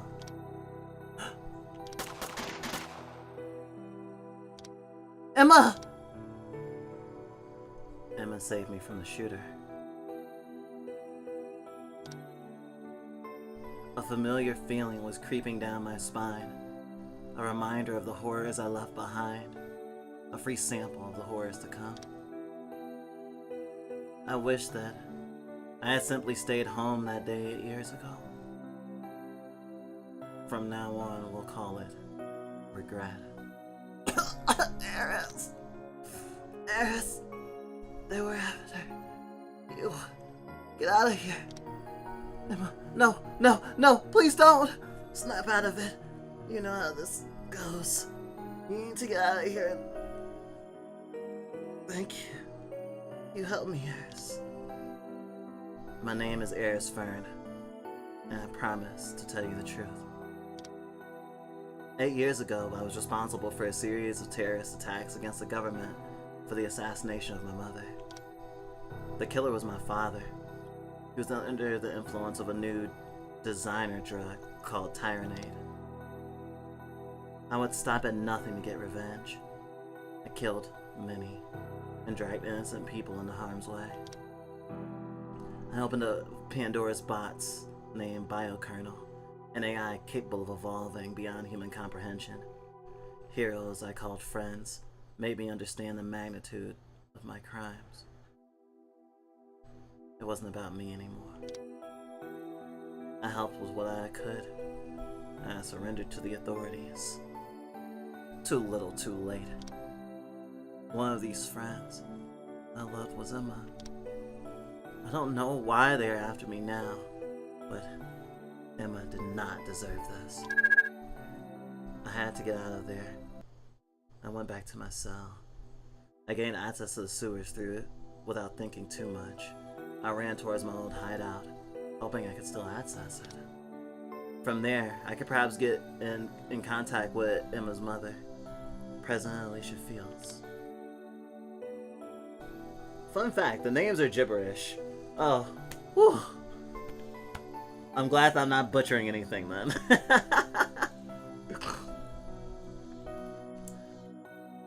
The results are in, Lady Alicia. Yeah, go ahead, please.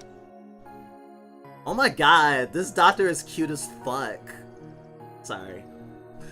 On top of the natural disaster crisis, the planet's magnetic field is compromised. The signature waves of the mystery ship also look akin to the biokernels. The killer was using the president's personal security uniform. Probably a fake. The battery replacement system still works. Good. Oh, looks like a setup for me. Made to throw me off balance and rush me into making mistakes. The smell of Tyrannate of the killer was a dead giveaway.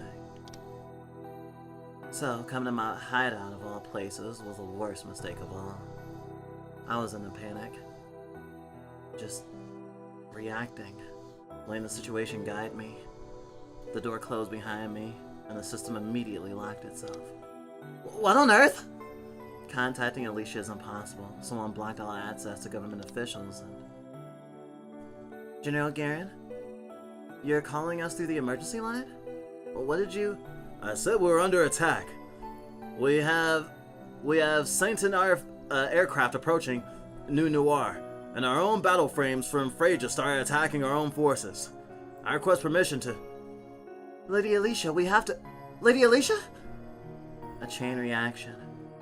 The nation under fire. A mother being told her daughter just died. As a man just found his future wife was murdered. And the emotions crushing his mind.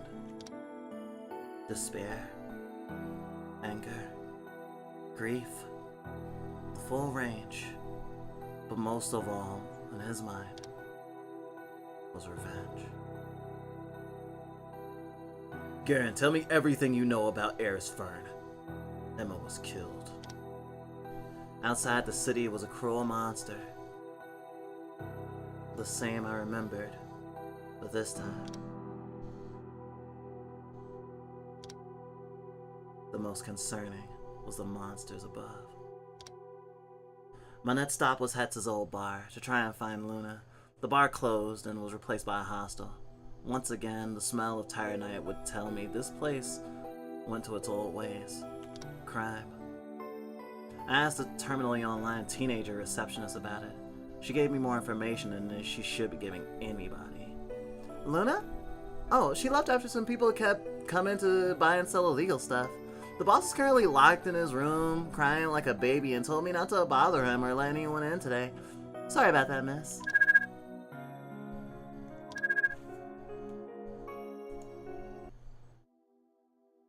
It was Kairi. Ame, you can't do this to me. Not now, not after everything I've done to... Ame? America? Damn it! My fucking day literally cannot get any worse than this. Sup? You cannot be serious! Well, it's your fault for not knocking on wood. I'm happy to see you too. I have a lot of questions, but let's get this out of the way first, okay? After everything we did to get your life in order, this is really what you do with it? Crime life again, really? Eris. After you got locked up, I tried to redo my life, but America's debts made it too difficult. There are very dangerous people after us since her father died. I stayed with her despite all that. I lost everything. For her. And we'd be dead by now if it wasn't for this job. And now it's too late to turn back. I have so many problems because of this. I'm going insane. I can't take this anymore. Hey, buddy. Come on. We both come from the same hellhole. You're strong. I need some info from you. It's important. But I'll help you get back on your feet again. I promise. Gunshots? One sec. My assistant sent a message. Mr. Kairi, sir! Some cop entered the hostel and started shooting everybody! No questions asked! I'm out here. Please be careful. I'm out of here. Please be careful. He's gunning down all our guards? Fast. Eris, the window behind me is the only way out. Move! Alright, Kairi, let's go. Kairi? Just go. The car in the warehouse across the street. The keys. Kairi, this guy is gonna kill us if we don't move! I don't want to live anymore. I could see where this was going. I could see where this was going. What are you saying, Kairi? I can help you! I'm begging you, don't do this! Sorry, Eris. Or all of it. Alec was here. No warning shots. Nothing by the book. Only murderous intent. If I attempted to reason with him, I would have died there and then. All suspects, all units, the suspect is running toward Soap's warehouse. Move in immediately. They're waiting for me outside. Freeze! Turn around and put your hands up! It was over. I didn't want anyone else to get hurt for whatever this was. I was ready to just give up. Dirge? What is it, Zoe? What is that over there? Is that Amaranth? There's only one reason for Amaranth to be anywhere at any time. Everyone take cover now! A blast from the past. A machine brought destruction to the scene. But that was not its primary goal. Its mission was to extract me from the place at painfully fast speed. Oh, this motherfucker's still alive? I hate this guy. Ugh. Yeah, I would tell someone to play Vendetta Drive 1 first. Like, everything feels like... I feel like I'm playing Max Payne 2 or something, you know? Like, everything has so much more weight. Like, caring about Emma, caring about Kyrie, it's a little hard when the first conversation they get fucking aired out like a pasta strainer. Glad we went back and played the first one, actually. The tip of shoelaces, useless or government psyop? Based in Red Pilled. I hate how news channels are probably going to be like this very soon.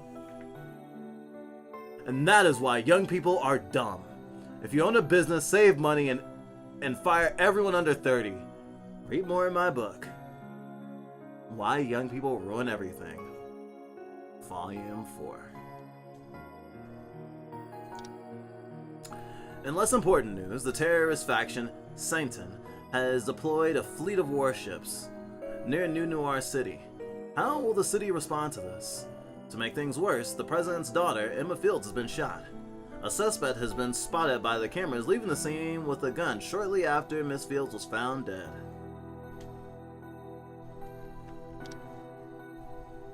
Now, the NCPD is in pursuit of Eris Fern, a convicted criminal considered to be armed and extremely dangerous.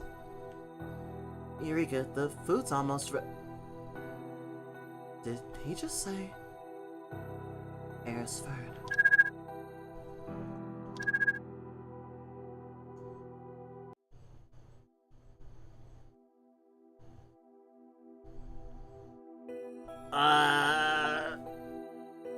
Well, that's the prologue. I'll consider that to have been a demo. Because I don't know when I want to return to this on stream. Especially because there's the other part of Vendetta Drive 1 to play with that backstory for Eureka. So this being the hook is very painful. I feel like this feels like the beginning of Alien 3. It's like, hey, you remember all those people you loved? All those people you bonded with in the last story? And, you know, all those close calls? Oh, we're just killing them now. Open season, really. It is a stark way to begin a story. A sequel, I should say. And it definitely catches a fucker's attention. That's for sure. Damn.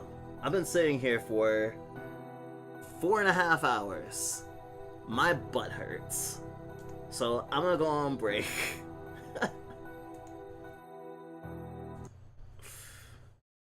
Did you know you can stop playing a game at any time you want? You can just choose to do that.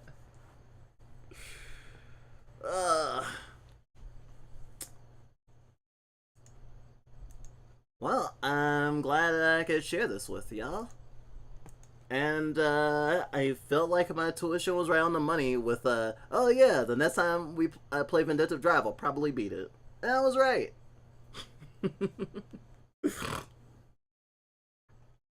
kind of funny that way. I didn't get a chance to draw yet, but like I said, my butt hurts. I'll let Punk Bite take over for the rest of the stream because she's gonna play Higurashi. And other than that, hopefully get some drawing done. But who knows? The night is young. Well, actually, it's not young at all. It's 9:00. Oh, I don't know. 9:04. The night's young. The night is young.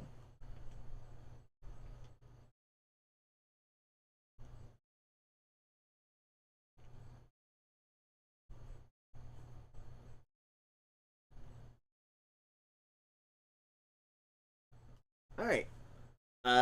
Make sure to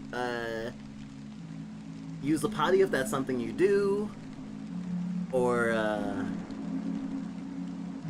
change if that's something you need. Get some food, get some water. Or if you're gonna dip out for tonight, that's totally fine too. Thanks for spending time with me. And hope you have a good weekend.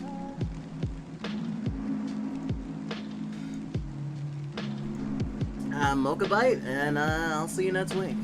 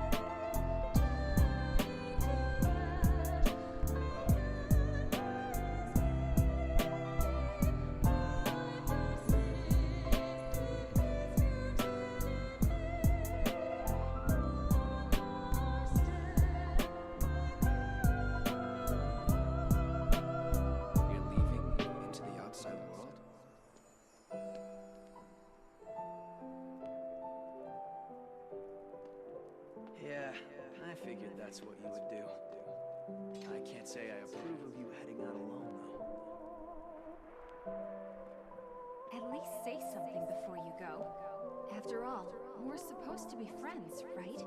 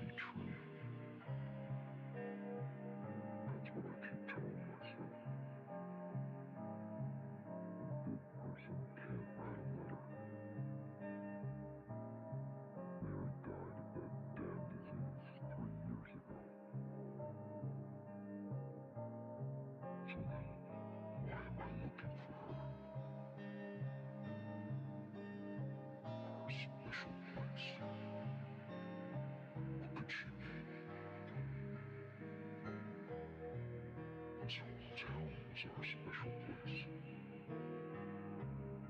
Does she mean the park on the lake? We spent the whole day there. Just the two of us, staring at the water. Could Mary really be there? Is she really alive? Waiting for me.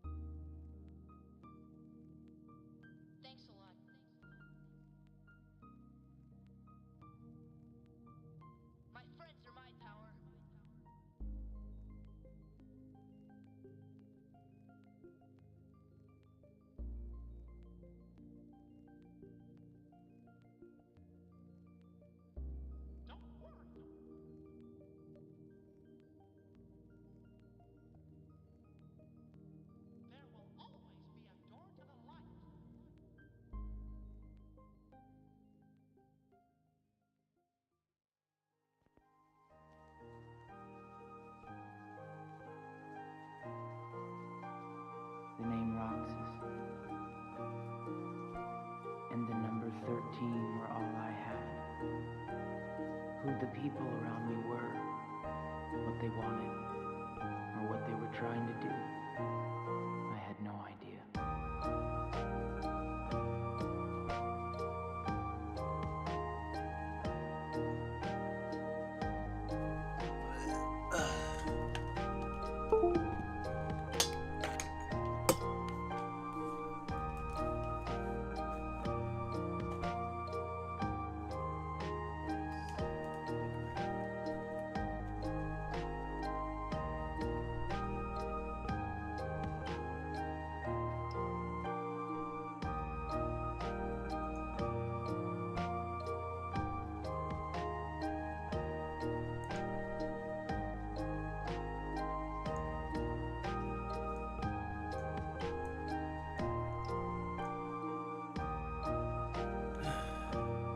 It's been a while since I've seen you, my friends. Hey, I'm Punk Bite. Oh, look, I'm on the poster. I haven't fronted in a while. I forgot the last thing I played, actually. But congratulations, Mocha, for finishing Vindictive Drive.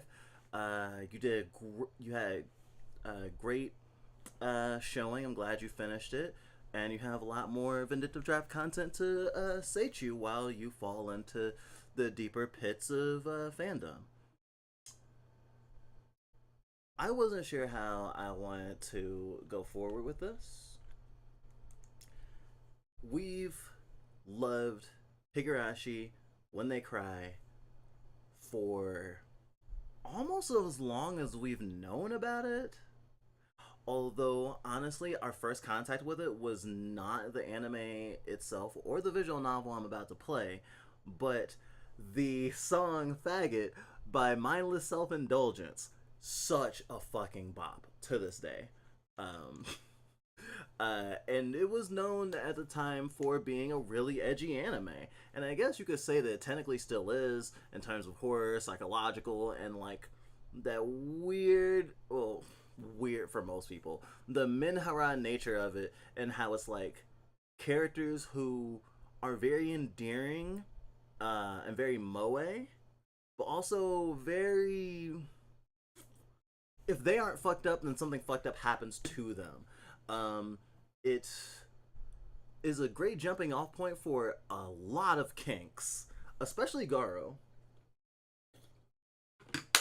I feel like it was kind of like Higurashi at the time that it hit America kind of felt like how Made in Abyss feels kind of now, where it's like, oh, this is a really cool anime. I really like the art style. I really like the characters. Oh, cute, moe. Oh, shit. And also, lots of death and despair and pain, actually. It'd be a while before we fully accepted our masochist and sadist tendencies. So we watched it with a cautious fascination. And I think that, like, being an anime fan on the internet was very special for us because of Higurashi. And I say that particularly because, oh right, hi, I'm Punk Bite, I use she and they pronouns, I'm a shark bunny, I'm in a mech suit, what have you. How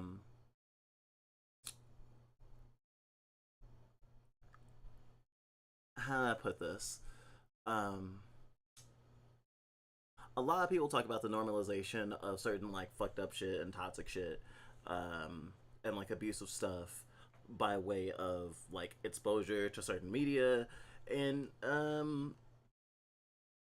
I feel like there's a hint of truth in that, in the same way that there's a hint of truth in the whole like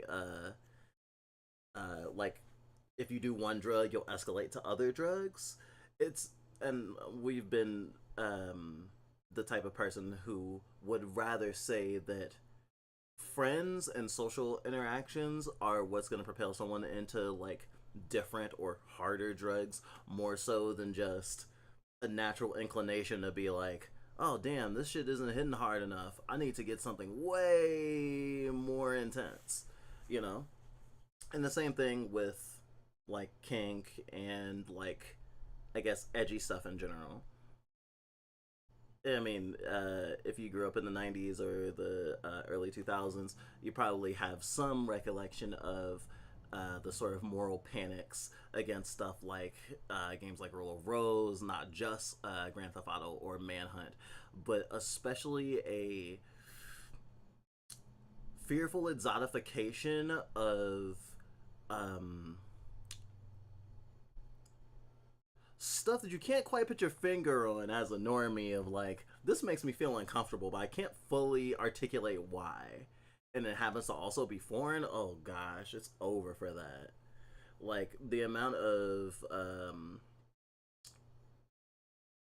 weird racism that comes out and like hating stuff because it's not from the culture that you're from, or rather in America, especially Eastern cultures, and thinking of it as like this weird hypersexual, hyper-violent thing, which I do remember anime was just kind of lauded as when we were growing up. But even at that time, we knew that there was a lot more nuance in like stories that could be explored in animation, and like, you know, there's a difference between adult animation and like general audiences stuff. Like, by the time we had seen Hamtaro, we had also seen Ninja Scroll and shit like that, and Akira. So like, there's certainly an influx of stuff that was like really press the buttons of certain sensibilities that less people were comfortable with years ago. And of course, time is a spiral or whatever, right? So some of those same issues come up again and again. There's a reason why Compare Higurashi and Made in Abyss, they're both horror series that have children in it. And just is like very mind break territory.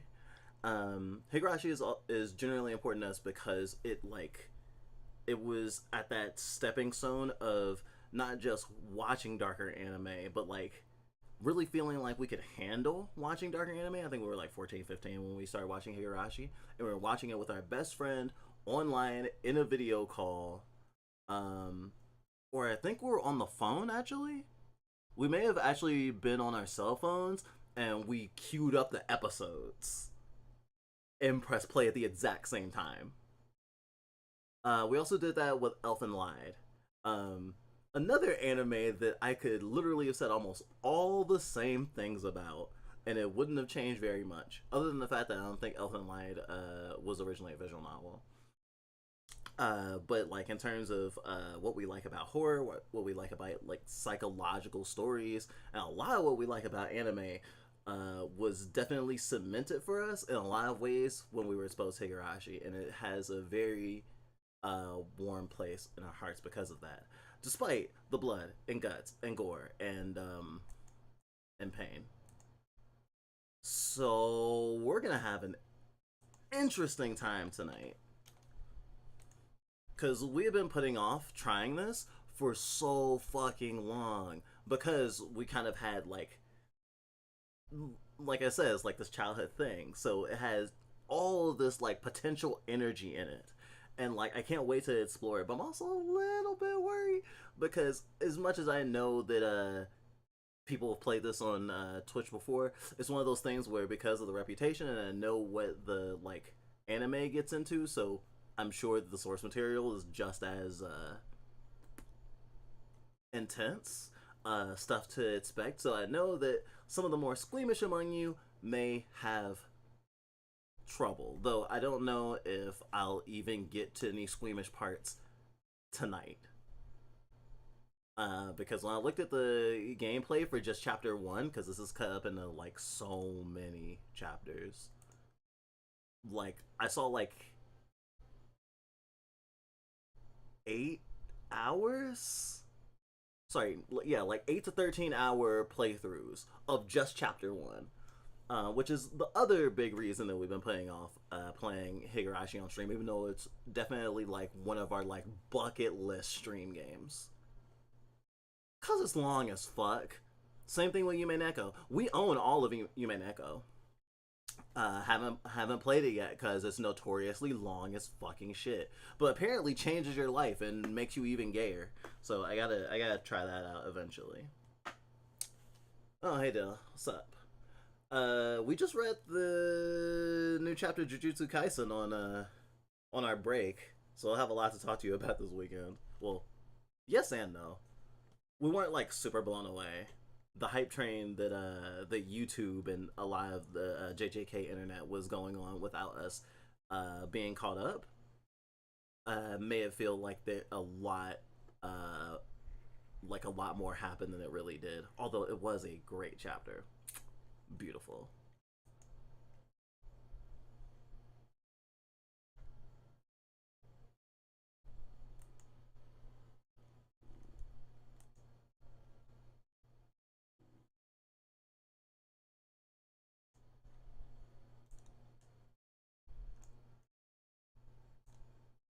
I have such a big head. Sorry, I try not to be too egotistical. Wait. Shit. I don't think I can F11 this. Can I? I don't want to accidentally, like, fuck something up. Alt F4 is how you, like, just close something completely. Because this thing asked me if, oh, I thought it asked me if I wanted a window. If I wanted a window versus a full screen.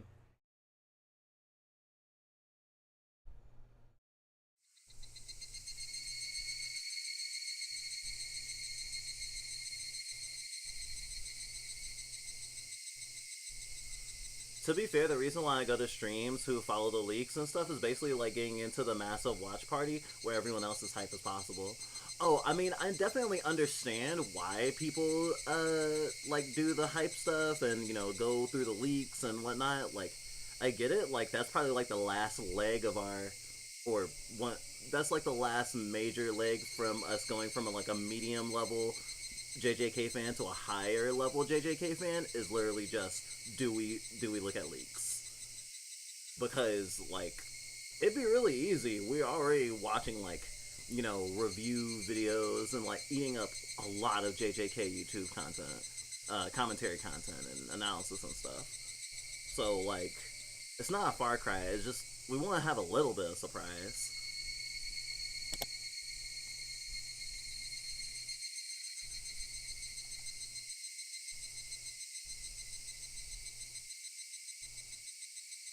Wait, why am I a big girl today? Oh, like, the actual size of the model. I'm silly.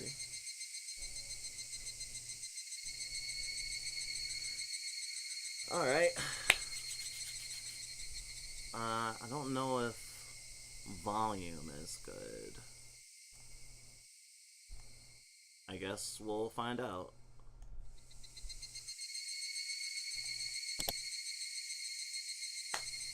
Seventh expansion presents Welcome to Hinamizawa When They Cry. Oh, do they have a thing for the models? I think that yeah, character sprites. Original versus updated. Yeah, I'm gonna do the original because they're cute as fuck.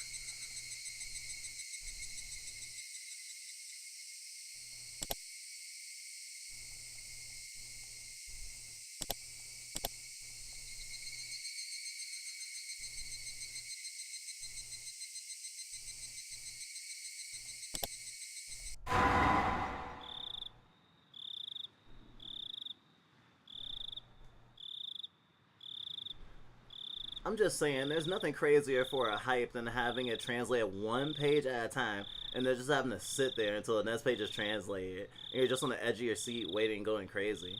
Oh. Actually, that sounds pretty cool. I see where you're coming from. I see where you're coming from. Well, let me scoot a bit closer.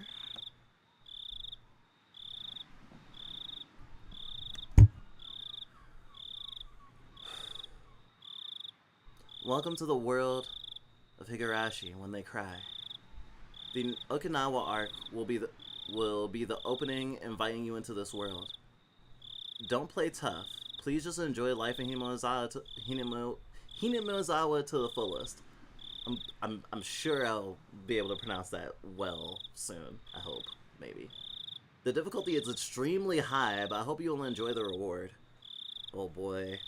Is this the Dark Souls of visual novels? Combined with the fact that the person who I usually go to is a power scaler who makes videos on wins, fights, and stuff, and also theories, so everyone in the chat's just screaming on what they think could happen next. Maybe we'll check out the leaks next week. You convinced us to try.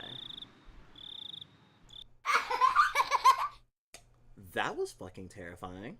Hello. Please do not lament. I will forgive you, even if the world will not forgive you. Please do not lament. I will forgive you, even if you will not forgive the world. So please tell me, what will it take for you to forgive me? Frederica Birkenstell.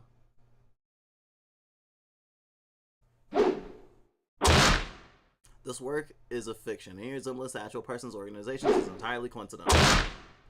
AD 1983, the early summer of the 58th year of the Shonen era.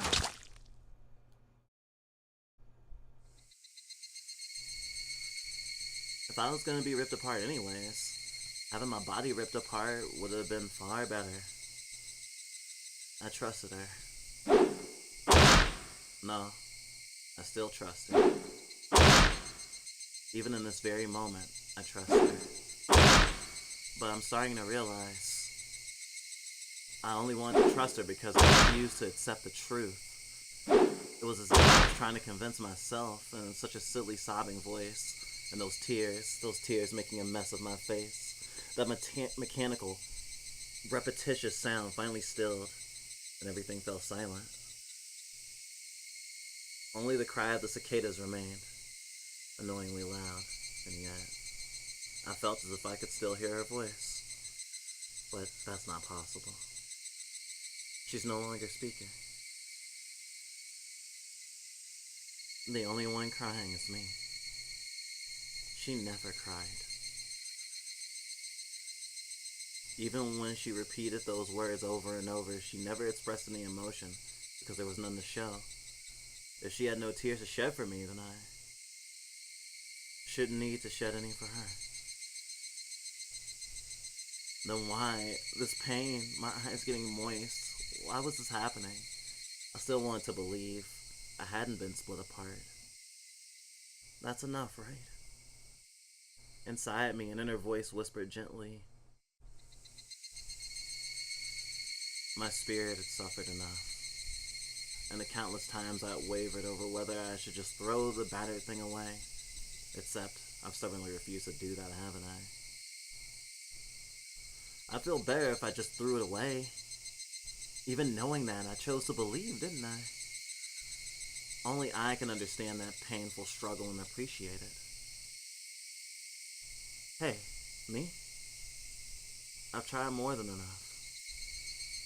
I'll acknowledge that much. So, isn't it alright to just take the easy way out? Besides, I'm not throwing it away. I'm leaving it behind, with her, like flowers by a grave. Now then, calm your nerves.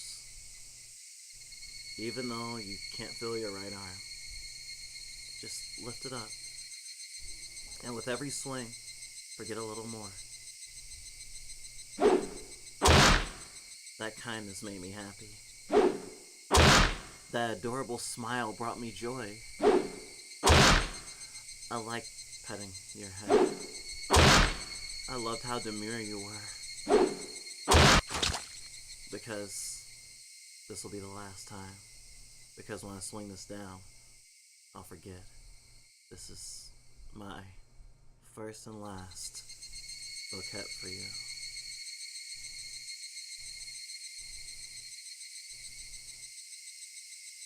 Perhaps I really did love you. Higurashi, when they cry. Welcome to Hinamizawa. Somebody's been apologizing for a while now. Quick save. Menu. Let's see. Configuration.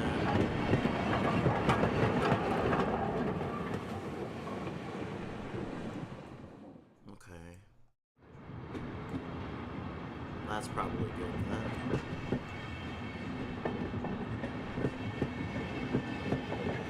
Cool, cool, cool.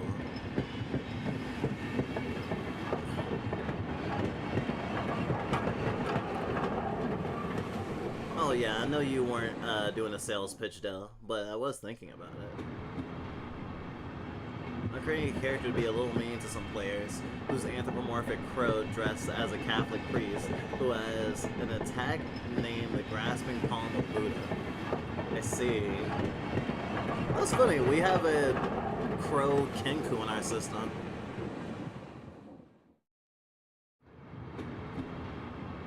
Somebody has been apologizing for a while now. I wonder what she's apologizing for.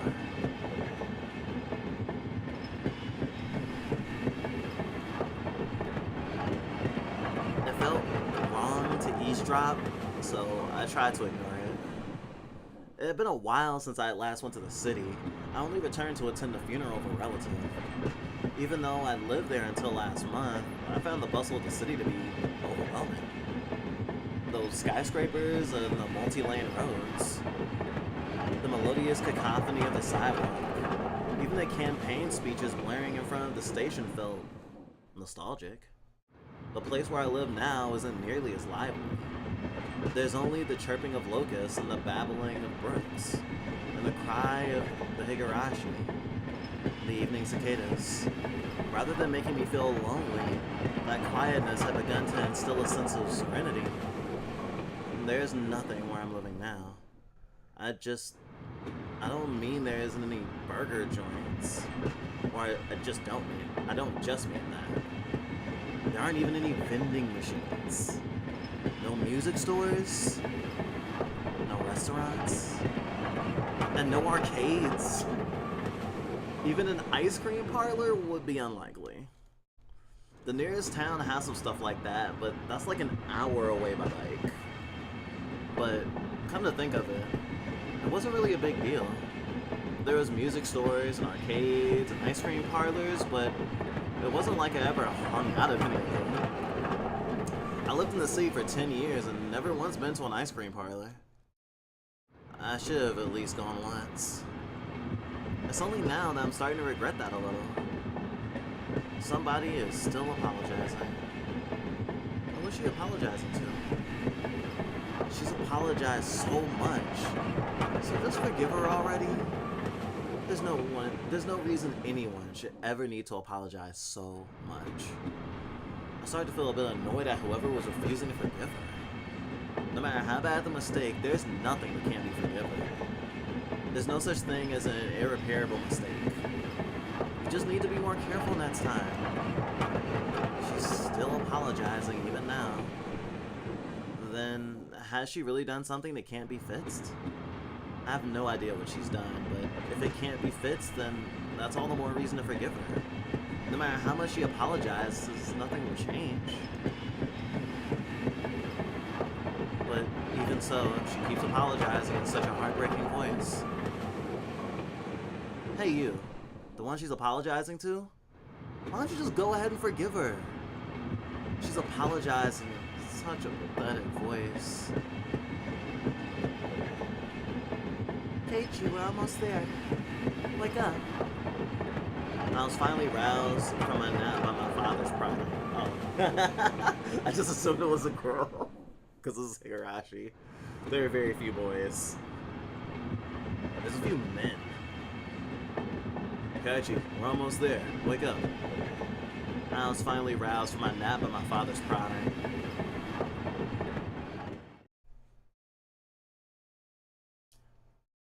It seemed the train had reached its final stop. We'd spent hours riding everything from the bullet train to the local routes. It was hard to believe that the landscape beyond the window in the city I was in half a day ago were in the same country. No. They were even the same era.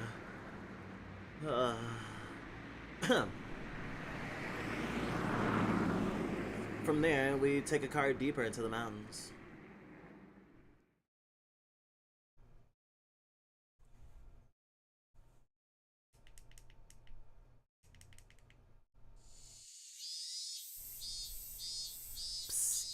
Oh, not past. Past where the dense forest encroaching on the mountain road suddenly opened up.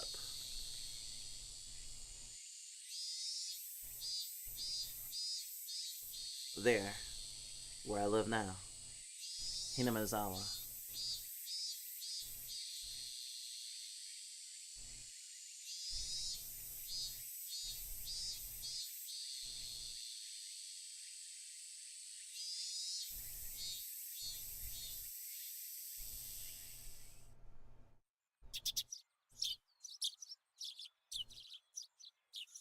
Even though we were approaching summer, the morning air still had a frigid bite. Although, in exchange, you could fill your lungs up with crisp, clean air. Flipping open the window, I was greeted with a verdant expanse. Nothing but trees. The neighboring house was far away on the other side, so I was probably the only one enjoying that view and that air. I filled my lungs with another deep breath. Since I started living in Hinamizawa, I learned that even air had its own taste.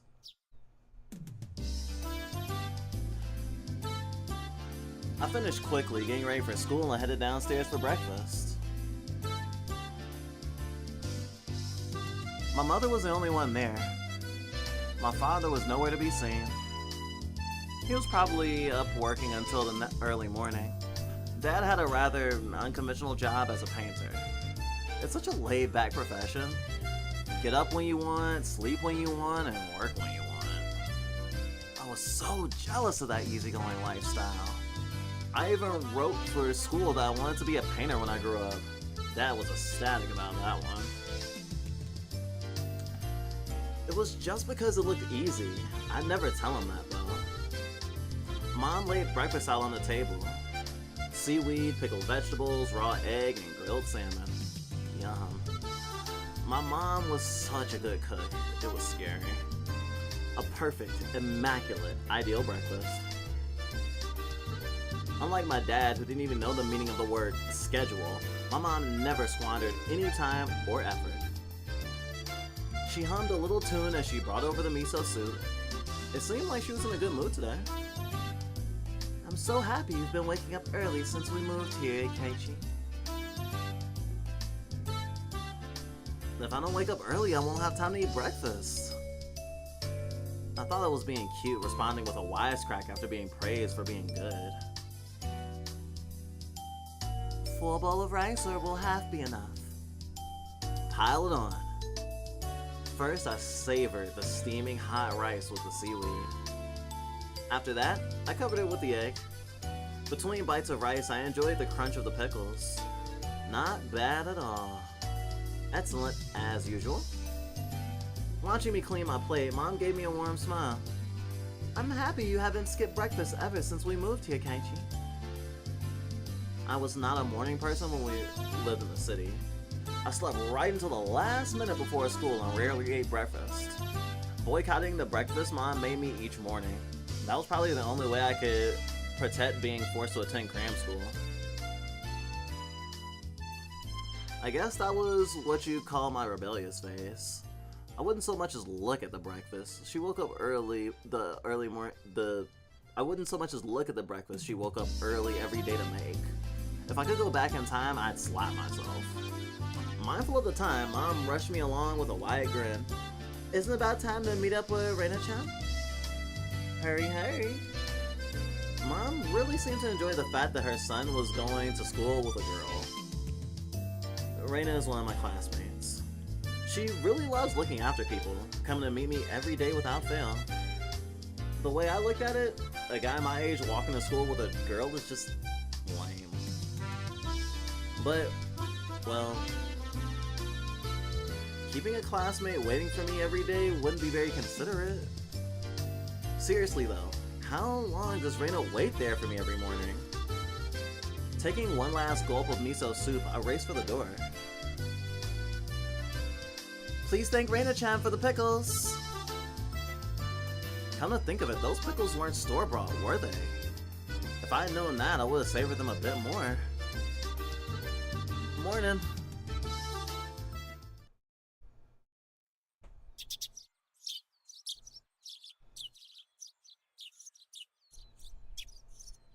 Kaichi-kun. Good morning. Fucking dyslexia. Her cheerful greeting was as fresh as the morning itself. You're always so early. You should try sleeping in sometime.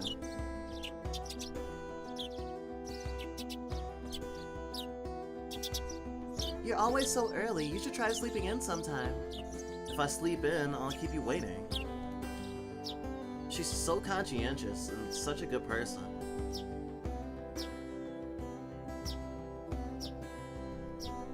If that ever happens, I'll just leave you behind. Kaichi-kun, you're so cold. I wait for you all the time. I'll leave you in the dust. Without looking back. Why are you so mean? Why? Reina had a slightly troubled look on her face. Toying with her was rather fun because of how quickly her mood changed. I'm kidding. I'd wait for you. With those words, Reina seemed to relax. Her face flushed bright red. Thank you. I'd wait forever. I'd wait forever until you came, Reina. No matter how long.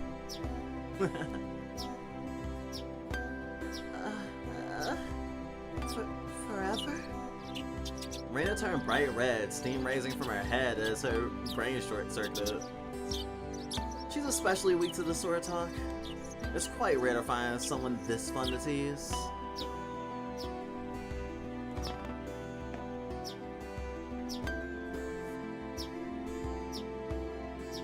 Have you ever read a romance novel, Reina? Huh? I haven't. Never read any before. From that response, I gathered she was interested in them, but was too embarrassed to actually buy one. I can't imagine what would happen if she did read one. She'd probably turn red and pass out. Oh yeah, message from Mom. She says thanks for the pickles. It was nothing. You're welcome. How were they? Not too salty? They weren't that salty. Actually, they had a pretty light flavor to them. It would have been fine to just be honest and say they were good, but apparently I couldn't be that forthright. I'd like to ask something before that. Were you the one who pickled them, Reina? Or was it your mom? Huh? Why do you ask? Were they too salty? Her attitude completely changed as she began to panic frantically. Was it you, Reina, or was it your mom? Why are you asking who made them? Why? Depending on who made them, my opinion of them might change drastically. She counted frantically on her fingers, trying to remember the amount of salt she used to pickle them. It wasn't like I was trying to tease her, but I couldn't help myself. Guys who take pleasure in this kind of thing are probably the worst. Guys like me.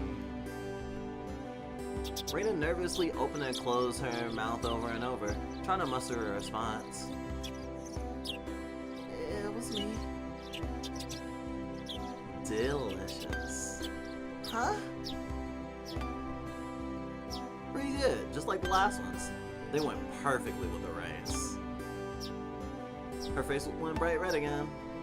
She was completely spacing out. It truly was a lot of fun to tease her. I pray that Reina never gets taken advantage of by some lowlife. Keep at it, Reina. I'll train you until you handle it like the average person.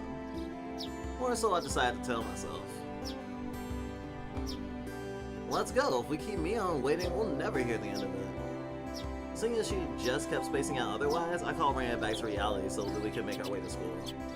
This strange, easily flustered girl is Reina Riguru. I've only known her for about a month, but I've come to realize it's not just her name that's strange.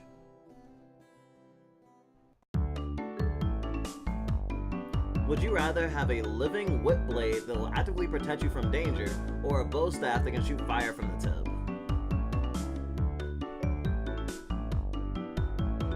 Living whip blade sounds more up like Thorn or Scribble's alley.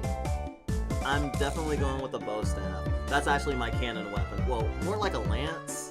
I'm more of a lance type of, I'm more of a lance lesbian. On Karma's good side, thank you for following. Your life will be filled with happiness and sadness.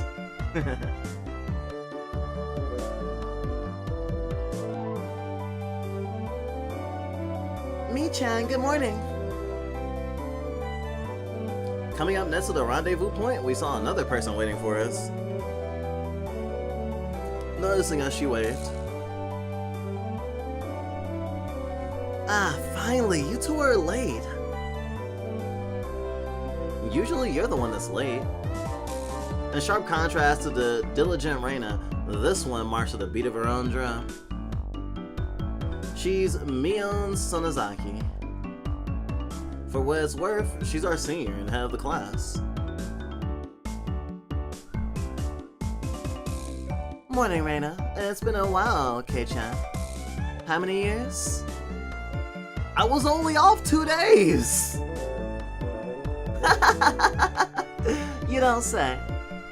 You were so much cuter back then. Mion's gaze stared at my chest, then dropped straight down, focusing at the point between my legs. So she was saying that my crotch was cuter back then? Before you ask, just to be clear, I've never actually tried to show it to her. I've grown quite splendidly. You'd be surprised.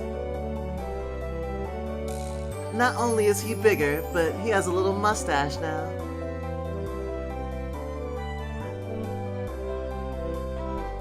Being so engorged with energy every morning is quite a problem, though. I'll introduce you next time, so be sure to greet him properly.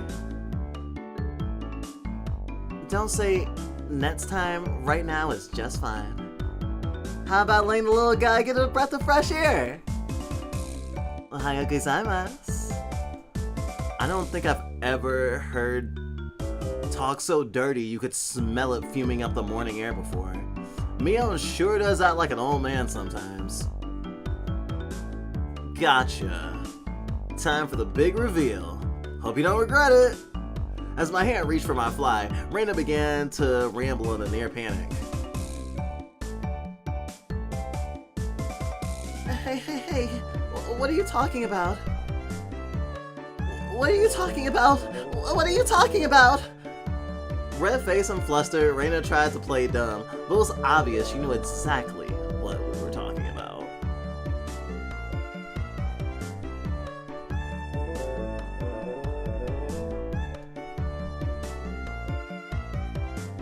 How was it?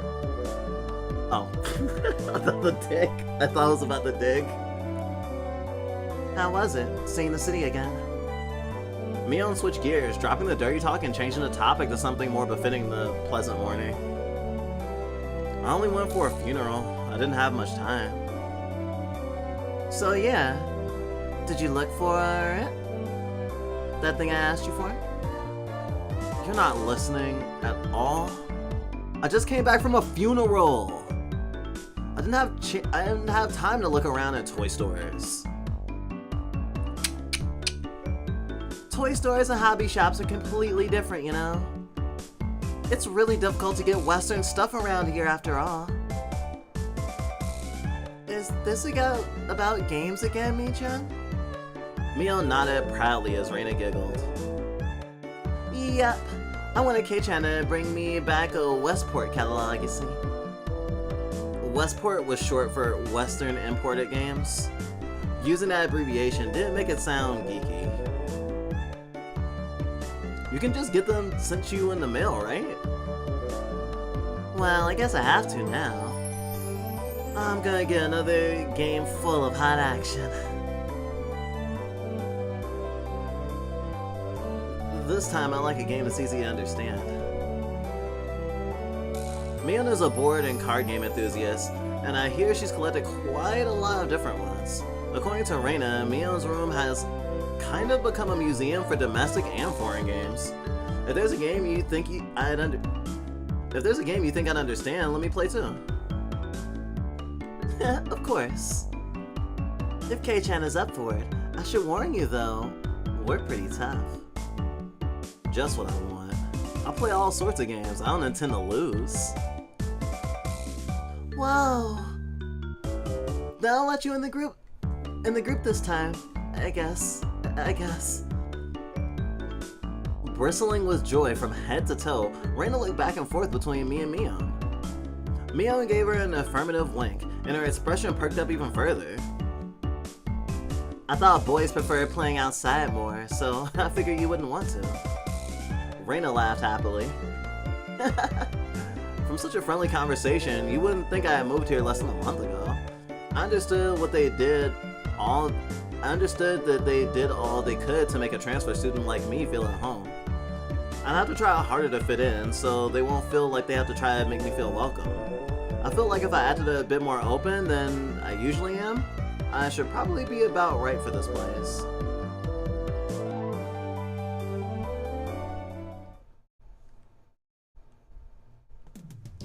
Hinamizawa was a really small village. Not only was there only one school, but there was only one class. That class encompasses all different grades and ages. Fun fact, we've been looking into it recently.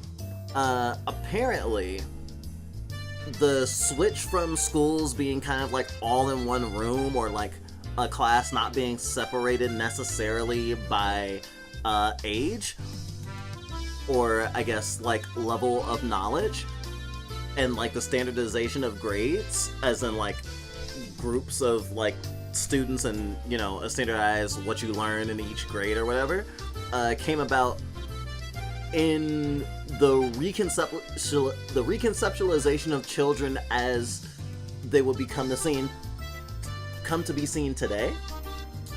That is to say, how do I put this? As children were seen more as folks that were supposed to enjoy life up to a certain point and not needed to be, you know, like burdened with the knowledge of how fucked up the world is and all the things that society now like expects of children, or I guess doesn't expect of children, and what leads to kind of their objectification, came about as a way to humanize them more and, like, you know, be more compassionate. But, you know, we all know how that shit goes.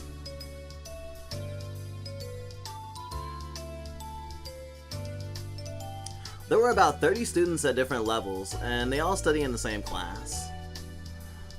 I'm told that long ago there used to be a bigger school building and they had actually separate classes.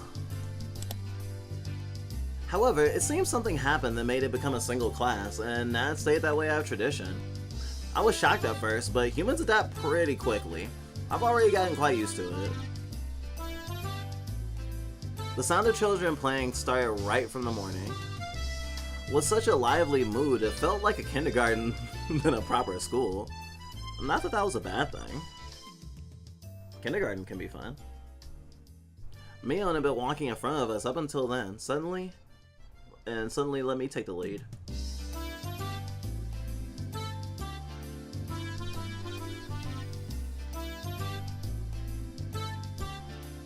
Right in front of the classroom door. So I meant to slide the door open and enter the room first. Too bad I wasn't gonna fall for that again. To think you'd give up the lead here. You meant for this to be the test of my skills. Mion chuckled with a haughty smirk on her face. What is it, you guys? Step back, Reina. It's dangerous. She's here. Huh? Then Sadako-chan is... Her name was Sadako Hojo. She was a disrespectful, impudent, bossy kid. The way she talks was annoying, but it would be immature to get worked up over just that. The real problem was... this.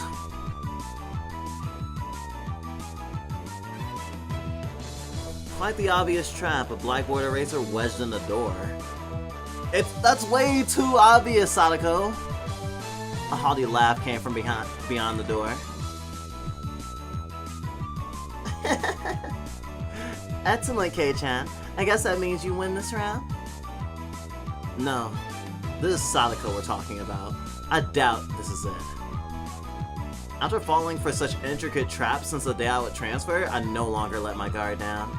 Sadako liked to combine a variety of traps. Traps that were simply there to bait you into the main one. Traps that relentlessly kept coming at you like a sadistic Rube Goldberg machine. The list goes on. As well as being clever, they almost never misfire. Well, you expect it. When you least expect it, she strikes. No escape. No time to relax. By the looks of it, this eraser is normal. No rocks or anything in it. I took a pretty heavy hit from a blackboard eraser loaded with rocks on my first day. So why don't you just open the door and let it drop? That's what it is. That's what Sadako was after, making me focus my attention upward, so as I lifted my head to the door, there were thumbtacks stuck to the sliding door handle with tape. A frightening trap. A potent and terrifying trap, concealed by using a blackboard eraser. An impressive combination, Sadako! But in the end, nothing more than the of the trivial machinations of a child. Assured of my victory, I threw the door open and stepped into the room. I felt something strange at my ankle. It was a similar sensation of a jump rope catching my leg. By the time I realized it, she had me hook, line, and sinker. It was already too late. I began to fall in an almost picturesque manner. Kei-chan, watch out! Instantly reaching to Mion's shrill warning, I twisted my body in midair before I landed on the floor.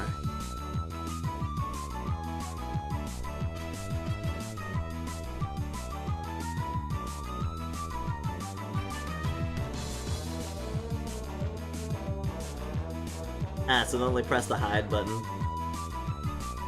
Ow! Ow!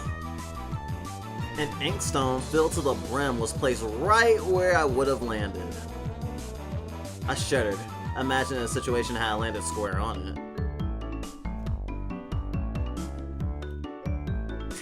My, what do we have here? A fair morning to you, Kei-san. Are we a lively one this morning? Still sprawled in an awkward position, I was greeted by a mocking voice. That was a step up from your usual trap, Sadako. I haven't the faintest idea what you mean. You're quite unlucky this morning. You little... Ow. It seemed like I inadvertently sprained my back a little when I landed. Better than landing on that inkstone. A small hand gently rubbed my head. Pain, go away. The small, dainty hand continued to gently stroke my head. You didn't sprain your back or anything, did you? If you rub it like this, the pain disappears. I thought about asking how rubbing my head would help my back, but I didn't. It's not so much about what you actually do, it's the thought that counts. Yeah, thanks, Rika-chan. The pain's going away now.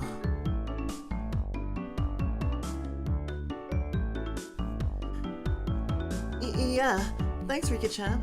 The pain's going away now. Oh god, my brain. Yeah, thanks, Rika-chan. The pain's going away now. Yay, Rika-chan! Good morning! Good morning to you, Reina. A good morning to you all. Rika-chan greeted each of us with an adorable little bow. It was infectious. Reina-chan, Mion, and I all bowed back. You're such a good kid, Rika-chan. So much better than Sadako. I glared over in her direction. Sadako was whistling while rather deliberately trying to avoid eye contact. I am the very model of a good girl. A good girl wouldn't set those nasty traps. Nothing but lies and slander! Exactly what proof? What? I picked up Sadako by the back of her collar. She looked like a misbehaved cat when I do this. But a cat wouldn't be setting traps. She's much more harder to deal with. I'm sorry! Oh, I'm sorry. Try saying that. If you won't say it, I cocked my index finger on my thumb, letting it tremble as I brought it closer to Sadako's forehead. I'm against violence! You don't even have any proof! Just so you know, my forehead flick really hurts. It can split plywood right in half. Stop! Get away from me, you beast! Don't say that in a way people misunderstand. A small hand tugged on the back of my shirt.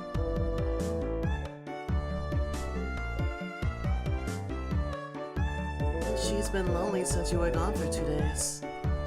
Rika-chan really is just so... How can I do anything more after being told that? I gently released my grip on Sadako, who at this point was on the verge of tears. She still had her eyes clamped shut as she braced herself for the forehead flick.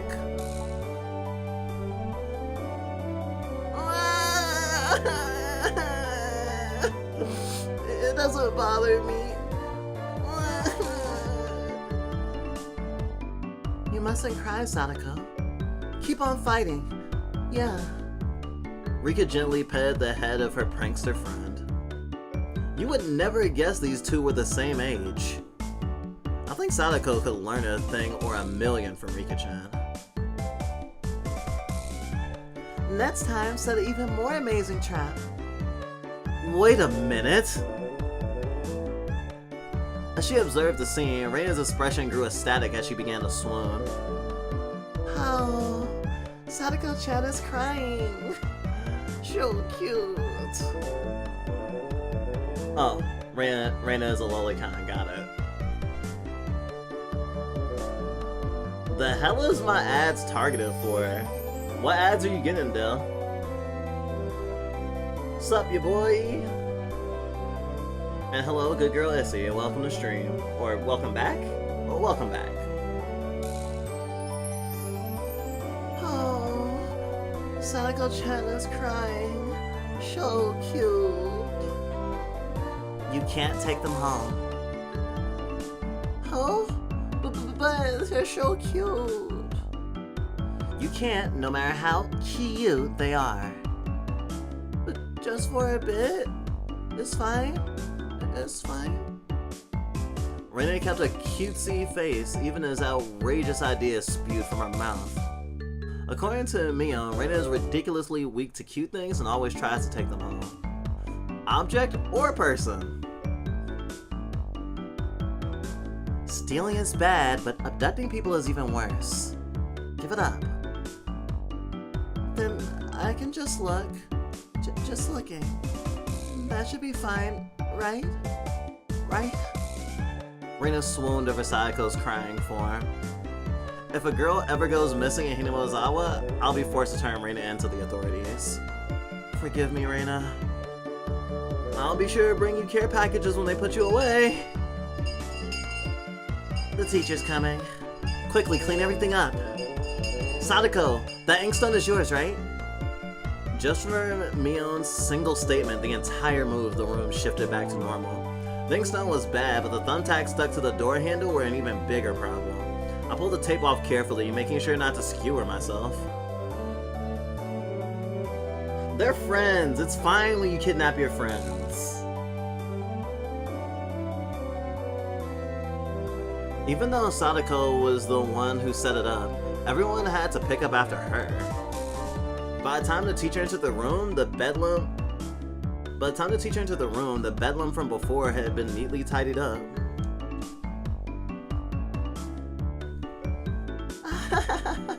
We made it in time. Rise attention! Mion gave the morning commands.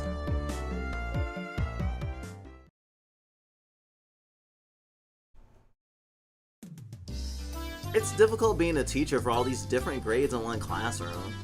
She has to teach something different to each one. But naturally, she ends up spending all her time with the younger kids. Reina and Mion, being in the highest grade in the class, end up mostly being self-study. They even end up helping teach the younger kids, so it seems like they can never get to their own studies. They're actually way behind where my studies have progressed to. As a result, I'm pretty much taking over for the teacher and helping Reina and Mion with their studies. You're a really good teacher, Keiichi-kun. Easy to understand. Reina took a breather after highlighting an important section. Teaching is making me lose confidence. It makes me aware of how shallow my understanding of the subject is. They say that to teach someone something, you need to understand it backwards and forwards. So, while you're teaching us, you're getting in your own practice.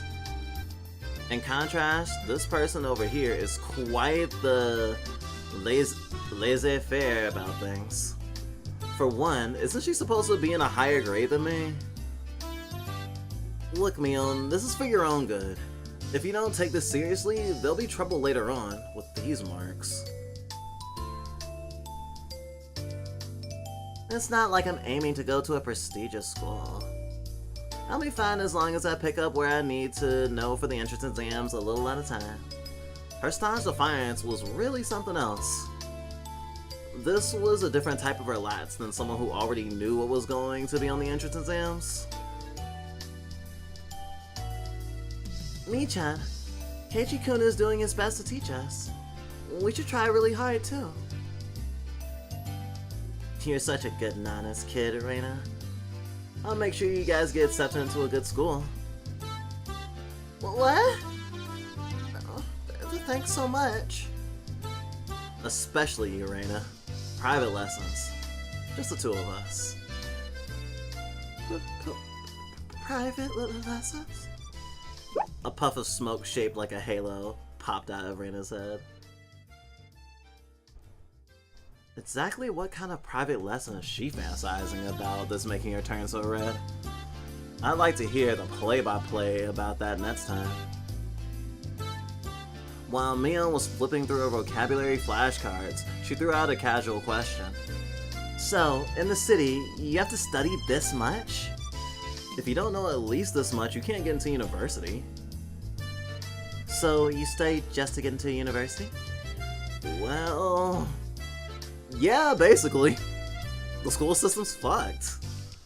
While knowing this stuff won't ever come in handy in the future. Out here, you can get into university as long... Out here, you can get into university as long as your attendance is good enough. Really? Study equals entrance exams. Having that basic law of the universe so easily overturned sent me into a state of shock. That's right. There isn't really enough people around here to warrant weeding them out with an entrance exam. If anyone can get into university, then there's no need to be all uptight about this stuff, right? Well, that's true. But you should at least know stuff that's common knowledge. This old geezer thinks that instead of wasting time studying pointlessly, you should be spending your precious 10 years doing more meaningful things. It was too profound of a statement to simply laugh off. But since it was Mion, it probably didn't actually have that deep of a meaning.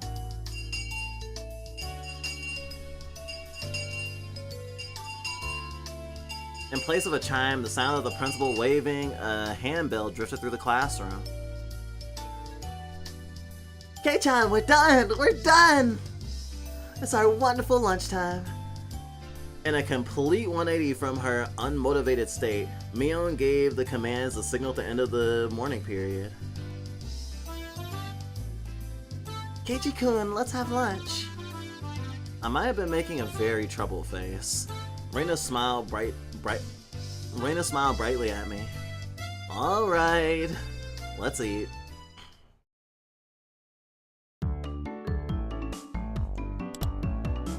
There seemed to be different cliques, even within the class. Most of them were divided by gender and age, but our group was different. Our ages were different, and we were both boys and girls. But we weren't reserved around each other. This level of openness makes a transfer student like me pretty happy. Reina and Mion pushed their desks together so that they were facing each other. At the same time, Sadako and Rika-chan were slowly lugging their desks over as well. Keiichi-kun, hurry, hurry! Reina waved her chopsticks in an unrefined manner, trying to hurry me along. Unless everyone was together, they wouldn't even open their lunchboxes. Keiichi-san's lunchbox is most assuredly filled with nothing but bread crust, like some sort of destitute plebeian. Why don't you just show it to us? Come on now. Even though Sadako was hurling insults at me, she still wouldn't open the lid of her own lunchbox until I was there. I pulled out my lunchbox swiftly and dragged my chair over to join the circle. Hey, sorry to keep you waiting. Well then, Representative Me, please give the signal to start. At first, this was kind of embarrassing, but I got used to it pretty fast. At this point, I probably wouldn't even open my own lunchbox if someone else was too slow. Our ages and genders may have all been different, but we were all friends. Itadakimasu!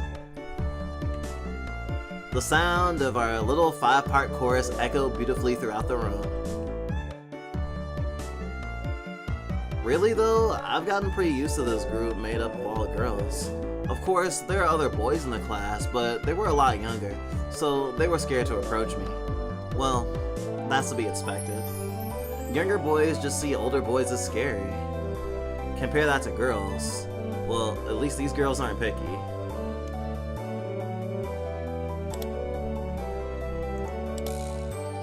Oh, look at all these fucking save slots! Look at all these fucking save slots!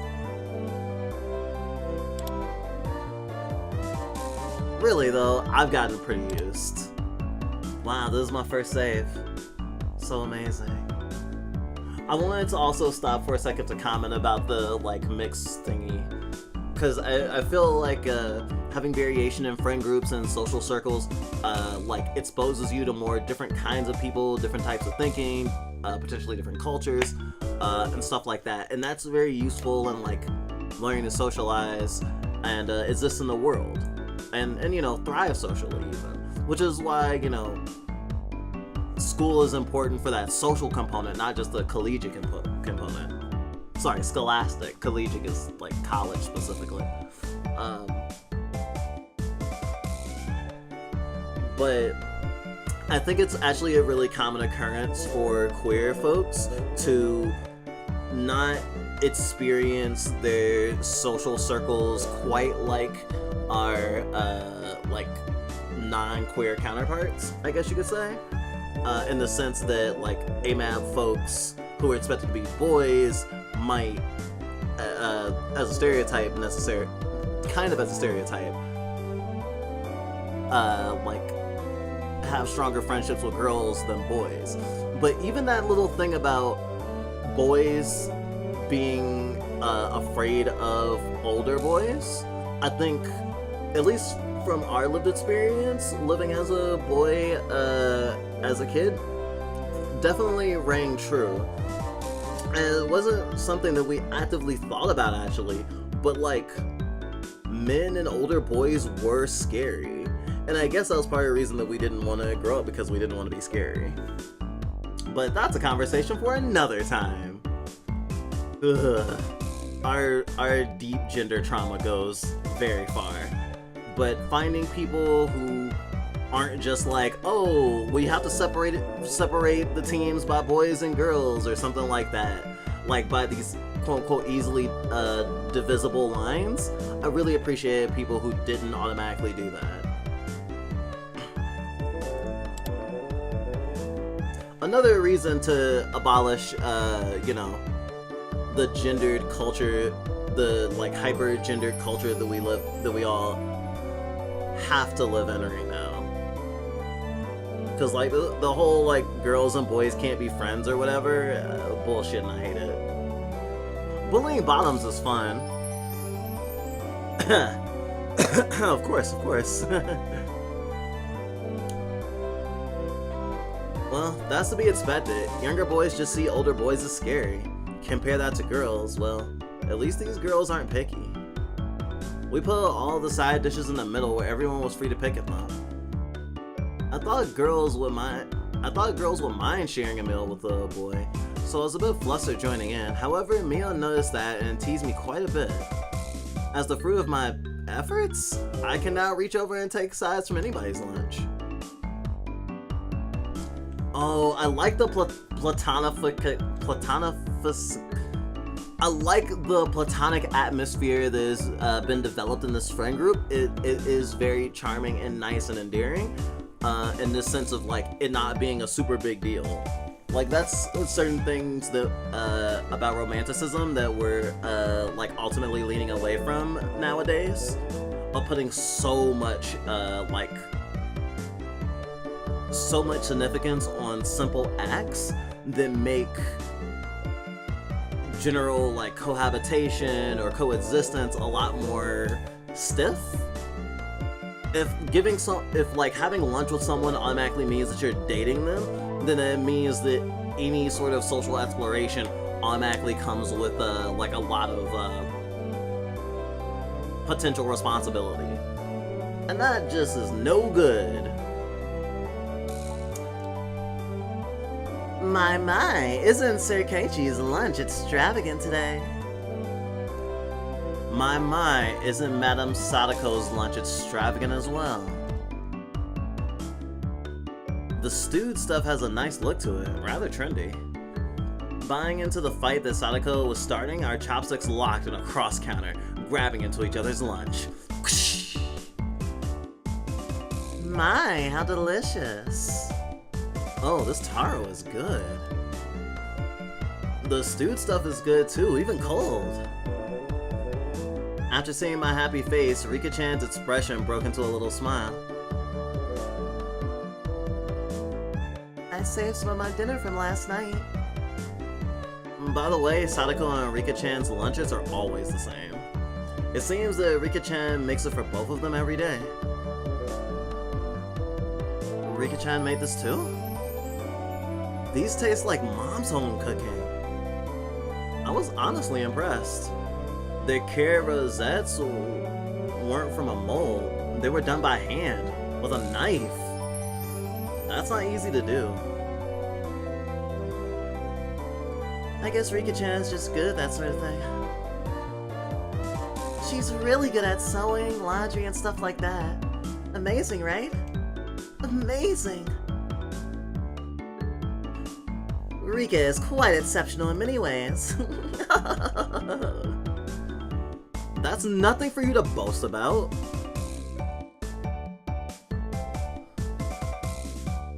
Reina's actually better at cooking than I am. Huh? Well, you know. It seemed that the topic of conversation switched to Reina when she wasn't expecting it, making her blush and trip over her words. Reina's lunch really was the star of the table. Not only did it look good, it tasted good. Everyone else pulled from Reina's lunchbox constantly. Everyone liked this so much before, so I made a lot this time. It's good, I hope. It's got high marks from me. Ah, Mion, you're taking too much. Knocking Mion's chopsticks aside, I reached out trying to secure my own portion. Saiko and Rika-chan reached over at the same time and a struggle ensued. Everyone shoveled in mouthful after mouthful while praising it, and Reina's lunchbox was soon empty. It was kind of bad that no one thought to leave any for Reina, but Reina seemed rather satisfied as she looked on. How did you like it? Isn't Reina-san an extremely good cook too? Quite different from Keiichi-san. I said that's nothing for you to boast about! You're not much different from Keiichi-chan, Sadako. Can you tell the difference between broccoli and cauliflower yet? Sadako's face went pale. Hey, even I can tell the difference between broccoli and cauliflower, you know. Of course I can. I really can. It's really hard for her to lie. Keiichi-kun, both taste good when they're boiled and topped with mayo, right? You shouldn't be picking on her. Mi-chan too. Reina hurriedly tried to follow up, but Mion laughed haughtily as she drew closer to Sadako. Well. Just pretend it's a little home ec lesson. Now then, Sadako, what's this? Mion lifted up her chopsticks. Between them was a piece of green stuff wrapped in bacon. But that's a Mion made eye contact with me, and within 3 seconds I had Rika-chan's mouth covered. Holding a piece of bacon-wrapped asparagus and giving her 2 choices. She's pretty terrible.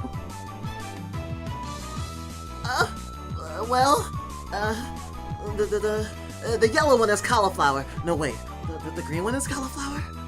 So, which...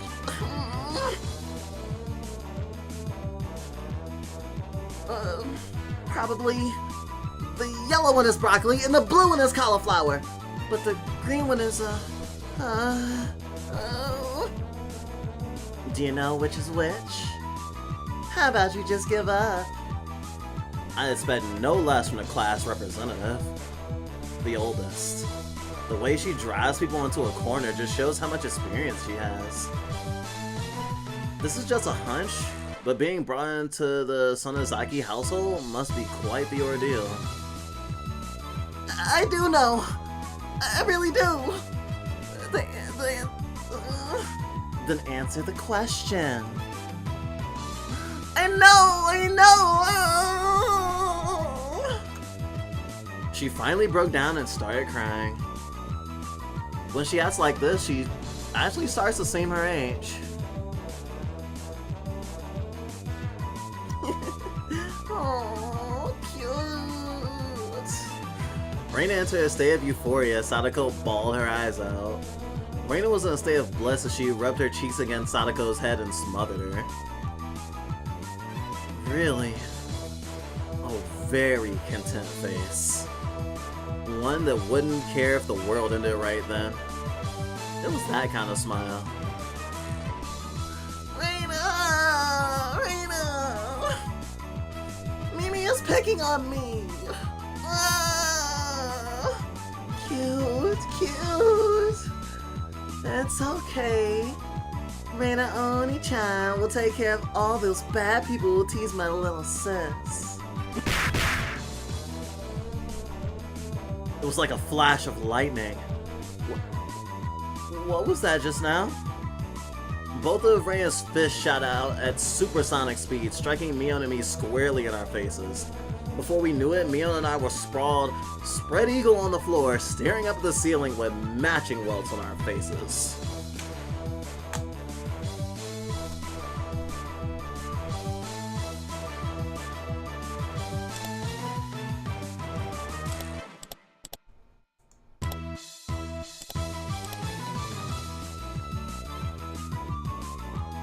This is the first time you've gotten one, right?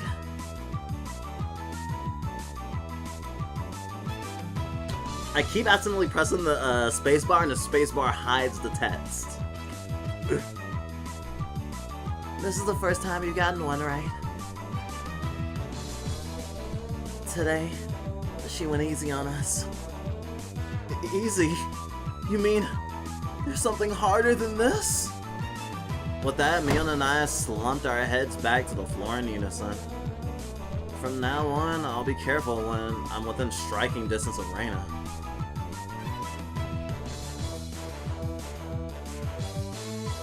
See, Sadako-chan? I took care of them. Cute. I want to take you home. Making sure Reina couldn't see it, Sadako stuck her tongue out at us. Damn it all! Using Reina like a puppet. Rika-chan massaged our bruises without saying a word.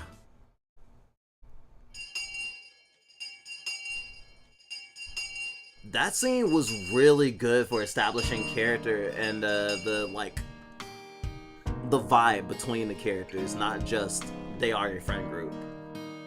Rika built like a house, wife skill-wise.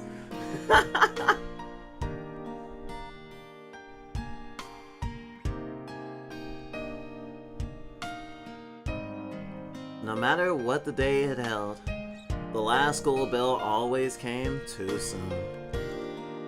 Our shadows stretched far off into the distance. Hey, Hey, Kei-kun. Hey, Keiichi-kun. Tomorrow, do you have plans or anything? Huh? It was such a direct question from Reina, I inadvertently blushed. If it was for a date, then wouldn't you do it more subtly? Reina saw me lost for words and realized I misunderstood. She turned red as well. No, I didn't mean it like that. You see. So apparently that wasn't what she meant. But since it's always fun when Reina's in a panic, I went along with it a little. Oh, really? So it wasn't meant that way? Huh? Playing it up, I slumped my shoulders, feigning dejection. Keiichi-kun, why are you so disappointed? Why? Mi-chan!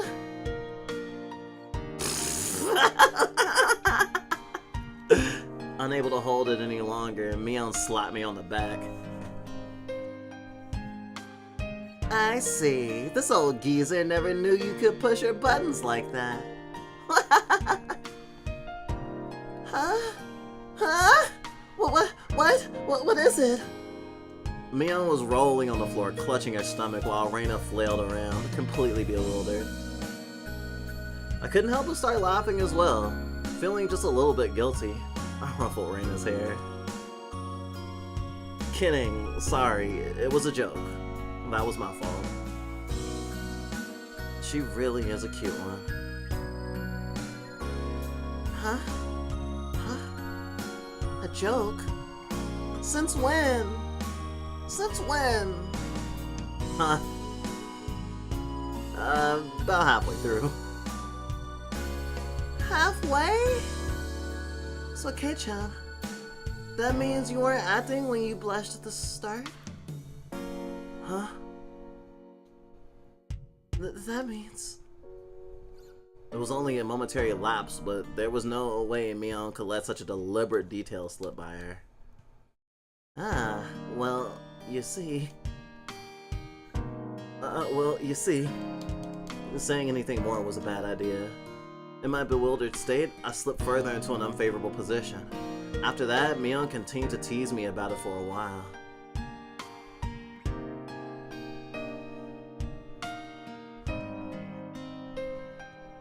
So, why were you asking if I was free tomorrow, Reina? Huh? Oh, what were we talking about? It had been so long that Reina had forgotten. That's how long Mion had teased me.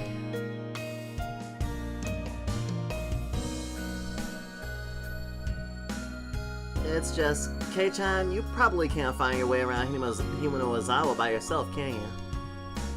That was true.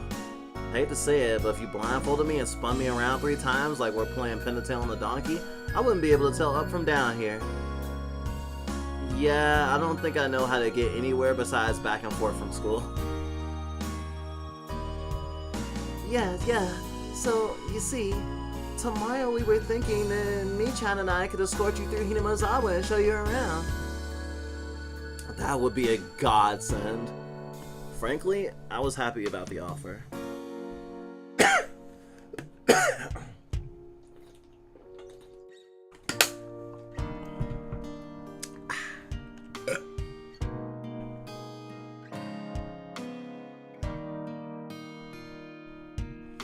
You'll come, of course, right? If I'm free. You're being invited by a girl, you know. If I'm free. You're probably free anyways. If I'm free. I was being stubborn so as not to give a clear yes or no. Even though I thought it was a godsend, I'm too much of a scamp to say it so up front. Keiichi-kun, you're not free, perhaps?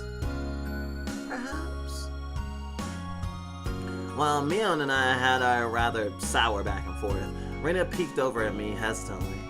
Figuring I'd been a little bit too rough on her, I just gave in. Sorry.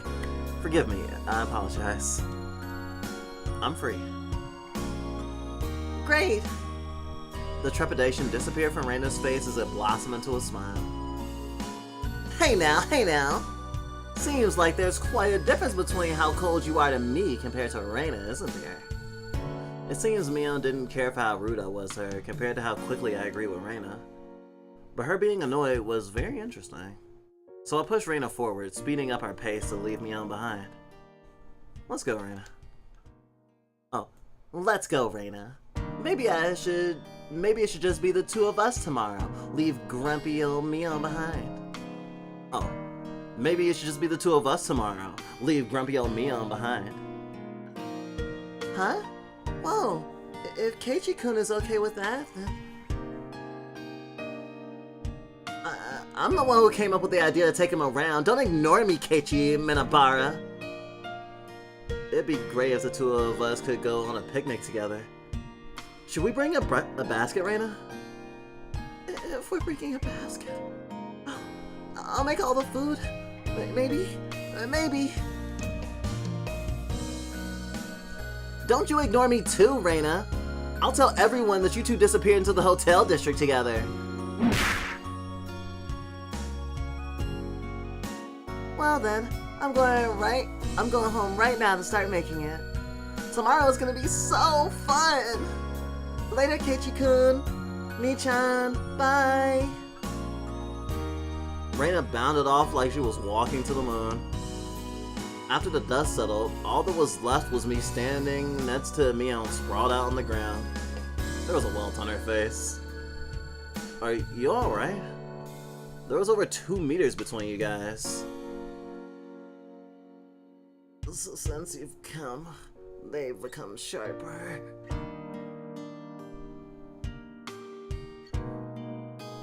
This old geezer... Oh. Are you alright? There was over 2 meters between you guys. Since you came, they've become sharper. This old geezer's body can't handle it. Oh no, that whole thing was Mia. Okay, let me start with. Are you alright? There were over 2 meters between you guys. Since you came, they've been sharper. This old geezer's body can't take you. Maybe it'd be better if you stopped saying stuff that makes Reina want to hit you? Or else this will end up being Mion's slapstick comedy hour. If that happened, the results might be fatal. Don't feel bad, Mion. You're probably the only one who can dodge her jabs. It felt like it was her knee, though. Could it be that we were hanging around with an... It felt like it was her knee, though. Could it be that we were hanging around with an unrivaled martial arts master? Maybe someday we'll see her debut in an extreme contact sport.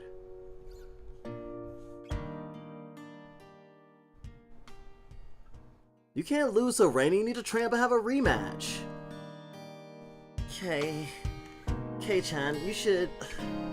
This old geezer will root for you. Mion and I reaffirmed our determination to discover a way to counter Reina's infallible technique.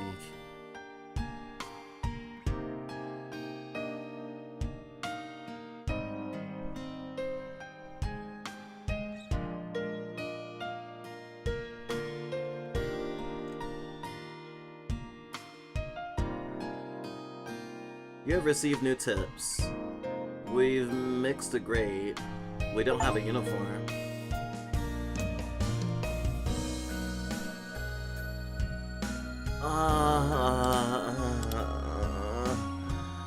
Oh gosh, that was such a good scene. So good.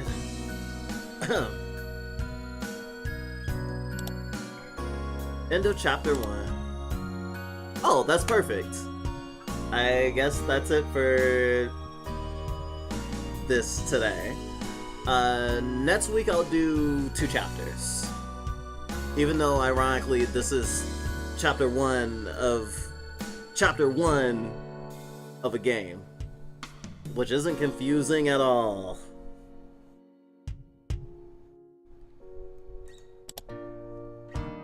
What are the tips?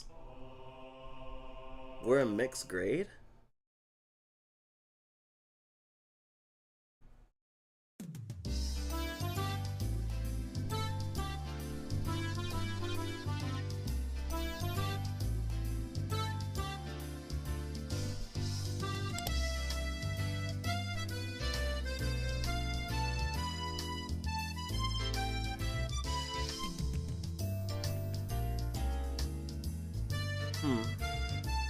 So Reina, we're the same age? Yes. Yes, that's right.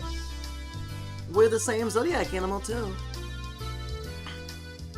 Hey now, it would be weird if we were the same age. Hey now, it would be weird if we were the same age but not the same zodiac animal. That's not true. If your birthday isn't the same, then you can have different animals even if you're the same age. Huh? Oh, I see. Mia, you're pretty smart. What month were you born, by the way, Kichi-kun? I'm July. Reina smirked and puffed up with pride. Hey, our birthday's in July too, it just passed. Hey now, what's the meaning of this? She's not planning to be all high and mighty if her birthday is a wee bit sooner than mine, is she? Don't even. It's impossible to challenge me by birthday. I wouldn't even mind if you bet $1 per month. Huh? Huh? Why? Why? Reina panicked at suddenly being challenged to a wager. Given how panicked she is, I'm certain she doesn't have much allowance left this month. It's just sending her into a panic about something as simple as a birthday is so fun. I can't help myself. So, that means you were born in April, Kei-chan. Right on. Too bad, Reina. I'm already far older than Reina. Oh, I see. Then you're the same age as me-chan. Well, it's just a few months. That gap will open up again soon enough. Mion snickered through her nose. Hey now, that's not something to get all high and mighty about. As if I'm the one to talk. Now that you mention it, you're in a higher grade, right, Mion?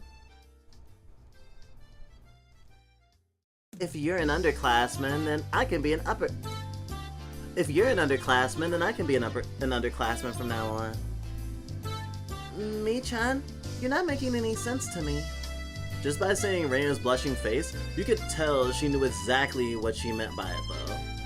Then Sadako and Rika-chan... Then Sadako and Rika-chan are underclassmen? Their grade is so different that they should be in a different school, shouldn't they? Keiichi-kun, your tastes are a bit too young, I think. You're not making any sense yourself, Reina.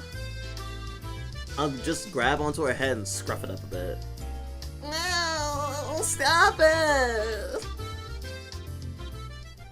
God, that was cute. I wondered about it before, yeah. I was wondering why the school has different school years all mixed up. There aren't enough classrooms. Can't help it. This building is being rented from the forestry services after all. When she says it like that, it makes sense. I've thought our school was strange for a while now.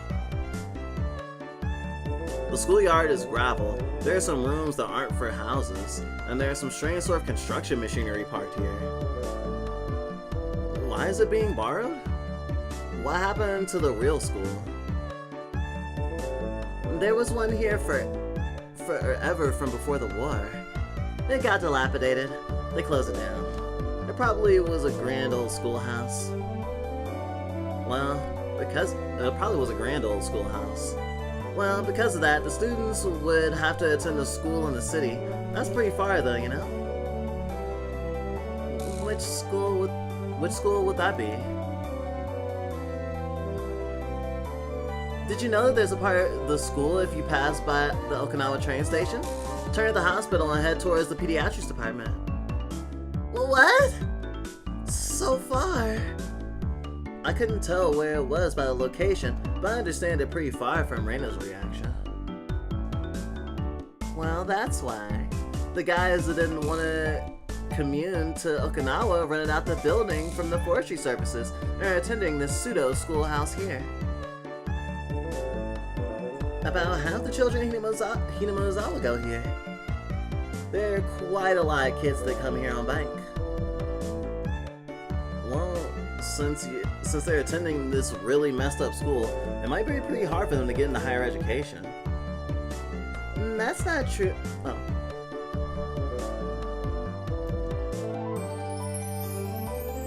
Well, since they're attending this really messed up school, it might be pretty hard for them to get into higher education. That's not true, Mi-chan. If you study properly, you can go anywhere you want. Yeah, that's right, that's right.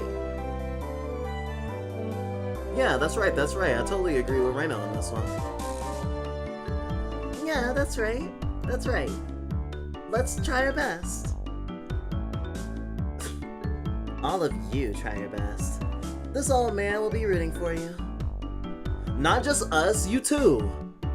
You should be preparing for exams, shouldn't you? Your future is bleak with grades like this. Fine, just fine. If I get stuck, then I'll just mooch off Kei-chan as he works forever. What do you mean by work forever? What do you mean? Hey, you're too loud! Be quiet during self-study. The teacher yelled at all three of us. It was completely our own fault. Sadako saw it and chortled haughtily. I stuck out my tongue at her in response. It was just as Mion says. The school has nothing to do with higher education. But it makes up for that by having lots of valuable things other schools don't.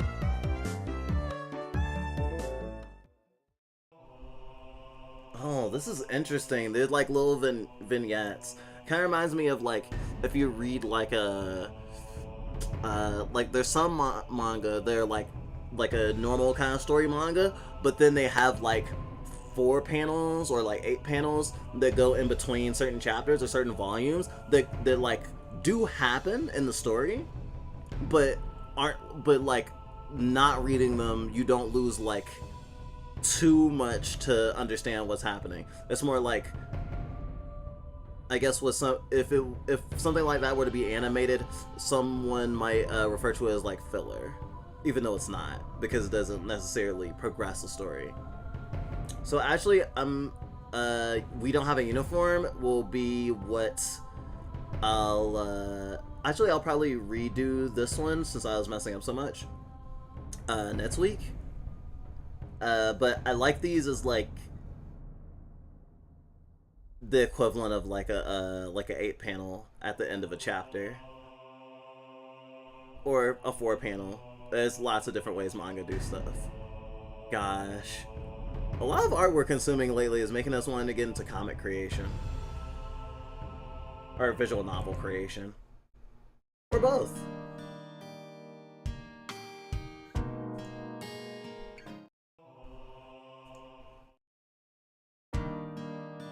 I wonder if those are called tips because there's something that there's information given in them, but not in a straightforward way. I don't know why I did that twice, just in case viewing the tips counts as something, like puts up a flag.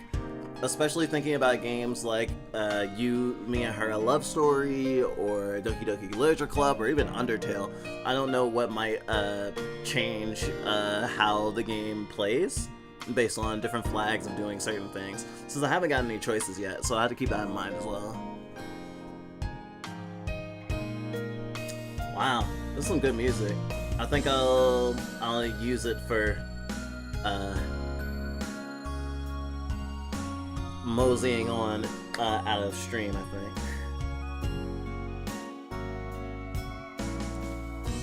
That is to say, I am going to end. I know it's only been 7 hours, but here we are.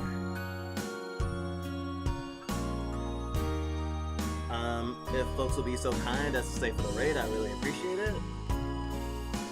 As soon as I figure out what the raid will be, or who the raid will be of.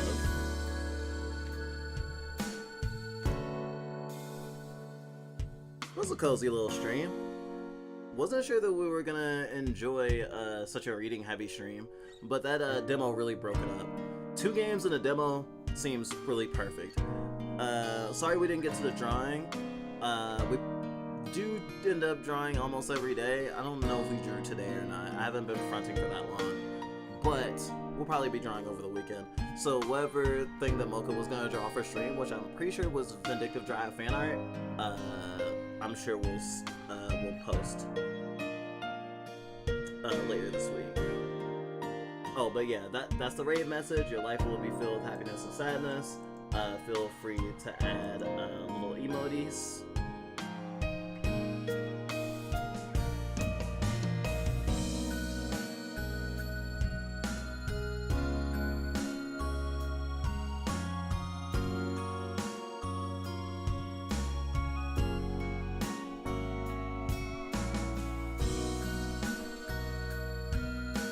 I think I will raid. Oh, Fiskaful is doing like perler bead art of Pokemon, and that looks fucking sick as hell. So we're gonna go for that. Remember, everybody, your life will be filled with happiness and sadness, and that's okay. You're very welcome. It was a great time. I loved it. I wasn't sure that I was actually gonna enjoy playing this, and I wasn't sure if I was gonna like see it as a chore, considering like we do like playing a lot of fidgety games too, and there wasn't a lot of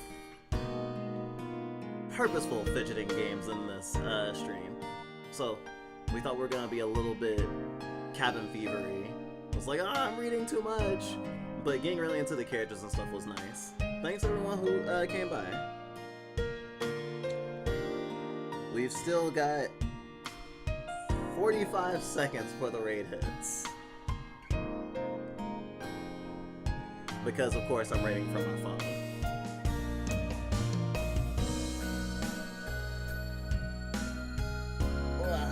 But have a good night. Hope you sleep tight and have a great weekend. Fuck, our butt hurts. Like, for real. Shit.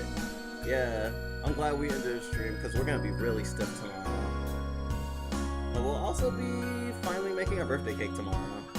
Yum. Alright, see you later, alligators and non-alligators alike. This was Fluff Bite. Hope your dreams come true.